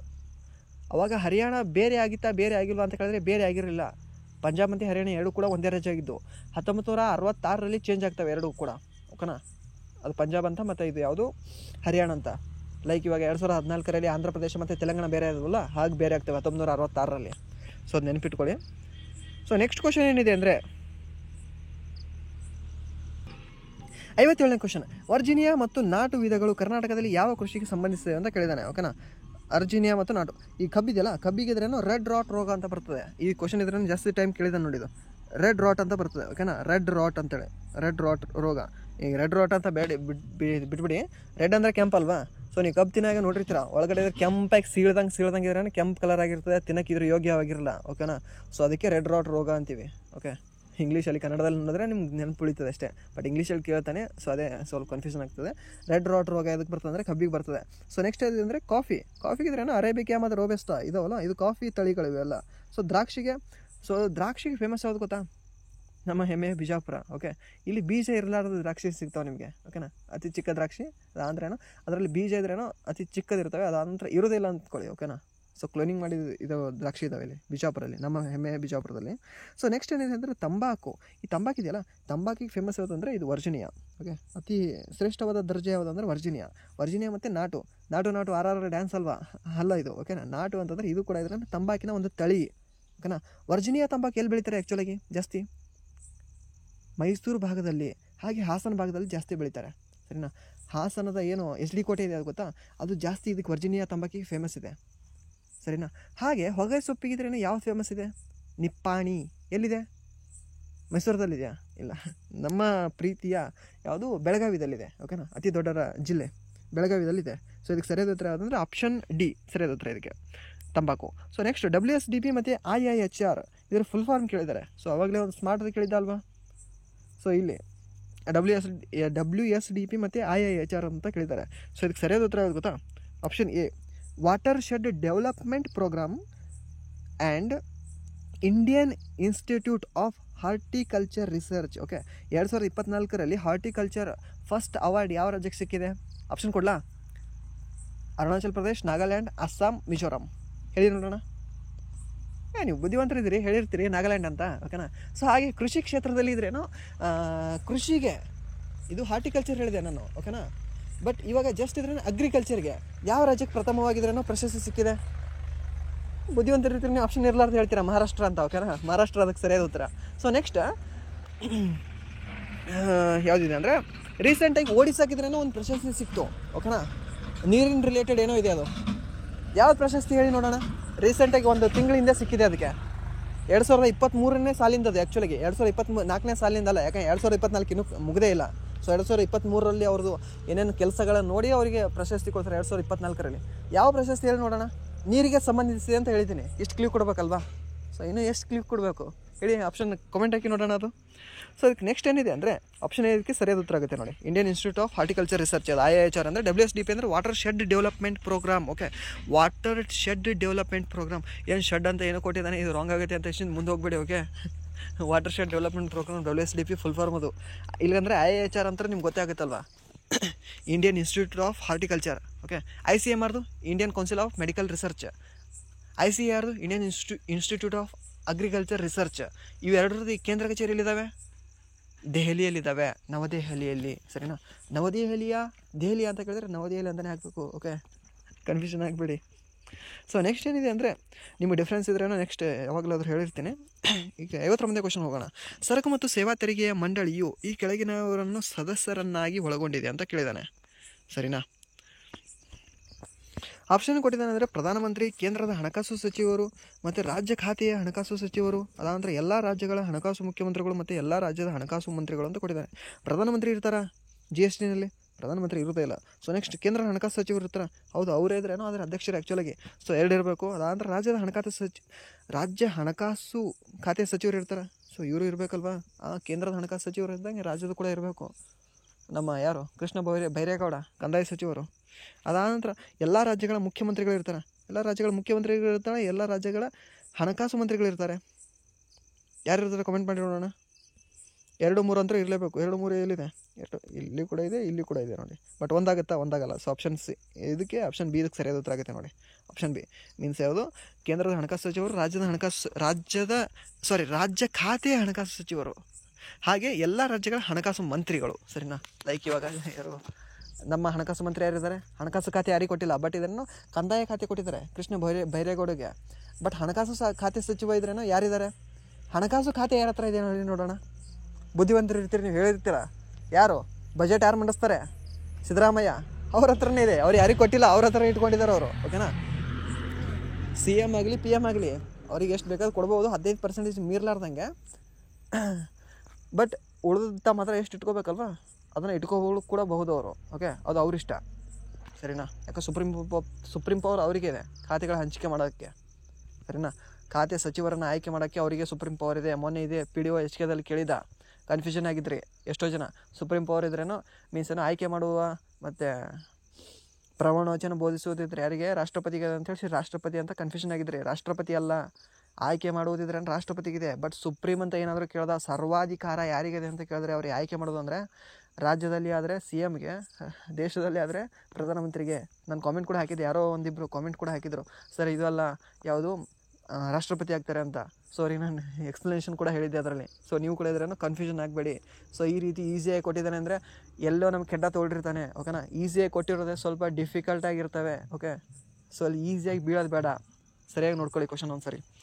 ಸೊ ನೆಕ್ಸ್ಟ್ ಏನಿದೆ ಅಂದರೆ ಜಲಪಾತಗಳು ಮತ್ತು ನದಿಗಳು ಕೊಟ್ಟಿದ್ದಾರೆ. ಮಾಗೋಡು ಇದ್ರೇನೋ ಬೇಡ್ತಿ ಅಂತ ಹೇಳಿದ್ದೀವಿ. ಬೇಡ್ತಿ ಅಂತ ಆಪ್ಷನಲ್ಲಿ ಇಲ್ಲ. ಸೊ ನನಗೆ ಆನ್ಸರ್ ಬರಲ್ಲ ಅಂತ ಮುಂದೆ ಹೋಗೋಣ. ಅಲ್ಲ, ಬೇಡ್ತಿ ನದಿಗೆ ಇನ್ನೊಂದು ಕರೀತಾರೆ ಗಂಗಾವಳಿ ನದಿ ಅಂತ ಕರೀತಾರೆ. ಓಕೆನಾ? ಬೇಡ್ತಿ ನದಿಯ ಇನ್ನೊಂದು ಹೆಸರು ಯಾವುದಂದರೆ ಗಂಗಾವಳಿ. ಸೊ ನೆಕ್ಸ್ಟ್ ಉಂಚಳ್ಳಿ ಅಂತಿದೆ. ಉಂಚಳ್ಳಿ ಯಾವುದು? ಅಘನಾಶಿನಿ, ಕೆಪ್ಪೆಜೋಗ ಅಂತ ಕರೀತಾರೆ ಇದಕ್ಕೆ ಉಂಚಳ್ಳಿಗೆ. ಓಕೆನಾ? ಕೆಪ್ಪಜೋಗ ಅಂತ ಕರೀತಾರೆ. ಸಾರಿ ಕೆಪ್ಪಳ್ಳಿ ಅಲ್ಲ, ಕೆಪ್ಪಜೋಗ ಅಂತ ಯಾಕೆ ಕರೀತಾರೆ ಅಂದರೆ, ಕೆಪ್ಪ ಕಿವಿ ಕೇಳಿಸ್ತಿದೀವಲ್ಲೋ ನಿನಗೆ ಅಂತ ಕರಿತೀವಿ ಗೊತ್ತಾ? ಕೆಪ್ಪ ಅಂದರೆ ಕಿವಿ ಕೇಳಿಸ್ತಾ ಇರೋನು, ಅಂದರೆ ಅಷ್ಟು ಜೋರಿದ್ರೇನು ಮಾತಾಡ್ತಿರ್ತಾನೆ ಅವನು ಕೆಪ್ಪ. ಓಕೆನಾ? ಕಿವಿ ಕೇಳಿಸ್ತಾ ಇರೋನು. ಯಾಕೆ ಮತ್ತವ್ರಿಗೆ ಕಿವಿ ಕೇಳಿಸಲ್ಲ ತಾವು ಅಂದ್ಕೊಂಡಿರ್ತಾನೆ. ಸೊ ಕೆಪ್ಪಜೋಗ ಅಂದರೆ ಭಾಳ ಸೌಂಡ್ ಮಾಡ್ಕೊತ ಬೀಳ್ತಿರ್ತದೆ ಮೇಲಿನ ಬೆಟ್ಟದಿಂದ. ಸೊ ಅದಕ್ಕೆ ಕೆಪ್ಪಜೋಗ ಅಂತ ಕರಿತೀವಿ ಅದಕ್ಕೆ ಉಂಚಳಿಗೆ. ಹಾಗೆ ಕರ್ನಾಟಕದ ಯಾವುದು ಲೂಷಿಂಗ್ಟನ್ ಜಲಪಾತ ಅಂತ ಕೂಡ ಇದಕ್ಕೆ ಕರಿತೀವಿ. ಸೊ ನೆಕ್ಸ್ಟ್ ಇರ್ಪು ಇದೆಯಲ್ಲ, ಇದು ಲಕ್ಷ್ಮಣ ತೀರ್ಥ ನೋಡಿದ್ದು. ಇರ್ಪು ಇದ್ರೆ ಲಕ್ಷ್ಮಣ ತೀರ್ಥ. ಬಂಡಾಜೆ ನೇತ್ರಾವತಿ ಎಲ್ಲಿದೆ? ಬಂಡಾಜೆ ನೇತ್ರಾವತಿ ಕೊಡಗುದಲ್ಲಿದೆಯಾ, ದಕ್ಷಿಣ ಕನ್ನಡದಲ್ಲಿದೆಯಾ? ಕಾಮೆಂಟ್ ಮಾಡಿ ನೋಡೋಣ. ಎಲ್ಲದಕ್ಕೂ ಕಾಮೆಂಟ್ ಮಾಡೋದು ಏನು ಕಿರಿಕಿರಿಗೋದು ಒಂದು ಹೇಳೋಕ್ಕಾಗಲ್ವಾ ಅಂತೇಳಿ. ನಾನು ಹೇಳೋಕ್ಕಾಗುತ್ತೆ, ಬಟ್ ಇಂಟ್ರಿಯಾಕ್ಷನ್ ಇರಲಿ ನಿಮ್ಮದು ಅಂತ ಅಷ್ಟೇ. ಓಕೆನಾ? ಸೊ ತಪ್ಪು ತಿಳ್ಕೊಬೇಡಿ, ಇಂಟ್ರಿಯಾಕ್ಷನ್ ಇರಲಿ ಅಂತ ಅಷ್ಟೇ. ಈ ಯಾವುದು ಧರ್ಮಸ್ಥಳ ಹೋಗಿರ್ತೀರ. ಓಕೆ, ರೀಸೆಂಟಾಗಿ ಎಲ್ಲರೂ ಆ ಧರ್ಮಸ್ಥಳದಲ್ಲಿ ನದಿ ಹರಿತದೆ. ಯಾವ ನದಿ ಹೇಳಿ ನೋಡೋಣ? ಕೇಳಿದಾನೆ ಕ್ವಶನ್ ಇದು. ನಾನು ಸಿಂಪ್ಲಿ ಸುಮ್ಮನೆ ಫನ್ನಾಗಿ ಕೇಳ್ತಿಲ್ಲ, ಸೀರಿಯಸ್ ಆಗಿ ಕೇಳಿದ್ದಾನೆ. ಯಾವುದಂದ್ರೆ ಇದೇ ನೇತ್ರಾವತಿ. ಹಾಗೆ ಧರ್ಮಸ್ಥಳ ಹೋಗಿ ಸುಮ್ಬಿಡ್ತೀರಾ, ಕುಕ್ಕೆ ಹೋಗ್ತೀರಾ. ಕುಕ್ಕೆದಲ್ಲಿ ಒಂದು ನದಿ ಹರಿತದೆ. ಯಾವ ನದಿ ಅದು? ಕುಮಾರಧಾರ ನದಿ. ಓಕೆ, ಕುಮಾರಧಾರ ನದಿ. ಓಕೆ, ಅದಕ್ಕೊಂದಿದ್ರೇನೋ ಜಲಪಾತ ಇದೆ. ಯಾವ ಜಲಪಾತ? ಮಲ್ಲಹಳ್ಳಿ ಜಲಪಾತ. ಓಕೆ, ಅದು ಯಾವ ಜಿಲ್ಲೆಯಲ್ಲಿದೆ? ದಕ್ಷಿಣ ಕನ್ನಡದಲ್ಲಿದೆಯಾ, ಕೊಡಗುದಲ್ಲಿದೆಯಾ? ಇದು ಕೂಡ ಕಾಮೆಂಟ್ ಹಾಕಿ. ಎರಡು ಒಂದರಲ್ಲೇ ಇದ್ದಾವೆ ನೋಡಿ ಬೇಕಾದರೆ. ಸೊ ನೆಕ್ಸ್ಟ್ ಏನಿದೆ ಅಂದರೆ ಕ್ವಶನ್ 61ನೇ ಕ್ವಶನ್. ಭಾರತದಲ್ಲಿ ರೈತರ ಆತ್ಮಹತ್ಯೆಗಳಿಗೆ ಸಂಬಂಧಿಸಿದಂತೆ ಭಾರತ ಸರ್ಕಾರವು ಘೋಷಿಸಿದ ಈ ಕೆಳಕಂಡ ಯೋಜನೆಗಳಲ್ಲಿ ಸರಿ ಇಲ್ಲದ ಜೋಡಿಯನ್ನು ಗುರುತಿಸಿ ಅಂತ ಕೊಟ್ಟಿದ್ದಾರೆ. ರೈತರ ಆತ್ಮಹತ್ಯೆಗೆ ಸಂಬಂಧಿಸಿದಂತೆ ಭಾರತ ಸರ್ಕಾರ ಯೋಜನೆಗಳನ್ನು ಘೋಷಣೆ ಮಾಡಿದೆ. ಬಟ್ ಇದರಲ್ಲಿ ಯಾವುದು ಸರಿಯಲ್ಲ ಅಂತ ಹೇಳಿದ್ದಾನೆ. ಸರಿನಾ? ಸೊ ಆಪ್ಷನ್ ಏನು ಕೊಟ್ಟಿದ್ದಾನೆ ಅಂದರೆ ಪರಿಹಾರ ಯೋಜನೆ ಅಂತ ಕೊಟ್ಟಿದ್ದಾನೆ. ಸರಿನಾ? ಸೊ ನೆಕ್ಸ್ಟ್ ಏನಿದೆ ಅಂದರೆ ಕೃಷಿ ಸಾಲ ಮನ್ನಾ ಅಂತ ಕೊಟ್ಟಿದ್ದಾನೆ, ಸಾಲ ಪರಿಹಾರ ಯೋಜನೆ ಅಂತ ಕೊಟ್ಟಿದ್ದಾನೆ, ಮತ್ತು ವೈವಿಧ್ಯಮಯ ಆದಾಯ ಮೂಲದ ಪ್ಯಾಕೇಜು ಅಂತ ಕೊಟ್ಟಿದ್ದಾನೆ, ಮತ್ತೇನು ಕೊಟ್ಟಿದ್ದಾನೆ ಅಂದರೆ PM ಕಿಸಾನ್ ಯೋಜನೆ ಅಂತ ಕೊಟ್ಟಿದ್ದಾನೆ. ಸರಿನಾ? ಇದರಲ್ಲಿ ಸರಿ ಯಾವುದು ಅಂದರೆ ಪರಿಹಾರ ಯೋಜನೆ ಇದೆಯಲ್ಲ, ಈ ಪರಿಹಾರ ಯೋಜನೆ 2006ರಲ್ಲಿ ಬರ್ತದೆ. ಓಕೆ, ಇದು 2006ರಲ್ಲಿ ಬರ್ತದೆ, ಸರಿ ಇದು. ಸೊ ನೆಕ್ಸ್ಟ್ ಇದು ಕೃಷಿ ಸಾಲ ಮನ್ನಾ ಪರಿಹಾರ ಯೋಜನೆ. ಇವೆರಡೂ ಕೂಡ ಮನಮೋಹನ್ ಸಿಂಗ್ ಪ್ರಧಾನಮಂತ್ರಿ ಆಗಿದ್ದಾಗ ಬಂದಿದ್ದೀವಲ್ಲ, ಓಕೆನಾ? ಇವರಲ್ಲ, ಯಾರೋ ನರೇಂದ್ರ ಮೋದಿ ಇದ್ದಾಗಲ್ವ ಇವು. ಸೊ ನೆಕ್ಸ್ಟ್ ಇದು ಕೂಡ ವೈವಿಧ್ಯಮಯ ಆದಾಯ ಮೂಲದ ಪ್ಯಾಕೇಜ್ ಇದೆಯಲ್ಲ, ಇದು ಕೂಡ ಯಾರೋ ಮನಮೋಹನ್ ಸಿಂಗ್ ಅವರು ರಾಷ್ಟ್ರಪತಿ ಪ್ರಧಾನಮಂತ್ರಿ ಇದ್ದಾಗಲೇ ಬಂದಿರ್ತದೆ ಇವು ಮೂರು ಕೂಡ. ಸರಿನಾ? ಸೊ ಇದಕ್ಕೆ PM ಕಿಸಾನ್ ಇದೆಯಲ್ಲ, ಈ PM ಕಿಸಾನ್ 2021 ಇದು. PM ಕಿಸಾನ್ ಯಾವಾಗ? PM ಕಿಸಾನ್ ಯೋಜನೆ 2021 2019 ಹೇಳಿ. ಸೊ ಇದು ಆಪ್ಷನ್ ಡಿ ಇದು ರಾಂಗ್ ಆಗುತ್ತೆ ನೋಡಿ ಇದು. ಸೊ ಆಪ್ಷನ್ ಡಿ ಮಾತ್ರ ತಪ್ಪು, ಆಪ್ಷನ್ ಎ ಇದೆಯಲ್ಲ ಇದು ಸರಿಯಾಗಿ ಉತ್ತರ ಆಗುತ್ತೆ. PM ಕಿಸಾನ್ ಯೋಜನೆ ಓಕೆ 2019 ಅದು. ಸೊ ನೆಕ್ಸ್ಟ್ ಕ್ವಶನ್ ಏನಿದೆ ಅಂದರೆ Sarthaq okay SARTHAQ students and teachers holistic advancement through quality education. Okay, so next ನಿಮ್ಗೆ ಇದರದ್ದು ಇದು SARTHAQ ಸಾರ್ಥಕ್. ಓಕೆ, ಇದರದ್ದು ಫುಲ್ ಫಾರ್ಮ್ ಕೇಳ್ಬೋದು, ನೆನಪಿಟ್ಕೊಳ್ಳಿ. S ಫಾರ್ ಸ್ಟೂಡೆಂಟ್ ನೀವೇ, ಅದಾದರೆ and teachers holistic advancement through quality education. Okay, ಯಾವ್ದಿದು? ಸಾರ್ಥಕ್ ಆಗಬೇಕು ನೋಡಪ್ಪ. ಕ್ವಾಲಿಟಿ ಎಜುಕೇಷನ್ ತೊಗೊಂಡು ಸ್ಟೂಡೆಂಟ್ಗಳು ಮತ್ತು ಟೀಚರ್ಸ್ ಕೊಡಬೇಕು, ಈ ರೀತಿ ನೆನಪಿಟ್ಕೊಳ್ಳಿ. ಸ್ಟೂಡೆಂಟ್ಸ್, ಟೀಚರ್ಸ್, ಅದಾದ ನಂತರ ಸಾರ್ಥಕ. ಇದು ಎದಕ್ಕೆ ಬರ್ತದೆ ಅಂದರೆ ಕ್ವಾಲಿಟಿ. ಇದಕ್ಕೆ ಯಾವುದಾದ್ರೂ ವರ್ಡ್ ಚೇಂಜ್ ಮಾಡಿರ್ತಾರೆ, ನಿಮ್ಗೆ ಅಲ್ಲಿದ್ರೆ ಈಸಿಯಾಗಿದ್ರೇನೋ ಹಿಂಟ್ ಸಿಗ್ತದೆ. ಸರಿನಾ? ಸೊ ನೆಕ್ಸ್ಟ್ ಏನಿದೆ, ಸಾರಿ ಇದಕ್ಕೆ ಆಪ್ಷನ್ ಇದು ಯಾವುದಕ್ಕೆ ಸಂಬಂಧಿಸಿದೆ ಅಂತ ಕೇಳಿದಾನೆ. ಸರಿನಾ? ಯಾವುದಕ್ಕೆ ಸಂಬಂಧಿಸಿದೆ ಇದು? ರಾಷ್ಟ್ರೀಯ ಶಿಕ್ಷಣ ನೀತಿಯ, NEPನ, ಅದಂತರ ಇಂಟಿಗ್ರೇಟೆಡ್ ಟೀಚರ್ ಎಜುಕೇಷನ್ ಪ್ರೋಗ್ರಾಮ್ ಅಂತ ಕೊಟ್ಟಿದ್ದಾನೆ 2021. ಸೊ ಟೈಮ್ ವೇಸ್ಟ್ ಮಾಡೋದು ಬೇಡ, ಡೈರೆಕ್ಟ್ ಹೋಗೋಣ. NEP ಓಕೆನಾ? ಈ NEP ಇದ್ರೇನು, ಇದ್ರದ್ದು ತಂದವ್ರು ಯಾರು, ಇದ್ರ ಅಧ್ಯಕ್ಷರು ಯಾರು ಅಂತ ಕೇಳಿರ್ತಾರೆ. ಓಕೆನಾ? ಯಾರು? ಗಾಡ್ಗಿಲ್ಲ, ಸುಖದೇವ್ ಹೋರಾಟ, ಕಸ್ತೂರಿ ರಂಗನ. ಸೊ ಬುದ್ಧಿವಂತರಿದ್ದೀರಾ, ನೀವು ಹೇಳ್ತೀರಾ ಕಸ್ತೂರಿ ರಂಗನ್ ಅಂತೇಳಿ. ಓಕೆನಾ? ಕಸ್ತೂರಿ ರಂಗನ್ ಸಮಿತಿ ಅದಕ್ಕೆ ಸಂಬಂಧಿಸಿದೆ ಅಂದರೆ ಈ NEPಗೆ ಸಂಬಂಧಿಸಿದ್ದು. ಓಕೆನಾ? ಹಾಗೆ SEPಗೆ ಅಂದರೆ ಸುಖದೇವ್ ಹೋರಾಟ. ಓಕೆನಾ? SEP state education policy, NEP national education policy. ಓಕೆನಾ? ಸೊ ನೆನ್ಪಿಟ್ಕೊಳ್ಳಿ. ಸೊ ಅದಕ್ಕೆ 2020ರಲ್ಲಿ ಬರ್ತದೆ. ಅದರದ್ದು ಸಮಿತಿ ಅಧ್ಯಕ್ಷ ಯಾರು ಅಂತಂದರೆ ಇವರೇ, ಕಸ್ತೂರಿ ರಂಗನ್. ಸರಿನಾ? ಸೊ ಇದರದ್ದು SEPದು ನಮ್ಮ ಹೆಮ್ಮೆಯ ಕರ್ನಾಟಕದ್ದು ಸುಖದೇವ್ ಹೋರಾಟ. ಓಕೆ, ಆ SEPನ ಅಳವಡಿಸಿಕೊಂಡ NEPನ ಅಳವಡಿಸಿಕೊಂಡ ಯೂನಿವರ್ಸಿಟಿ ಯಾವುದು? ಧಾರವಾಡ ಯೂನಿವರ್ಸಿಟಿ. ಸರಿನಾ? ಮೈಸೂರು ಮತ್ತು ಅಲ್ಲಿ ಹೋಗಬೇಡಿ, ಧಾರವಾಡ ಯೂನಿವರ್ಸಿಟಿ. ಕ್ವಶನ್ ಕೇಳ್ತಾನೆ. ಸೊ ನೆಕ್ಸ್ಟ್ 62 ನಂತರ 63ನೇ ಕ್ವಶನ್. ಕರ್ನಾಟಕದ ರಾಜ್ಯ ಗ್ರಾಮೀಣ ಜೀವನೋಪಾಯ ಸಂವರ್ಧನಾ ಸಂಘವನ್ನು ಯಾವ ಹೆಸರಿನಿಂದ ಕರೆಯಲಾಗುತ್ತದೆ ಅಂತ ಕೇಳಿದಾನೆ. ಈ ಹೆಸರಿಗಿದ್ರೆ ಈ ಸಂಘಕ್ಕೆ ಒಂದು ಹೆಸರಿದೆ, ಕರ್ನಾಟಕ ರಾಜ್ಯ ಗ್ರಾಮೀಣ ಜೀವನೋಪಾಯ ಸಂವರ್ಧನಾ ಸಂಘ. ಓಕೆನಾ? ಇದಕ್ಕೇನಂತ ಕರೀತಾರೆ? ಯಶಸ್ವಿನಿ, ಮಹಾಲಕ್ಷ್ಮಿ, ಮನಸ್ವಿನಿ ಅಂತನಾ, ಏನು ಗೃಹಲಕ್ಷ್ಮಿ ಅಂತ ಕರೀತಾರೆ. ಇದಕ್ಕೆ ಸಂಜೀವಿನಿ ಅಂತ ಕರೀತಾರೆ. ಓಕೆನಾ? ಸಂಜೀವಿನಿ. ಆ ಸಂಜೀವಿನಿ ಅನ್ನೋದು ವರ್ಡೇ ಹೆಂಗಿದೆ ಗೊತ್ತಾ? Beautiful name. ಹುಡುಗಿರಿಗೆ ಒಬ್ಬರ ಹೆಸರಿರುತ್ತೆ, ಇದು one of the beautiful name ಇದು. ಸಂಜೀವಿನಿ ಅಂತಂದರೆ ಒಂದು ಪ್ರಾಣವನ್ನು ಉಳಿಸೋ ಶಕ್ತಿ ಇರೋರು ಅವರು ಆ್ಯಕ್ಚುಲಾಗಿ. ಓಕೆ, ಒಂದು ಜೀವವನ್ನು ಉಳಿಸೋ ಸಂಜೀವಿನಿ ಪರ್ವತ ಇದ್ರೆ ಹೊತ್ಕೊಂಡ್ಬಂದಿರ್ತಾರೆ ಗೊತ್ತಾ, ಹನುಮಾನ್ಜಿ. ಸೊ ಸಂಜೀವಿನಿ ಅನ್ನೋದು ಮೀನಿಂಗ್ಗೆ ಸಂಸ್ಕೃತದಲ್ಲಿ ಏನು ಕೊಡ್ತದೆ ಅಂದರೆ ಒಂದು ಜೀವವನ್ನು ಉಳಿಸು ಅಂತ ಹೇಳ್ತದೆ ಸಂಜೀವಿನಿ. ಗ್ರೇಟೆಸ್ಟ್ ನೇಮ್ ಅದು ಹುಡುಗಿಯರಿಗೆ ಇರೋ ಹೆಸರಲ್ಲಿ. ಸರಿನಾ? ಒನ್ ಆಫ್ ದಿ ಗ್ರೇಟೆಸ್ಟ್, ಯಾಕಂದರೆ ಜಾಸ್ತಿ ಇದ್ದಾವೆ ಹುಡುಗಿಯರಲ್ಲಿ. ಸೊ ನೆಕ್ಸ್ಟ್ ಏನಿದೆ ಅಂದರೆ ಇದು ಮೆಂಟಲ್ ಎಬಿಲಿಟಿ ಇದೆ. 64th ಕ್ವಶನು, ಸಾರಿ ಮೆಂಟಲ್ ಎಬಿಲಿಟಿ ಇದೆ. ಇದಕ್ಕೆ ಸರಿಯಾದ ಉತ್ತರ ಯಾವುದಾಗುತ್ತೆ ಅಂದರೆ ಆಪ್ಷನ್ ಇದೆಯಲ್ಲ, ಇದಕ್ಕೆ ಸರಿಯಾದ ಉತ್ತರ ಆಗುತ್ತೆ. ನೀವು ಮೆಂಟಲ್ ಎಬಿಲಿಟಿ ಇದೆ, ಸೊ ಟೈಮ್ ಇದು ಆಗುತ್ತೆ ಅಂತ ಹೇಳ್ತಿದ್ದೀನಿ. ಸೊ ಇದನ್ನು ಮಾಡ್ಕೊಳ್ಳಿ. ಸೊ ನೆಕ್ಸ್ಟ್ 65ನೇ ಕ್ವಶನ್ ಇದೆಯಲ್ಲ, ಸೊ 65ನೇ ಕ್ವಶನ್ಗೆ ಇದಕ್ಕೆ ಸರಿಯಾದ ಉತ್ತರ ಯಾವುದಾಗುತ್ತೆ ಅಂದರೆ ಆಪ್ಷನ್ ಬಿ 150 ಇದೆಯಲ್ಲ, ಇದು ಕೂಡ ಇದ್ರೆ 150 ಇದಕ್ಕೆ ಸರಿಯಾದ ಉತ್ತರ ಆಗುತ್ತೆ. ಇದು ಕೂಡ ಪಾಸ್ ಮಾಡ್ಕೊಳ್ಳಿ, ಒಂದು ಸರಿ ಆನ್ಸರ್ ಸಾಲ್ವ್ ಮಾಡಿ, ಯಾಕಂದರೆ ಮೆಂಟಲ್ ಎಬಿಲಿಟಿ ಬರ್ತವೆ PDOಗೂ ಕೂಡ. ಸರಿನಾ? ಸೊ ನೆಕ್ಸ್ಟ್ 66ನೇ ಕ್ವಶನ್, ಇದು ಕೂಡ ಮೆಂಟಲ್ ಎಬಿಲಿಟಿ ಇದೆ. ಸೊ 66ನೇ ಕ್ವಶನ್ಗೆ ಇದಕ್ಕೆ ಸರಿಯಾದ ಉತ್ತರ ಯಾವುದಾಗುತ್ತೆ ಅಂದರೆ ಆಪ್ಷನ್ 4 ಸರಿನಾ. ಅವನ ಮಗ ಇದೆಯಲ್ಲ ಅದು ಆಗುತ್ತೆ, ಅವನ ಮಗ. ಓಕೆ, ಸೊ ನೆಕ್ಸ್ಟ್ ಏನಿದೆ ಅಂದರೆ 67ನೇ ಕ್ವಶನ್ಗೆ ಆಪ್ಷನ್ ಏನಾಗುತ್ತೆ, ಸರಿಯಾದ ಉತ್ತರ ಏನಾಗುತ್ತೆ ಅಂದರೆ ಆಪ್ಷನ್ 3 ಇದೆಯಲ್ಲ ಇದು ಸರಿಯಾದ ಉತ್ತರ ಆಗುತ್ತೆ ನೋಡಿ. ಯಾವುದು ಅಂದರೆ UEI. ಓಕೆ, UAE ಅಲ್ಲ, ಯುನೈಟೆಡ್ ಅರಬ್ ಎಮಿರೇಟ್ಸ್ ಅಲ್ಲ, UEI ಇದು ಮಿಡಲ್ ಎಬಿಲಿಟಿ ಇದೆ, ಇದಕ್ಕೆ ಸರಿಯಾದ ಉತ್ತರ ಆಗುತ್ತೆ. ಸೊ ನೆಕ್ಸ್ಟ್ 68ನೇ ಕ್ವಶನ್ಗೆ ಏನಾಗುತ್ತೆ, ಕರ್ನಾಟಕ ಪದದಲ್ಲಿರುವ ಅಕ್ಷರಗಳನ್ನು ಎಷ್ಟು ವಿಧಗಳಲ್ಲಿ ಬರೆಯಬಹುದು. ಓಕೆ, ಸೊ ಇದು ಯಾವುದು ಕ್ರಮಯೋಜನೆ ಮತ್ತು ವಿಕಲ್ಪ ಅನ್ನೋದು ಟಾಪಿಕ್ ಬರ್ತದೆ ಅಲ್ವಾ, ಆ ಟಾಪಿಕಲ್ಲಿ ಇದು ಇದ್ರೇನೋ ಕ್ಲಿಯರ್ ಆಗುತ್ತೆ. ಈಸಿ ಕ್ವಶನ್ ಇದು, one of the best easy ಇದು. ಓಕೆ, ಈ ಕ್ವಶನ್ನ ಹೇಗಂತ ಏನಾದರೂ ಕೇಳಿದ್ರೆ ಕಾಮೆಂಟ್ ಮಾಡಿ. ನೀವು ಇಫ್ ಗೊತ್ತಿಲ್ಲ ಅಂದರೆ, ಗೊತ್ತಿರುತ್ತೆ ಮ್ಯಾಕ್ಸಿಮಮ್ ಜನಕ್ಕೆ, ಗೊತ್ತಿಲ್ಲ ಅಂದರೆ ಕಾಮೆಂಟ್ ಮಾಡಿ, ನಾನು ಹೇಳಿರ್ತೀನಿ. ಓಕೆನಾ, ಸಿಂಪಲ್ ಕ್ವಶನ್ ಇದು, ಈಸಿ ಕ್ವಶನ್, ಜಾಸ್ತಿ ಕೇಳ್ತಿದ್ದಾನೆ ಈ ರೀತಿ ಕ್ವಶನ್ಗಳನ್ನು. ಇವಾಗ ಕ್ರಮಯೋಜನೆ ಮತ್ತು ವಿಕಲ್ಪ ಟಾಪಿಕ್ ಇದೆಯಲ್ಲ, ಸ್ವಲ್ಪ ಚೆನ್ನಾಗಿ ನೋಡ್ಕೊಳ್ಳಿ. ಓಕೆ, ಅದರಲ್ಲಿ ಸಿಂಪಲ್ ಕ್ವಶನ್ ಕೇಳಿದ್ದಾನೆ, ಈ ರೀತಿ ಕೇಳ್ತಿದ್ದಾನೆ. ಸೊ 68 ಆಗುತ್ತಾ, 68 ಆದ ನಂತರ 69ನೇ ಕ್ವಶನ್. ಈ ಕೆಳಗಿನವುಗಳನ್ನು ಜಡತ್ವದ ಇನರ್ಷಿಯಾ ಕ್ರಮದಲ್ಲಿ ಜೋಡಿಸಿ ಅಂತ ಕೊಟ್ಟಿದ್ದಾನೆ ಸರಿನಾ. ಏರಿಕೆ ಕ್ರಮದಿಂದ ಇಳಿಕೆ ಕ್ರಮದಲ್ಲಿ ಜೋಡಿಸಿ ಅಂತ ಹೇಳಿದ್ದಾನೆ. ಸೊ ಫಸ್ಟ್ ಯಾವ್ದು ಬರಬೇಕು, ಶಟಲ್ ಕಾಕು ಮತ್ತು ಗುಂಡು ಎಸೆತದ ಗುಂಡು, ಕಾಲ್ಚೆಂಡು ಮತ್ತು ಟೆನ್ನಿಸ್ ಬಾಲು. ಅತಿ ವಜ್ಜ ಯಾವುದು ನೋಡ್ರಿ, ವಜ್ಜ ಮೀನ್ಸ್ ಏನೋ ನಮ್ಮ ಉತ್ತರ ಕರ್ನಾಟಕ ಭಾಷೆಯಲ್ಲಿ ಅತಿ ಭಾರ ಯಾವುದಿದೆ ಅಂತೇಳಿ. ಭಾರ ಯಾವುದಿದೆ, ಬಿ ಇದೆ. ಸೊ ಬಿ ಫಸ್ಟ್ ಬರಬೇಕು. ಬಿ ಆದ ನಂತರ ಇದಾದ ನಂತರ ನೆಕ್ಸ್ಟ್ ಭಾರ ಯಾವುದಿದೆ, ಕಾಲ್ಚೆಂಡ್ ಇದೆ, ಟೆನ್ನಿಸ್ ಬಾಲ್ ಇದೆ, ಶಟಲ್ ಕಾಕ್ ಇದೆ. ಕಾಲ್ಚೆಂಡ್ ಇದೆ ಗುರು, ಸೊ ಅಂತ ಹೇಳ್ತೀರಾ ನೀವು. ಸೊ ಇದಾದ ನಂತರ ಟೆನ್ನಿಸ್ ಬಾಲ್ ಇದೆಯಾ, ಅದಂದ್ರೆ ಶಟಲ್ ಕಾಕ್ ಇದೆಯಾ, ಟೆನ್ನಿಸ್ ಬಾಲ್ ಇದೆ, ಶಟಲ್ ಕಾಕೇನು ಇಷ್ಟೇ ಇರ್ತದೆ, ಸಣ್ಣದೇ ಇರ್ತದೆ ಅಂತೇಳಿ. ಆಪ್ಷನ್ ಡಿ ಇದ್ದರೆ ಇದು ಲಾಸ್ಟ್ ಬರಬೇಕು.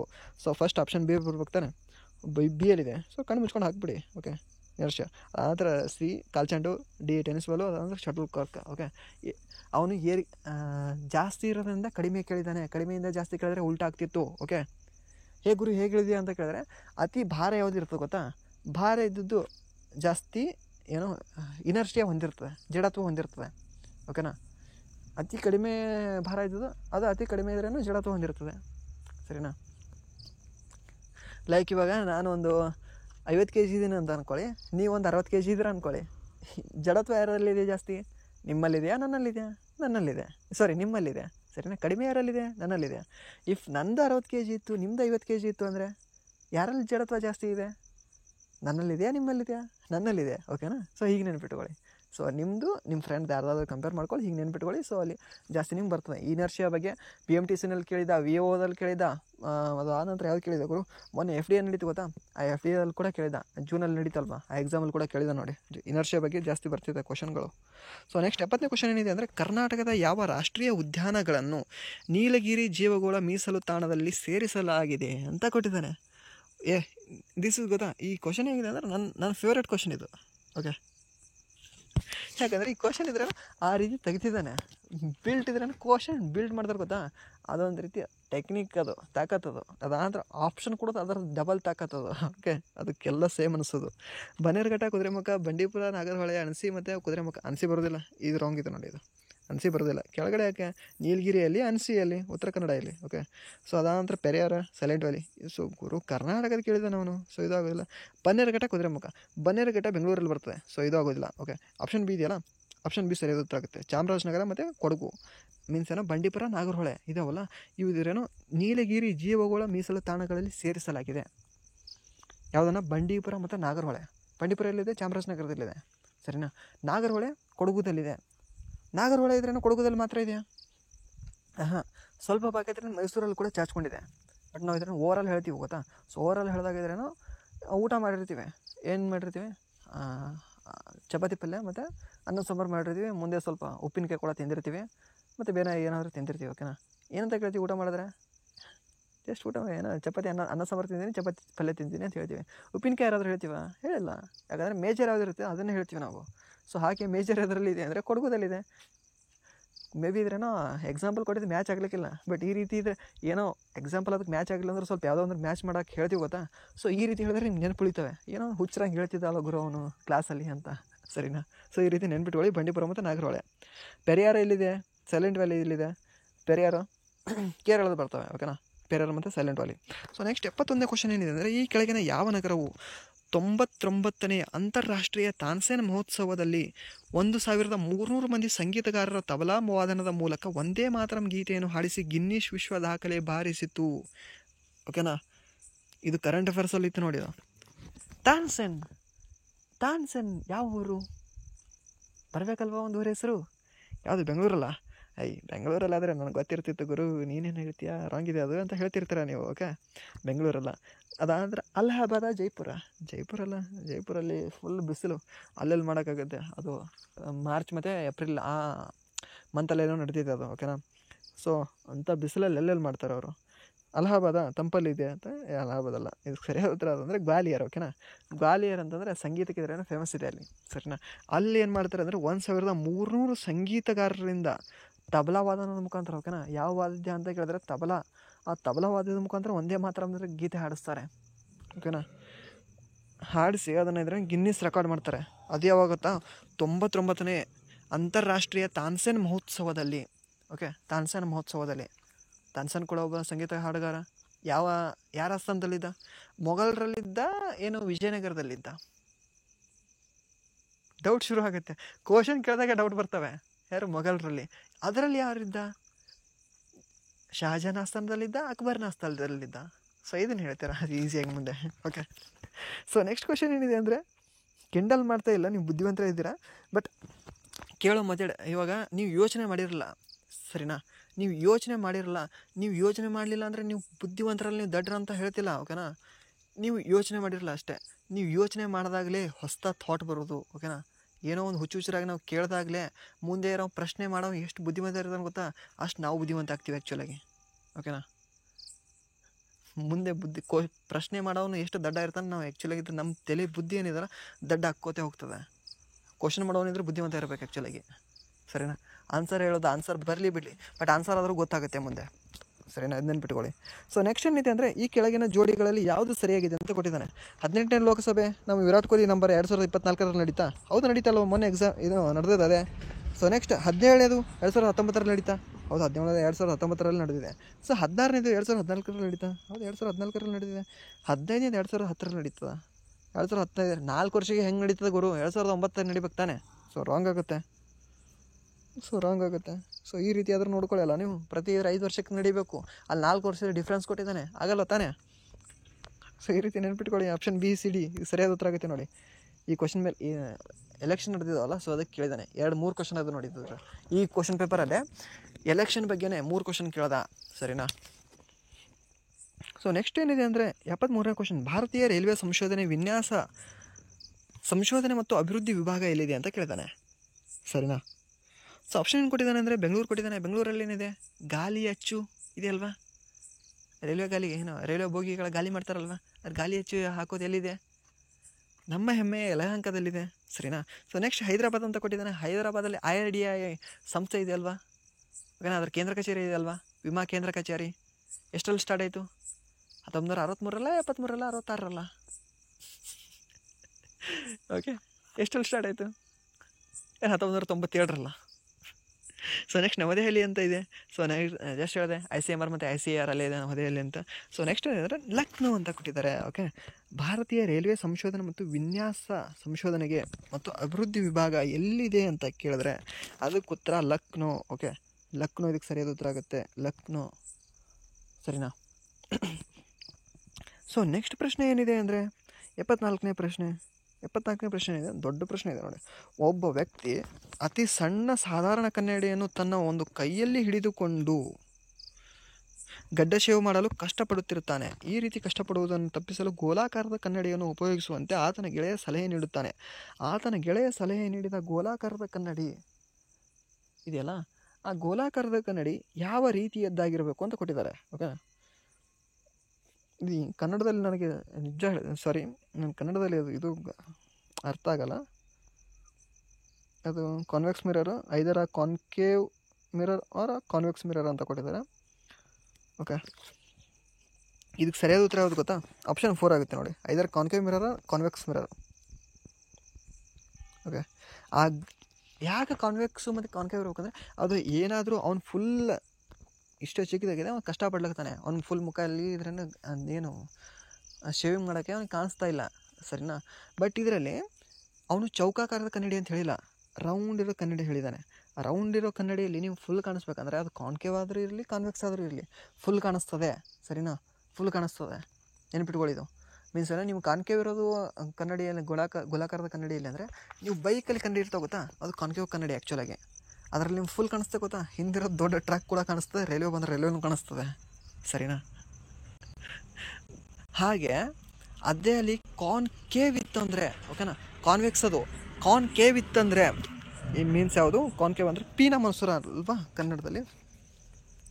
ಆ ಕಾನ್ಕೇವ್ ಇತ್ತಂದರೆ ಇವಾಗ ಒಂದು ಯಾವುದಾದ್ರೂ ಮನೇಲಿ ಹೊಸ ಪಾತ್ರೆ ತೊಗೊಂಡಿರ್ತಾರೆ ಓಕೆನಾ, ಆ ಪಾತ್ರೆ ಹೊರಗಿನ ಸೈಡ್ ನೋಡಬೇಡ್ರಿ, ಒಳಗಿನ ಸೈಡ್ ಹಿಡ್ಕೊಂಡು ಮುಖ ನೋಡ್ಕೊರಿ ಓಕೆನಾ. ಫುಲ್ ಎಲ್ಲ ನಿಮ್ಮ ಬಾಡಿ ಇವನ್ ಇದ್ರೆ ನಿಮ್ಮದು ಏನು ಎದೆ ಕೆಳಗಡೆವರೆಗೂ ಏನು ಅರ್ಧ ಹೊಟ್ಟೆ ಬರುತ್ತಲ್ವ ಅಲ್ಲಿವರೆಗೂ ನಿಮ್ಮ ಇದ್ರೇನೋ ಫುಲ್ ಬಾಡಿ ಕಾಣಿಸ್ತದೆ ಅದರಲ್ಲಿ, ಲೈಕ್ ಕಾನ್ಕೇವ್ ಥರ ಇದ್ರೇನೋ ವರ್ಕ್ ಆಗುತ್ತೆ ಅದು. ನೆಕ್ಸ್ಟ್ 75ನೇ ಕ್ವಶನ್ ಏನಿದೆ ಅಂದರೆ 75th ಕ್ವಶನ್, ಆಪ್ಷನ್ 4 ಇದಕ್ಕೆ ಸರಿಯಾದ ಉತ್ತರ ಆಗುತ್ತೆ ಓಕೆನಾ. ಆಪ್ಷನ್ 4 ಇದೆಯಲ್ಲ ಇದಕ್ಕೆ ಸರಿಯಾದ ಉತ್ತರ ಆಗುತ್ತೆ ನೋಡಿ. ಸೊ ಇದು ಪಾಸ್ ಮಾಡ್ಕೊಳ್ಳಿ, ಆನ್ಸರ್ ಮಾಡ್ಕೊಳ್ಳಿ. ಹಾಗೆ 76ನೇ ಕ್ವಶನ್ ಇದೆಯಲ್ಲ, ಈ 76ನೇ ಕ್ವಶನ್ಗೆ ಸರಿಯಾದ ಉತ್ತರ ಯಾವುದಾಗುತ್ತೆ ಅಂದರೆ ಆಪ್ಷನ್ ಬಿ ಆಗುತ್ತೆ, ಸರಿನಾ. ಆಪ್ಷನ್ ಬಿ ಇದಕ್ಕೆ ಸರಿಯಾದ ಉತ್ತರ ಆಗುತ್ತೆ. ಸೊ ನೆಕ್ಸ್ಟ್ 77ನೇ ಕ್ವಶನ್ ಇದೆಯಲ್ಲ, ಇದು ಕೂಡ ಆಪ್ಷನ್ ಬಿನೇ ಆಗುತ್ತೆ.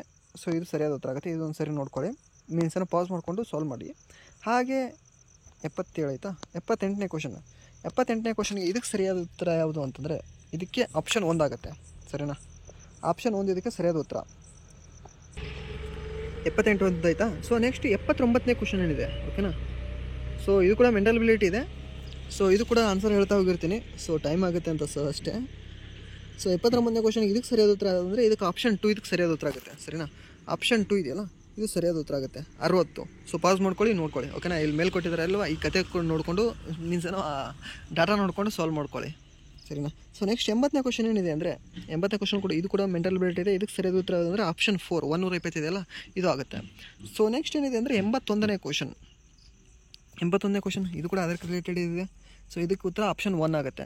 ಸೊ ನೆಕ್ಸ್ಟ್ 82ನೇ ಕ್ವಶನ್, ಸಾರಿ 81ನೇ ಕ್ವಶನ್ಗೆ ಆಪ್ಷನ್ 2 ಆಗುತ್ತೆ. 82ನೇ ಕ್ವಶನ್ಗೆ ಆಪ್ಷನ್ 1 ಆಗುತ್ತೆ. 83ನೇ ಕ್ವಶನ್ಗೆ ಇದಕ್ಕೆ ಆಪ್ಷನ್ 4 ಆಗುತ್ತೆ. ಸೊ ನೆಕ್ಸ್ಟ್ 84ನೇ ಕ್ವಶನ್ಗೆ ಇದಕ್ಕೆ ಆಪ್ಷನ್ 1 ಆಗುತ್ತೆ, ನೋಡ್ಕೊಳ್ಳಿ ಓಕೆನಾ. 84ನೇ ಕ್ವಶನ್ ಇದೆಲ್ಲ ಈಸಿ ಇದೆ, ಬಟ್ ಇದನ್ನು ಸ್ವಲ್ಪ ಡಿಫಿಕಲ್ಟ್ ಅನಿಸುತ್ತೆ ಅಷ್ಟೇ. ಈಸಿ ಇದೆ ಬಟ್ ಇದು 84ನೇ ಕ್ವಶನ್. ಸೊ ನೆಕ್ಸ್ಟ್ ಏನಿದೆ ಅಂದರೆ ಈಸಿ ಇದೆ ಅಂತ ಹೇಳ್ತಿದ್ದೆ, ಯಾಕೆ ಸಾಲ್ವ್ ಮಾಡ್ತಿಲ್ಲ ಅಂತ ಕೇಳಿದ್ರೆ ಟೈಮ್ ಆಗುತ್ತೆ. ಸೊ 1 ಅವರ್ ಆಗಿದೆ. ಸೊ ಇಲ್ಲಿವರೆಗೂ ಜಾಸ್ತಿ ಜನ ನೋಡಲ್ಲ ಅಲ್ವಾ, ಸೊ ಅದಕ್ಕೆ ಏನೋ ಸ್ವಲ್ಪ ಟೈಮ್ ರೆಡ್ಯೂಸ್ ಮಾಡೋಣ ಅಂತ ಅಷ್ಟೇ. ಸೊ ಕೆಳಗಿನ ಯಾವ ದೇಶಗಳಲ್ಲಿ ಭಾರತದ ಯೂನಿಫೈಡ್ ಪೇಮೆಂಟ್ ಇಂಟರ್ಫೇಸ್ UPI ಬಳಸಬಹುದಾಗಿದೆ ಎಂದು ಕೊಟ್ಟಿದ್ದಾರೆ, ಸರಿನಾ. ಯಾವುದ್ಯಾವುದರಲ್ಲಿ ಬಳಸಬಹುದಾಗಿದೆ? ಶ್ರೀಲಂಕಾದಲ್ಲಿ ಬಳಸ್ಬೋದಾ? ಹೌದು, ಶ್ರೀಲಂಕಾದಲ್ಲಿ ಬಳಸ್ಬೋದು ಗುರು, ಬಳಸ್ಬೋದು. ಭೂತಾನದಲ್ಲಿ ಕೂಡ ಅವರು ಎಕ್ಸೆಪ್ಟ್ ಮಾಡ್ಕೊಂಡಿದ್ದಾರೆ ನಮ್ಮ UPIನ. ಮಾರಿಷಿಯಸ್ನಲ್ಲಿ ಫಸ್ಟ್ ಎಕ್ಸೆಪ್ಟ್ ಮಾಡ್ಕೊಂಡವ್ರು ಇವರೇ, ಮಾರಿಷಿಯಸ್ನಲ್ಲಿ. ಅಂದ್ರೆ UAEದವರು ಕೂಡ ಆದ್ರೇನೋ ಇಷ್ಟಪಟ್ಟಿದ್ದಾರೆ ನಮ್ಮ ಯಾವುದು UPI ಓಕೆ. ಇಲ್ಲಿದೆ. ಇದು ಆನಂತರ ಇನ್ನೂ ಮತ್ತು ಯಾವ ದೇಶದಲ್ಲಿ ಇದೆ ಅಂತ ಕೇಳಿದ್ರೆ ಫ್ರಾನ್ಸ್ ದೇಶದಲ್ಲಿ ಓಕೆನಾ. ಫ್ರಾನ್ಸ್ ದೇಶದಲ್ಲೂ ಕೂಡ UPI ಪೇಮೆಂಟ್ ನಾವು ಬಳಸ್ಬೋದು okay. Sri Lanka, Bhutan, Mauritius, UAE ಹಾಗೆ ಫ್ರಾನ್ಸ್ ದೇಶ ಮೊಟ್ಟ ಮೊದಲ ಯುರೋಪ್ ಖಂಡದ ಯಾವ ದೇಶ UPIಯನ್ನು ಬಳಸಿತ್ತು? UPI ಇದ್ದರೆ ಇಂಡಿಯಾದ UPI ಅಳವಡಿಸ್ಕೊಂಡಿದೆ ಅಂತ ಕೇಳಿದ್ರೆ ಫ್ರಾನ್ಸ್ ಅಂತ ಹೇಳಿ, ಸರಿನಾ. ಇಮ್ಯಾನ್ಯುಯಲ್ ಮ್ಯಾಕ್ರಾನ್ ಇದ್ರೇನೋ ನಮ್ಮ ದೇಶಕ್ಕಿದ್ರೇನೋ ಇನ್ವೈಟ್ ಮಾಡಿದಾಗ ಅವ್ರು ಬಂದಾಗ ಅವರಲ್ಲಿ ಏನೋ ತೊಗೊಂಡಿದ್ದಾರೆ, ಅದನ್ನು ಎಕ್ಸೆಪ್ಟ್ ಮಾಡ್ಕೊಂಡಿದ್ದಾರೆ. ಸೊ ನೆಕ್ಸ್ಟ್ 86ನೇ ಕ್ವಶನ್ ಏನಿದೆ ಅಂದರೆ ಭಾರತ ಇತ್ತೀಚೆಗೆ ಇಫ್ತಾ ದೇಶಗಳೊಂದಿಗೆ ಟೆಫಾ ಮಾತುಕತೆಯನ್ನು ಪುನರಾರಂಭಿಸಿದೆ. ಈ ಕೆಳಕಂಡ ಯಾವ ದೇಶ ಇಫ್ತಾ ಒಕ್ಕೂಟದ ಸದಸ್ಯ ರಾಷ್ಟ್ರವಲ್ಲ ಅಂತ ಕೇಳಿದ್ದಾನೆ, ಸರಿನಾ. ಸೊ ಲಿಚೆನ್ಸ್ಟೈನ್ ಅಂತ ಕೊಟ್ಟಿದ್ದಾನೆ, ನಾರ್ವೆ ಅಂತ ಕೊಟ್ಟಿದ್ದಾನೆ, ಸ್ವೀಡನ್ ಅಂತ ಕೊಟ್ಟಿದ್ದಾನೆ, ಐಸ್ಲ್ಯಾಂಡ್ ಅಂತ ಕೊಟ್ಟಿದ್ದಾನೆ. ಸೊ ಯಾಕೋ ಇದು ಒಂದೇದಿದು ಎಲ್ಲಿ ಇದು ಕೇಳಿಲ್ಲ ಬಿಡು, ಇದೇ ಜೇನ್ಸನ್ ಅಂತ ಅನಿಸ್ಬಿಟ್ರಾ. ಸೊ ರಾಂಗ್ ಆಗುತ್ತೆ. ಆಪ್ಷನ್ ಸಿ ಇದೆಯಲ್ಲ ಸ್ವೀಡನ್, ಇದಕ್ಕೆ ಸರಿಯಾದ ಉತ್ತರ ಆಗುತ್ತೆ ನೋಡಿ. ಸ್ವೀಡನ್ ಇದ್ರೇನೋ ಇಫ್ತಾ ಕಂಟ್ರಿ ಒಳಗೆ ಒಂದಲ್ಲ ಅದು ಓಕೆ. ಇಫ್ತಾ ಕಂಟ್ರಿ ಒಳಗೆ ಲಿಚೆನ್ಸ್ಟೈನ್ ಇದೆ, ನಾರ್ವೆ ಇದೆ ಮತ್ತು ಐಸ್ಲ್ಯಾಂಡ್ ಇದೆ, ಸರಿನಾ. ಸ್ವೀಡನ್ ಇಲ್ಲ, ಸರಿಯಾ, ನೆನಪಿಟ್ಕೊಳ್ಳಿ. ಇದು 86ಕ್ಕೆ ಸರಿಯಾದ ಉತ್ತರ ಅಂದರೆ ಆಪ್ಷನ್ ಸಿ. ಸೊ ನೆಕ್ಸ್ಟ್ ಏನಿದೆ ಅಂದರೆ 87ನೇ ಕ್ವಶನ್, ದ್ವಿಪಕ್ಷೀಯ ಜಂಟಿ ಸಮರಾಭ್ಯಾಸದ ಹೆಸರು ಮತ್ತು ಯಾವ ದೇಶಗಳೊಂದಿಗೆ ಅಂತ ಕೊಟ್ಟಿದ್ದಾರೆ. ಹ್ಯಾಂಡ್ ಇನ್ ಹ್ಯಾಂಡ್ ಕೊಡೋದು ಯಾರಿಗೆ? ಯಾರಿಗೆ ಕೈ ಕೊಡೋದಿಲ್ಲ, ಬಟ್ ಅವ್ರು ಕೈ ಕೊಡ್ತಾರೆ. ಯಾರು? ಚೀನಾದವ್ರು ನಮಗೆ ಓಕೆ. ಹ್ಯಾಂಡ್ ಇನ್ ಹ್ಯಾಂಡ್ ಯಾರ್ದು ಅಂದರೆ ಚೀನಾದವ್ರದ್ದು ಓಕೆ. ಚೀನಾದ ಜೊತೆ ಯುದ್ಧಾಭ್ಯಾಸ ಎಲ್ಲಿದೆ? USA. ಹುಡುಕಾಡಿ USA, ಸಾರಿ ಇಲ್ಲಿದೆ ಅಲ್ವಾ ಓಕೆ. ಆಪ್ಷನ್ ಬಿ ಇದ್ದದ್ದು ಆಪ್ಷನ್ 4. ಸೊ ನೆಕ್ಸ್ಟ್ ನೊಮ್ಯಾಡಿಕ್ ಎಲಿಫೆಂಟ, ಅಲೆದಾಡುವ ಅಲೆಮಾರಿ ಆನೆ, ಮಂಗೋಲಿಯಾದು. ಮೈತ್ರಿ ಶ್ರೀಲಂಕಾದ ಅಥವಾ ಯಾವುದು ಥೈಲ್ಯಾಂಡ್ದ? ಕಾಮೆಂಟ್ ಮಾಡಿ ನೋಡೋಣ. ಸೊ ಇಷ್ಟು 3 ಹೇಳಿದೆ. ಬಟ್ ಇದು ಒಂದು ಮೈತ್ರಿ ಇದೆಯಲ್ಲ, ಇದು ಯಾವ್ದು ಬರ್ತದೆ? ಮೈತ್ರಿ ಈಸ್ ಫ್ರಮ್ ಥೈಲ್ಯಾಂಡ್. ಓಕೆ, ಮೈತ್ರಿ ಯಾರ್ದು ಅಂದರೆ ಥೈಲ್ಯಾಂಡ್ದವ್ರದ್ದು. ಹಾಗೆ ಇನ್ನೊಂದು ಯಾವುದಿತ್ತು ಅಂದರೆ ಯಾವುದಿತ್ತು? ಮಿತ್ರಶಕ್ತಿ. ನಮ್ಮ ಮಿತ್ರಶಕ್ತಿ, ನಮ್ಮ ಮಿತ್ರರೇ ನಮಗೆ ಶಕ್ತಿ. ಯಾವುದು? ಶ್ರೀಲಂಕಾದವರೇ ನಮಗೆ ಶಕ್ತಿ. ಓಕೆನಾ? ರಾವಣ. ಸೊ ಆಪ್ಷನ್ ಇದು 2 ಆಗುತ್ತೆ ನೋಡ್ಕೊಳ್ಳಿ. Hand in hand China. ಯುದ್ಧಾಭ್ಯಾಸ ಯಾರ್ದು ಅಂದರೆ USA means America. Nomadic elephant ಅಲೆಮಾರಿ ಆನೆ, ಅದು ಯಾವುದು ಅಂದರೆ ಮಂಗೋಲಿಯಾ. ಹಾಗೆ ಮೈತ್ರಿ, ನಮ್ಮ ಮೈತ್ರಿ ಥೈಲ್ಯಾಂಡ್ ಜೊತೆ. ಥಾಯ್ ಅಂತ ಹೇಳಿ ಸೆಕೆಂಡ್ ಕೊಡ್ತೀವಿ ಅವರಿಗೆ. ಮಿತ್ರಶಕ್ತಿ, ನಮ್ಮ ಮಿತ್ರ ಶ್ರೀಲಂಕಾ, ಅವನೇ ನಮಗೆ ಶಕ್ತಿ. ಓಕೆನಾ? ಸೊ ನೆಕ್ಸ್ಟ್ ಏನಿದೆ ಅಂದರೆ, ಸೊ ಇದಕ್ಕೆ ಆಪ್ಷನ್ ಇಲ್ಲಿ ಸರಿಯಾದ ಉತ್ತರ ತೊಗೊಂಡ್ರೆ ಆಪ್ಷನ್ 3 ಆಗುತ್ತೆ ಇದಕ್ಕೆ. ಓಕೆನಾ? ಸೊ ನೆಕ್ಸ್ಟ್ ಏನಿದೆ ಅಂದರೆ 88ನೇ ಕ್ವಶನ್. ಭೂತಾನ್ ಸರ್ಕಾರ ಇತ್ತೀಚೆಗೆ ಗೆಲೆಪು ಸ್ಟಾರ್ಟಪ್ ಸಿಟಿ ಪ್ರಾಜೆಕ್ಟ್ ಎಂಬ ಹೊಸ ಯೋಜನೆಯನ್ನು ಪ್ರಾರಂಭಿಸಿತು. ಇದಕ್ಕೆ ಸಂಬಂಧಿಸಿದಂತೆ ಈ ಕೆಳಕಂಡ ಹೇಳಿಕೆಗಳು ಸರಿಯಾಗಿದ್ದಾವೆ ಅಂತ ಕೊಟ್ಟಿದ್ದಾನೆ. ಸರಿನಾ? ಸೊ ಇದಕ್ಕೆ ಆಪ್ಷನ್ ಕೊಟ್ಟಿದ್ದಾನೆ. ಈ ನಗರವು ಭೂತಾನ್ ಗಡಿಯೊಳಗೆ ಇದ್ದು ಭಾರತೀಯ ರಾಜ್ಯ ಅಸ್ಸಾಮಿನ ಹತ್ತಿರದಲ್ಲಿದೆ ಅಂತ ಕೊಟ್ಟಿದ್ದಾನೆ. ಸರಿಯಾಗಿದೆಯಾ? ಓಕೆ, ಇಷ್ಟು ಹೀಗಿದಾವ. ಓಕೆ, ಇದು ಗೆಲೆಪು ಇದೆಯಲ್ಲ, ಇದು ಅಸ್ಸಾಂ ನಿಯರ್ ಇದೆ. ಓಕೆನಾ? ಅಸ್ಸಾಂ ಬಾರ್ಡ್ರಲ್ಲೇ ಇದೆ ಅಂತ ಅಂದ್ಕೊಂಡ್ಬಿಡಿ. ಇವನ್ ಇಂಡಿಯಾದಲ್ಲೇ ಇದೆ ಅಂತ ಅಂದ್ಕೊಂಡ್ಬಿಡಿ, ಅಷ್ಟು ನಿಯರ್ ಇದೆ ಇದು ಅಸ್ಸಾಂಗೆ. ಸೊ ಇದು ಸರಿಯಾಗಿದೆ. ಸೊ ನೆಕ್ಸ್ಟ್, ಈ ಮೂಲಕ ಶೂನ್ಯ ಹೊರಸೂಸುವಿಕೆ ಮತ್ತು ಸುಸ್ಥಿರತೆಯನ್ನು ಸಾಧಿಸುವ ಪ್ರಮುಖ ಗುರಿಯನ್ನು ಈ ನಗರ ತಲುಪುವ ನಿರೀಕ್ಷೆ ಹೊಂದಿದೆ ಅಂತ ಕೊಟ್ಟಿದ್ದಾರೆ. ಓಕೆನಾ? ಯಾವ ಶೂನ್ಯ ಹೊರಸೂಸುವಿಕೆ? Carbon dioxide. ನೆನಪಿಟ್ಕೊಳ್ಳಿ, ಕಾರ್ಬನ್ ಡೈಆಕ್ಸೈಡ್ ಇದೆ ಆ್ಯಕ್ಚುಲಾಗಿ. ಇಲ್ಲಿ ಕಾರ್ಬನ್ ಡೈಆಕ್ಸೈಡ್ ಅಂತ ಮೆನ್ಷನ್ ಮಾಡಿಲ್ಲ. ಗೆಲೆಪು ಅನ್ನೋದು ಇದಕ್ಕೆ ರಿಲೇಟೆಡ್ ಇದೆ ಅಂತ ಕೇಳಿದ್ರೆ, ಒಂದು ಫಸ್ಟ್ ಭೂತಾನ್ ನೆನಪಿರಲಿ. ಸೆಕೆಂಡ್ ಯಾವುದು ಅಂದರೆ ಕಾರ್ಬನ್ ಹೊರಸೂಸುವಿಕೆ ಕಡಿಮೆ ಮಾಡೋಕ್ಕೆ ಸ್ಟಾರ್ಟ್ ಮಾಡ್ಕೊಂಡಿದ್ದಾರೆ ಇದನ್ನು, ಗೆಲೆಪು ಯೋಜನೆ. ಓಕೆನಾ? ಅದಕ್ಕೆ ಆಲ್ರೆಡಿ ಇದ್ರೇನು ಇಂಡಿಯಾ ಕೂಡ ಇದ್ರೇನು ಅನುಮೋದನೆ ಕೊಟ್ಟಿದೆ. ಮೀನ್ಸ್ ಇಂಡಿಯಾ ಕೂಡ ಇದ್ರೆ ನಾನು ಸಹಾಯ ಮಾಡ್ತೀನಿ, ನಾನು ಇದ್ರೇನೋ ಪ್ರಾಜೆಕ್ಟ್ ಇದೆಯಲ್ಲ ನಂದು ಕೈ ಜೋಡಿಸ್ತೀನಿ ಅಂತ ಹೇಳಿದೆ ಇಂಡಿಯಾ. ರೀಸೆಂಟಾಗಿ 4-5 ಡೇಸಲ್ಲಿ ಹೇಳಿದೆ. ಗೆಲಪು ಮತ್ತು ಕ್ವಶನ್ ಪೇಪರ್ ಆಗಸ್ಟ್ದಲ್ಲಿ ಗುರು ನೀನೇನಿದ್ರೇನೋ ತಳ ಬಿಡೋದೇ ಇರೋದಂಗೆ ಮಾತಾಡ್ತೀನಿ ಅಂತ ಕೇಳಿದ್ರೆ, ಅವ್ರು ಇನಿಷಿಯೇಟಿವ್ ತಂದದ್ದು ಜುಲೈನಲ್ಲಿ ತಂದಿದ್ದಾರೆ. ಬಟ್ ಭಾರತ ಹೂ ಅಂದದ್ದು ಇವಾಗ. ಓಕೆನಾ? ಸೊ ಭಾರತ ಹೂ ಅಂದಿದೆ. ಸೊ ಇವಾಗ ಕೂಡ ಕರೆಂಟ್ ಅಫೇರ್ಸಲ್ಲಿದೆ. ಸೊ ಇದು ನೆನಪಿಟ್ಕೊಳ್ಳಿ, ಗೆಲೆಪು ಅನ್ನೋದು ನಗರ ವಿಶೇಷ ಆಡಳಿತ ವಲಯ ಇದು ಹೊಂದುವ ನಿರೀಕ್ಷೆ ಇದೆ ಅಂತ ಕೊಟ್ಟಿದ್ದಾರೆ. ಸೊ ಇದು ಕೂಡ ಸರಿ. ಸೊ ನೆಕ್ಸ್ಟ್, ಭಾರತ ಈ ನಗರದಲ್ಲಿ ರೈಲು ಸಂಪರ್ಕವನ್ನು ನಿರ್ಮಿಸಲಿದೆ. ಇದು ಇಂಪಾರ್ಟೆಂಟ್ ಇದೆ. ಓಕೆ, ರೈಲು ಸಂಪರ್ಕವನ್ನು ನಿರ್ಮಿಸಲಿದೆ. ಯಾವುದು? ಭಾರತ ಗೆಲೆಪುನಲ್ಲಿ. ಓಕೆ, ಗೆಲೆಪು ಎಲ್ಲಿದೆ? ಭೂತಾನದಲ್ಲಿದೆ. ಸರಿನಾ? ನೆನ್ಪಿಟ್ಕೊಳ್ಳಿ, ಇಂಪಾರ್ಟೆಂಟ್ ಇದೆ. ಸೊ ನೆಕ್ಸ್ಟ್, ಸೊ ಇದಕ್ಕೆ ಸರಿಯಾದ ಉತ್ತರಗಳು ಆಪ್ಷನ್ ABC4 ಎಲ್ಲ ಅಂದ್ರೆ ಸರಿಯಾಗಿದೆ. ಸರಿನಾ?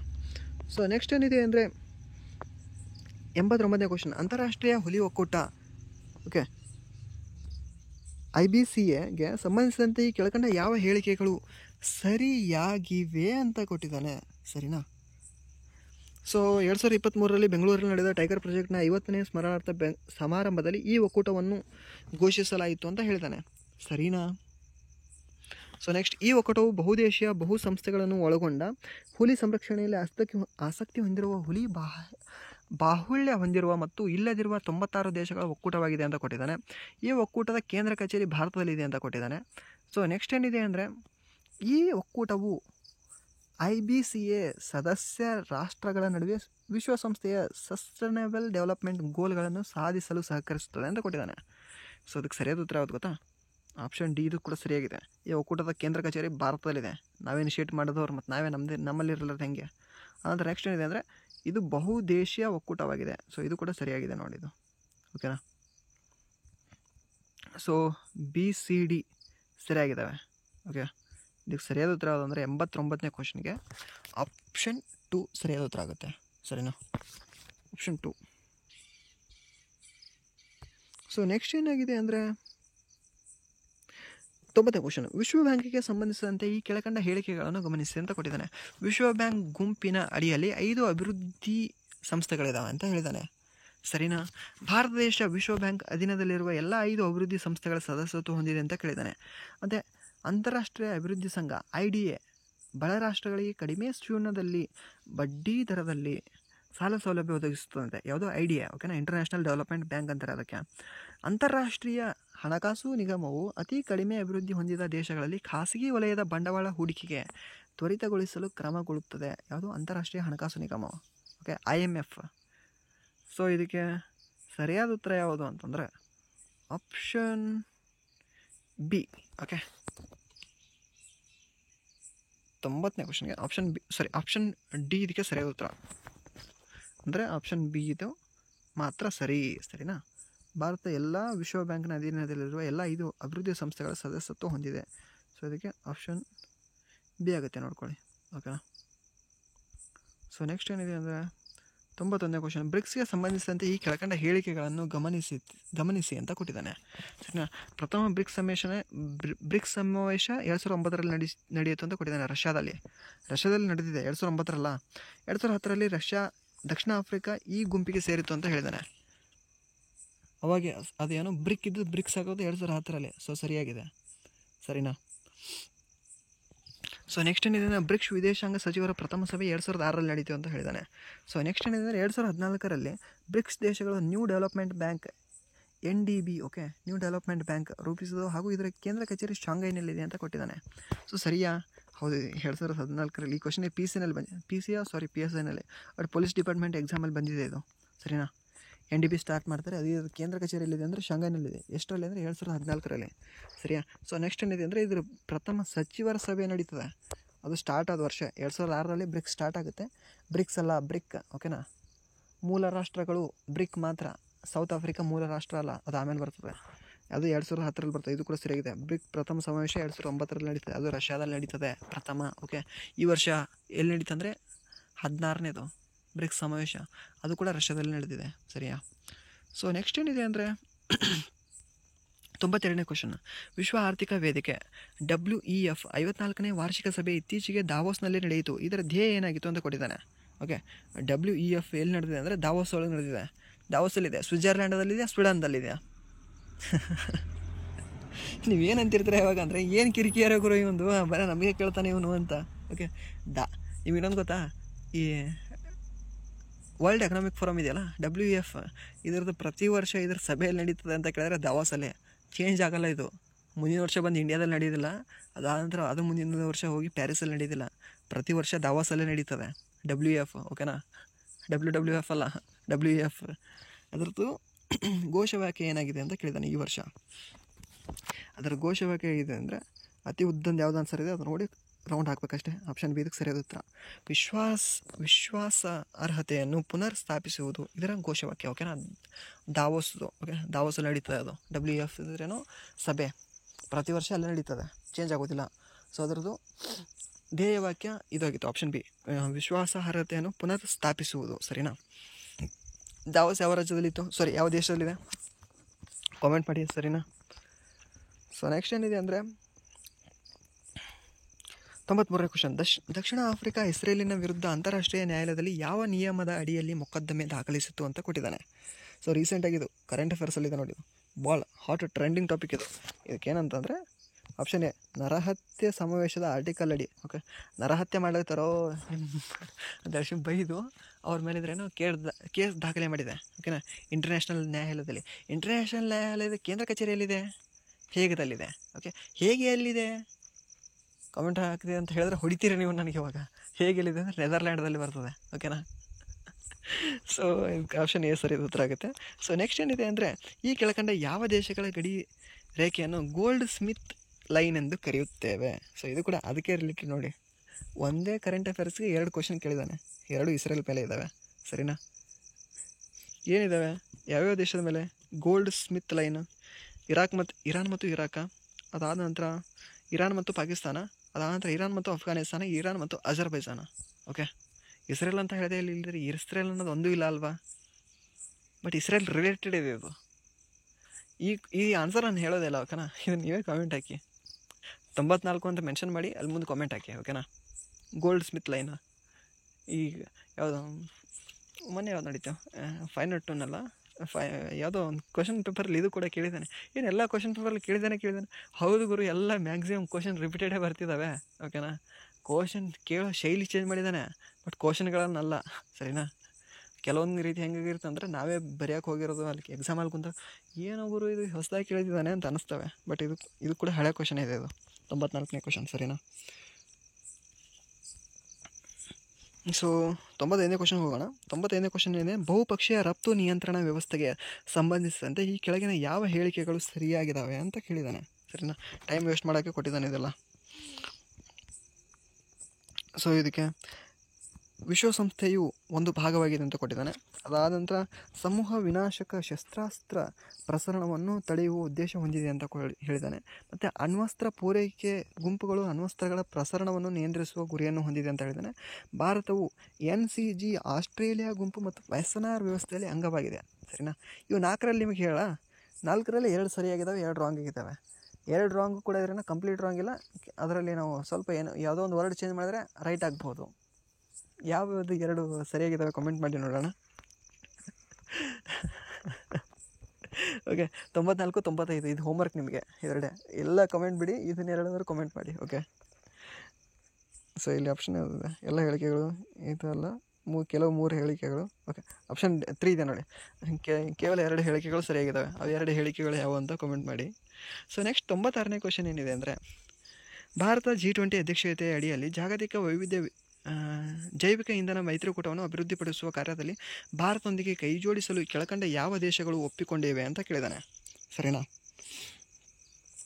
ಸೊ ಇದಕ್ಕೆ ಆಪ್ಷನ್ ಏನಿದೆ ಅಂದರೆ, ಫ್ರಾನ್ಸ್ ಇದೆ, ಫ್ರಾನ್ಸ್ ಇಲ್ಲ. ಓಕೆ, ಫ್ರಾನ್ಸ್ ಅಲ್ಲ, ಅದಂದರೆ USA ಮತ್ತು ಬ್ರೆಜಿಲ್ ಇದೆ, ಮತ್ತು ರಷ್ಯಾ ಇದೆ, ಜಪಾನ್ ಇದೆ. ರಷ್ಯಾ ಅಂತ ಹಾಕಬೇಕಂತ ಮನಸ್ಸಿಗೆ ಭಾಳ ಬರ್ತದೆ, ಬಟ್ ಅದು USA ಮತ್ತು ಬ್ರೆಜಿಲ್ ಇವೆರಡು ಸರಿಯಾಗಿದ್ದಾವೆ. ಆಪ್ಷನ್ BC ಇದ್ದಾವೆ ಎಲ್ಲಾದರೂ? C.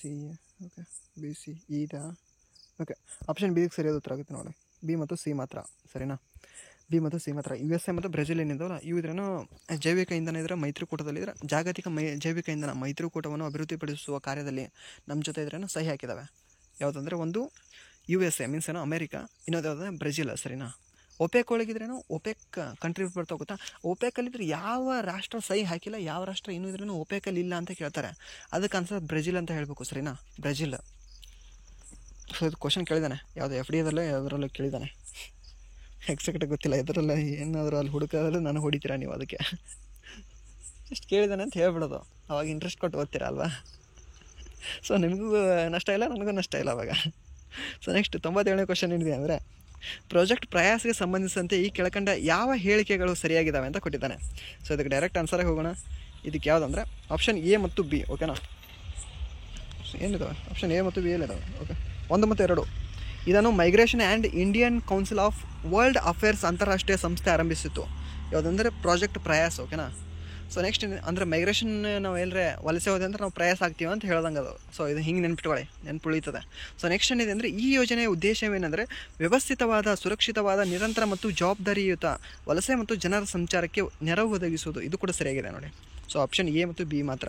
C ಇದಕ್ಕೆ 97ಕ್ಕೆ ಆಪ್ಷನ್ 3 ರೈಟ್ ಉತ್ತರ. ಸೊ ನೆಕ್ಸ್ಟ್ 98ನೇ ಕ್ವಶನ್ ಏನಿದೆ ಅಂದರೆ, ಎಷ್ಟು ಜೋಡಿಗಳು ಜೋಡಿ ಅಥವಾ ಜೋಡಿಗಳು ಸರಿಯಾಗಿದ್ದಾವೆ ಅಂತ ಕೇಳಿದ್ದಾನೆ. ಓಕೆ, ಆಪರೇಷನ್ ಅಜಯ್ ಇಸ್ರೇಲ್ನಿಂದ ಭಾರತೀಯ ನಾಗರಿಕರ ರಕ್ಷಣೆ ಅಂತ ಕೊಟ್ಟಿದ್ದಾನೆ. ರೈಟಾ? ಹೌದು, right. So next operation Kaveri ಸಿರಿಯಾದಿಂದ ಭಾರತೀಯ ನಾಗರಿಕರ ರಕ್ಷಣೆ. ಸಿರಿಯಾದಿಂದ ಸುಡಾನ್ದಿಂದ ನಾನು ಹೀಗೆ ಕೇಳ್ತೀಯಲ್ಲ ಗುರು, ನಿನ್ನ ಆನ್ಸರ್ ಹೇಳೋ, ನಿನ್ನ ಕ್ಲಾಸ್ ಕೇಳ್ತಿದ್ದೀವಿ ನಾವು ಅಂತ ಹೇಳಿದ್ರೆ ಸುಡಾನಿಂದ. ಓಕೆ, ಸೊ ನೆಕ್ಸ್ಟ್ ಇದು ರಾಂಗ್ ಆಗುತ್ತೆ ನೋಡಿ, B ರಾಂಗ್ ಆಗುತ್ತೆ. ನೆಕ್ಸ್ಟ್ ಏನಿದೆ, ಆಪರೇಷನ್ ಗಂಗಾ ಉಕ್ರೇನ್ನಿಂದ ಭಾರತೀಯ ನಾಗರಿಕರ ರಕ್ಷಣೆ. ಇದು ಕೂಡ ಸರಿಯಾಗಿದೆ. ಆಪರೇಷನ್ ದೇವಿ ಶಕ್ತಿ ಅಫ್ಘಾನಿಸ್ತಾನದಿಂದ ಭಾರತೀಯ ನಾಗರಿಕರ ರಕ್ಷಣೆ. ಇದು ಕೂಡ ಸರಿಯಾಗಿದೆ. ಸೊ 3 ಜೋಡಿಗಳು ಮಾತ್ರ ರೈಟ್ ಆಗಿದ್ದಾವೆ. ಸೊ ನೆಕ್ಸ್ಟ್ 99ನೇ ಏನಿದೆ ಅಂದರೆ, 2024ರ ನ್ಯಾಟೋ ಸಂಘಟನೆಯನ್ನು ಸೇರಿದ ದೇಶ ಯಾವುದು ಅಂತ ಕೊಟ್ಟಿದ್ದಾನೆ. ಟೋಟಲ್ 32 ನ್ಯಾಟೋ ಸಂಘಟನೆಯಲ್ಲಿ ದೇಶಗಳಿದ್ದಾವೆ. ಸರಿನಾ? ಇದು ಮೊನ್ನೆ ಇದರಲ್ಲಿ ಕೂಡ ಕೇಳಿದ ವಿಯೋದಲ್ಲಿ ನ್ಯಾಟೋ ಬಗ್ಗೆ. ಅದರ ಕೇಂದ್ರ ಕಚೇರಿಯಲ್ಲಿದೆ ಅಂತ ಬ್ರುಸೆಲ್ಸಲ್ಲಿದೆ. ಬ್ರುಸೆಲ್ಸಲ್ಲಿದೆ, ಬ್ರುಸೆಲ್ಸ್ ಇದೆ. ಓಕೆನಾ? ಬ್ರೆಜಿಲ್ ದೇಶದ ಬ್ರುಸೆಲ್ಸ್ ಅದು. ಸೊ ಈ ನ್ಯಾಟೋದಲ್ಲಿ ಪ್ರೆಸೆಂಟ್ ಎಷ್ಟಿದಾವೆ ಅಂದರೆ 32 ಇದ್ದಾವೆ. 31ನೇದು ಯಾವುದು, 32ನೇದು ಯಾವುದು ಅಂತ ಕೇಳಿದ್ರೆ 31ನೇದು ಫಿನ್ಲ್ಯಾಂಡ್. 32ನೇದು ಯಾವುದು ಬರ್ತದೆ ಅಂದರೆ ಸ್ವೀಡನ್ ಬರ್ತದೆ. ಸರಿನಾ? 31 ಫಿನ್ಲ್ಯಾಂಡ್, 32 ಸ್ವೀಡನ್. ಸರಿನಾ? ಸೊ ಈ ಫಿನ್ಲ್ಯಾಂಡು ಮತ್ತು ಸ್ವೀಡನ್ ಮೊನ್ನೆ ಹೇಳಿದ್ದಾವೆ 3ನೇ ಮಹಾಯುದ್ಧಕ್ಕಿದ್ರೇನೋ ರೆಡಿ ಆಗಿರಿ ಅಂಥೇಳಿ. ಓಕೆ, ಲೆಟ್ಸ್ ರೆಡಿ ಗೋ ಅಂತ ಹೇಳಿದ್ದಾವೆ ಇವು. ಸ್ವೀಡನ್ ನ್ಯಾಟೋಗೆ ಸೇರಿದ್ದಾವೆ ಫುಲ್ ಹುರುಪ್ ಒಳಗಿದ್ರೇನೋ ನಡಿ 3ನೇ ಯುದ್ಧ ಮಾಡೋಣ ಅಂತ ಹೇಳಿ ಹೇಳ್ಬಿಟ್ಟಾರೆ. ಸ್ವಲ್ಪ ಜಾಗೃತವಾಗಿರಿ. ಓಕೆನಾ? ಸೊ ಇದಕ್ಕೆ ಸರಿಯಾದ ಉತ್ತರ ಅದಂದರೆ ಆಪ್ಷನ್ C. ಆಪ್ಷನ್ ಏನಿದ್ರೇನೋ ಫಿನ್ಲ್ಯಾಂಡ್ ಕೊಟ್ಟಿದ್ದಾನೆ. ಓಕೆನಾ? ಇದು ಹಳೇದೈತಿ ಇವಾಗ. ಸೊ ಇನ್ನು ರೀಸೆಂಟಾಗಿ 2024ರಲ್ಲಿ ಸೇರಿದ್ದು ಯಾವುದಂದರೆ ಸ್ವೀಡನ್. ಸರಿನಾ? 32ನೇ ಕಂಟ್ರಿ ಆಗಿ. ಸೊ ಹಾಗಾದರೆ ನ್ಯಾಟೋದಲ್ಲಿ 32 ಇದ್ದಾವೆ? ಹೌದು, ಇದ್ದಾವೆ. ಸೊ ಅದರಲ್ಲಿ ಮೆಜಾರಿಟಿ ಯಾವ ಖಂಡದಲ್ಲಿರೋ ಅಂದರೆ ಯುರೋಪ್ ಇದ್ದದ್ದು ದೇಶಗಳಿದಾವಲ್ವ ಅವೆಲ್ಲ ನ್ಯಾಟೋದಲ್ಲಿದ್ದಾವೆ. ಸರಿನಾ? ಮೆಜಾರಿಟಿ ಹೇಳಿದ್ರೆ. ಮೈನರಾಗಿ ಹೇಳಿದ್ರೆ ಉತ್ತರ ಅಮೇರಿಕಾದ ಅಲ್ಲಿಯೂ ಕೂಡ ಇದ್ದಾರೆ, ದೇಶದಲ್ಲಿ ಇದ್ದಾವೆ. ಸರಿನಾ? ಲೈಕ್ ಅಮೇರಿಕಾ ಅದು. ಸೊ 100ನೇ ಕ್ವಶನ್ ಆ್ಯಂಡ್ ಫೈನಲ್ ಕ್ವಶನ್ ಇವತ್ತಿಂದ ಯಾವುದಿದೆ ಅಂದರೆ 2023ರಲ್ಲಿ ಗೋವಾದಲ್ಲಿ ನಡೆದ ರಾಷ್ಟ್ರೀಯ ಕ್ರೀಡಾಕೂಟದಲ್ಲಿ ಅತಿ ಹೆಚ್ಚು ಪದಕಗಳನ್ನು ಗಳಿಸಿದ ರಾಜ್ಯ ಯಾವುದು ಅಂತ ಹೇಳಿದ್ದಾನೆ. ಅತಿ ಹೆಚ್ಚಿದ್ರೇನೋ ಕ್ರೀಡಾಕೂಟದಲ್ಲಿ ಯಾವ ರಾಜ್ಯ ಗಳಿಸಿದೆ ಮೆಡಲ್ನ? ಮಹಾರಾಷ್ಟ್ರ. ಎಲ್ಲದರಲ್ಲೂ ಮಹಾರಾಷ್ಟ್ರನೇ ಗೆಲ್ತಿದೆ ಓಕೆನಾ. ಆ ರಣಜಿ ಟ್ರೋಫಿ ಆಗಲಿ, ಬೇರೆ ಬೇರೆ ಯಾವ್ಯಾವ ಟ್ರೋಫಿ ಇದಾವಲ್ವ, ಎಲ್ಲ ಟ್ರೋಫಿನಲ್ಲಿ ಯಾವ ರಾಜ್ಯ ಹೆಚ್ಚಿಗೆ ಗೆದ್ದ ಅಂದರೆ ಮಹಾರಾಷ್ಟ್ರನೇ. ಓಕೆ, ಕಣ್ಣು ಮುಚ್ಕೊಂಡು ಮಹಾರಾಷ್ಟ್ರ ಆಯಿತಾ. ನಿಮ್ಗೆ ಯಾವುದೂ ಗೊತ್ತಿರಲ್ವಾ? ಮೇ ಬಿ ಇದು ಕೆಲವೊಂದು ಕಡೆ ಇದ್ದರೆ ಬೇರೆ ರಾಜ್ಯಗಳು ಕೂಡ ಗೆದ್ದಿರ್ತವೆ, ಮೀನ್ಸ್ ಯಾವ ಯೂನಿವರ್ಸಿಟಿ ಗೇಮ್ಸ್ ಅಲ್ಲೆಲ್ಲ. ಬಟ್ ನಿಮ್ಗೆ ಏನಾದರೂ ಆನ್ಸರ್ ಗೊತ್ತಿರಲಿಲ್ಲ, ಬಟ್ ಇದ್ರ ಹಾಕಬೇಕು ಅಂತ ಭಾಳ ಮನ್ಸಿಗೆ ಬರ್ಲಿಕ್ಕತ್ತೈತಾ, ಮಹಾರಾಷ್ಟ್ರ ಹಾಕಿಬಿಡಿ ಸ್ಪೋರ್ಟ್ಸ್ ಬಂದಾಗ, ಸರಿನಾ, ಪ್ರಾಬ್ಲಮ್ ಇಲ್ಲ. ಒಲಿಂಪಿಕ್ಸ್ ಮೆಡಲ್ ವಿಜೇತರದ್ದು ಯಾರಾದರೂ ಹೆಸರು ಕೊಟ್ಟು ಇವ್ರು ಯಾವ ರಾಜ್ಯಕ್ಕೆ ಸಂಬಂಧಿಸಿದ್ರು ಅಂತ ಏನಾದರೂ ಕೊಟ್ರೆ ಕಣ್ಣು ಮುಚ್ಕೊಂಡು ಹಾಕಿಬಿಡಿ. ಅದು ಹರಿಯಾಣ ಅಂತೇಳಿ 99% ರೈಟ್ ಆಗುತ್ತೆ. ನಮ್ಮ ಏನಾದರೂ ಟೈಮ್ ಖರಾಬ್ ಇತ್ತಂದರೆ 1% ಹೋಗ್ತದೆ ಅಷ್ಟೇ, ಸರಿಯಾ? ಸೊ 100 ಪ್ರಶ್ನೆಯನ್ನು ಕಂಪ್ಲೀಟ್ ಆಯಿತು. ಸೊ ಇಲ್ಲಿವರೆಗೂ ವಿಡಿಯೋ ನೋಡೋದಕ್ಕಾಗಿ ಧನ್ಯವಾದಗಳು. ವಿಡಿಯೋ ಇಲ್ಲಿವರೆಗೂ ನೋಡೋ ನಂತರ ವಿಡಿಯೋ ಇಷ್ಟ ಆದರೆ ಲೈಕ್ ಮಾಡಿ. ಇಫ್ ಒಂದು ವಿಡಿಯೋ ಇಷ್ಟ ಆಗಲಿಲ್ಲ ಅಂದರೆ ಸೊ ಆಬ್ವಿಯಸ್ಲಿ ಡಿಸ್ಲೈಕ್ ಮಾಡಿ. ಸೊ ನೆಕ್ಸ್ಟ್ ಕ್ವಶನ್ ಪೇಪರಲ್ಲಿ ನೆಕ್ಸ್ಟ್ ವಿಡಿಯೋದಲ್ಲಿ ಇನ್ನೂ ಚೆನ್ನಾಗಿ ಹೇಳ್ತೀನಿ ಅಂತ ಹೇಳ್ತಾ ವಿಡಿಯೋನ ಎಂಡ್ ಮಾಡ್ತಿದ್ದೀನಿ. Thank you so much. Good night.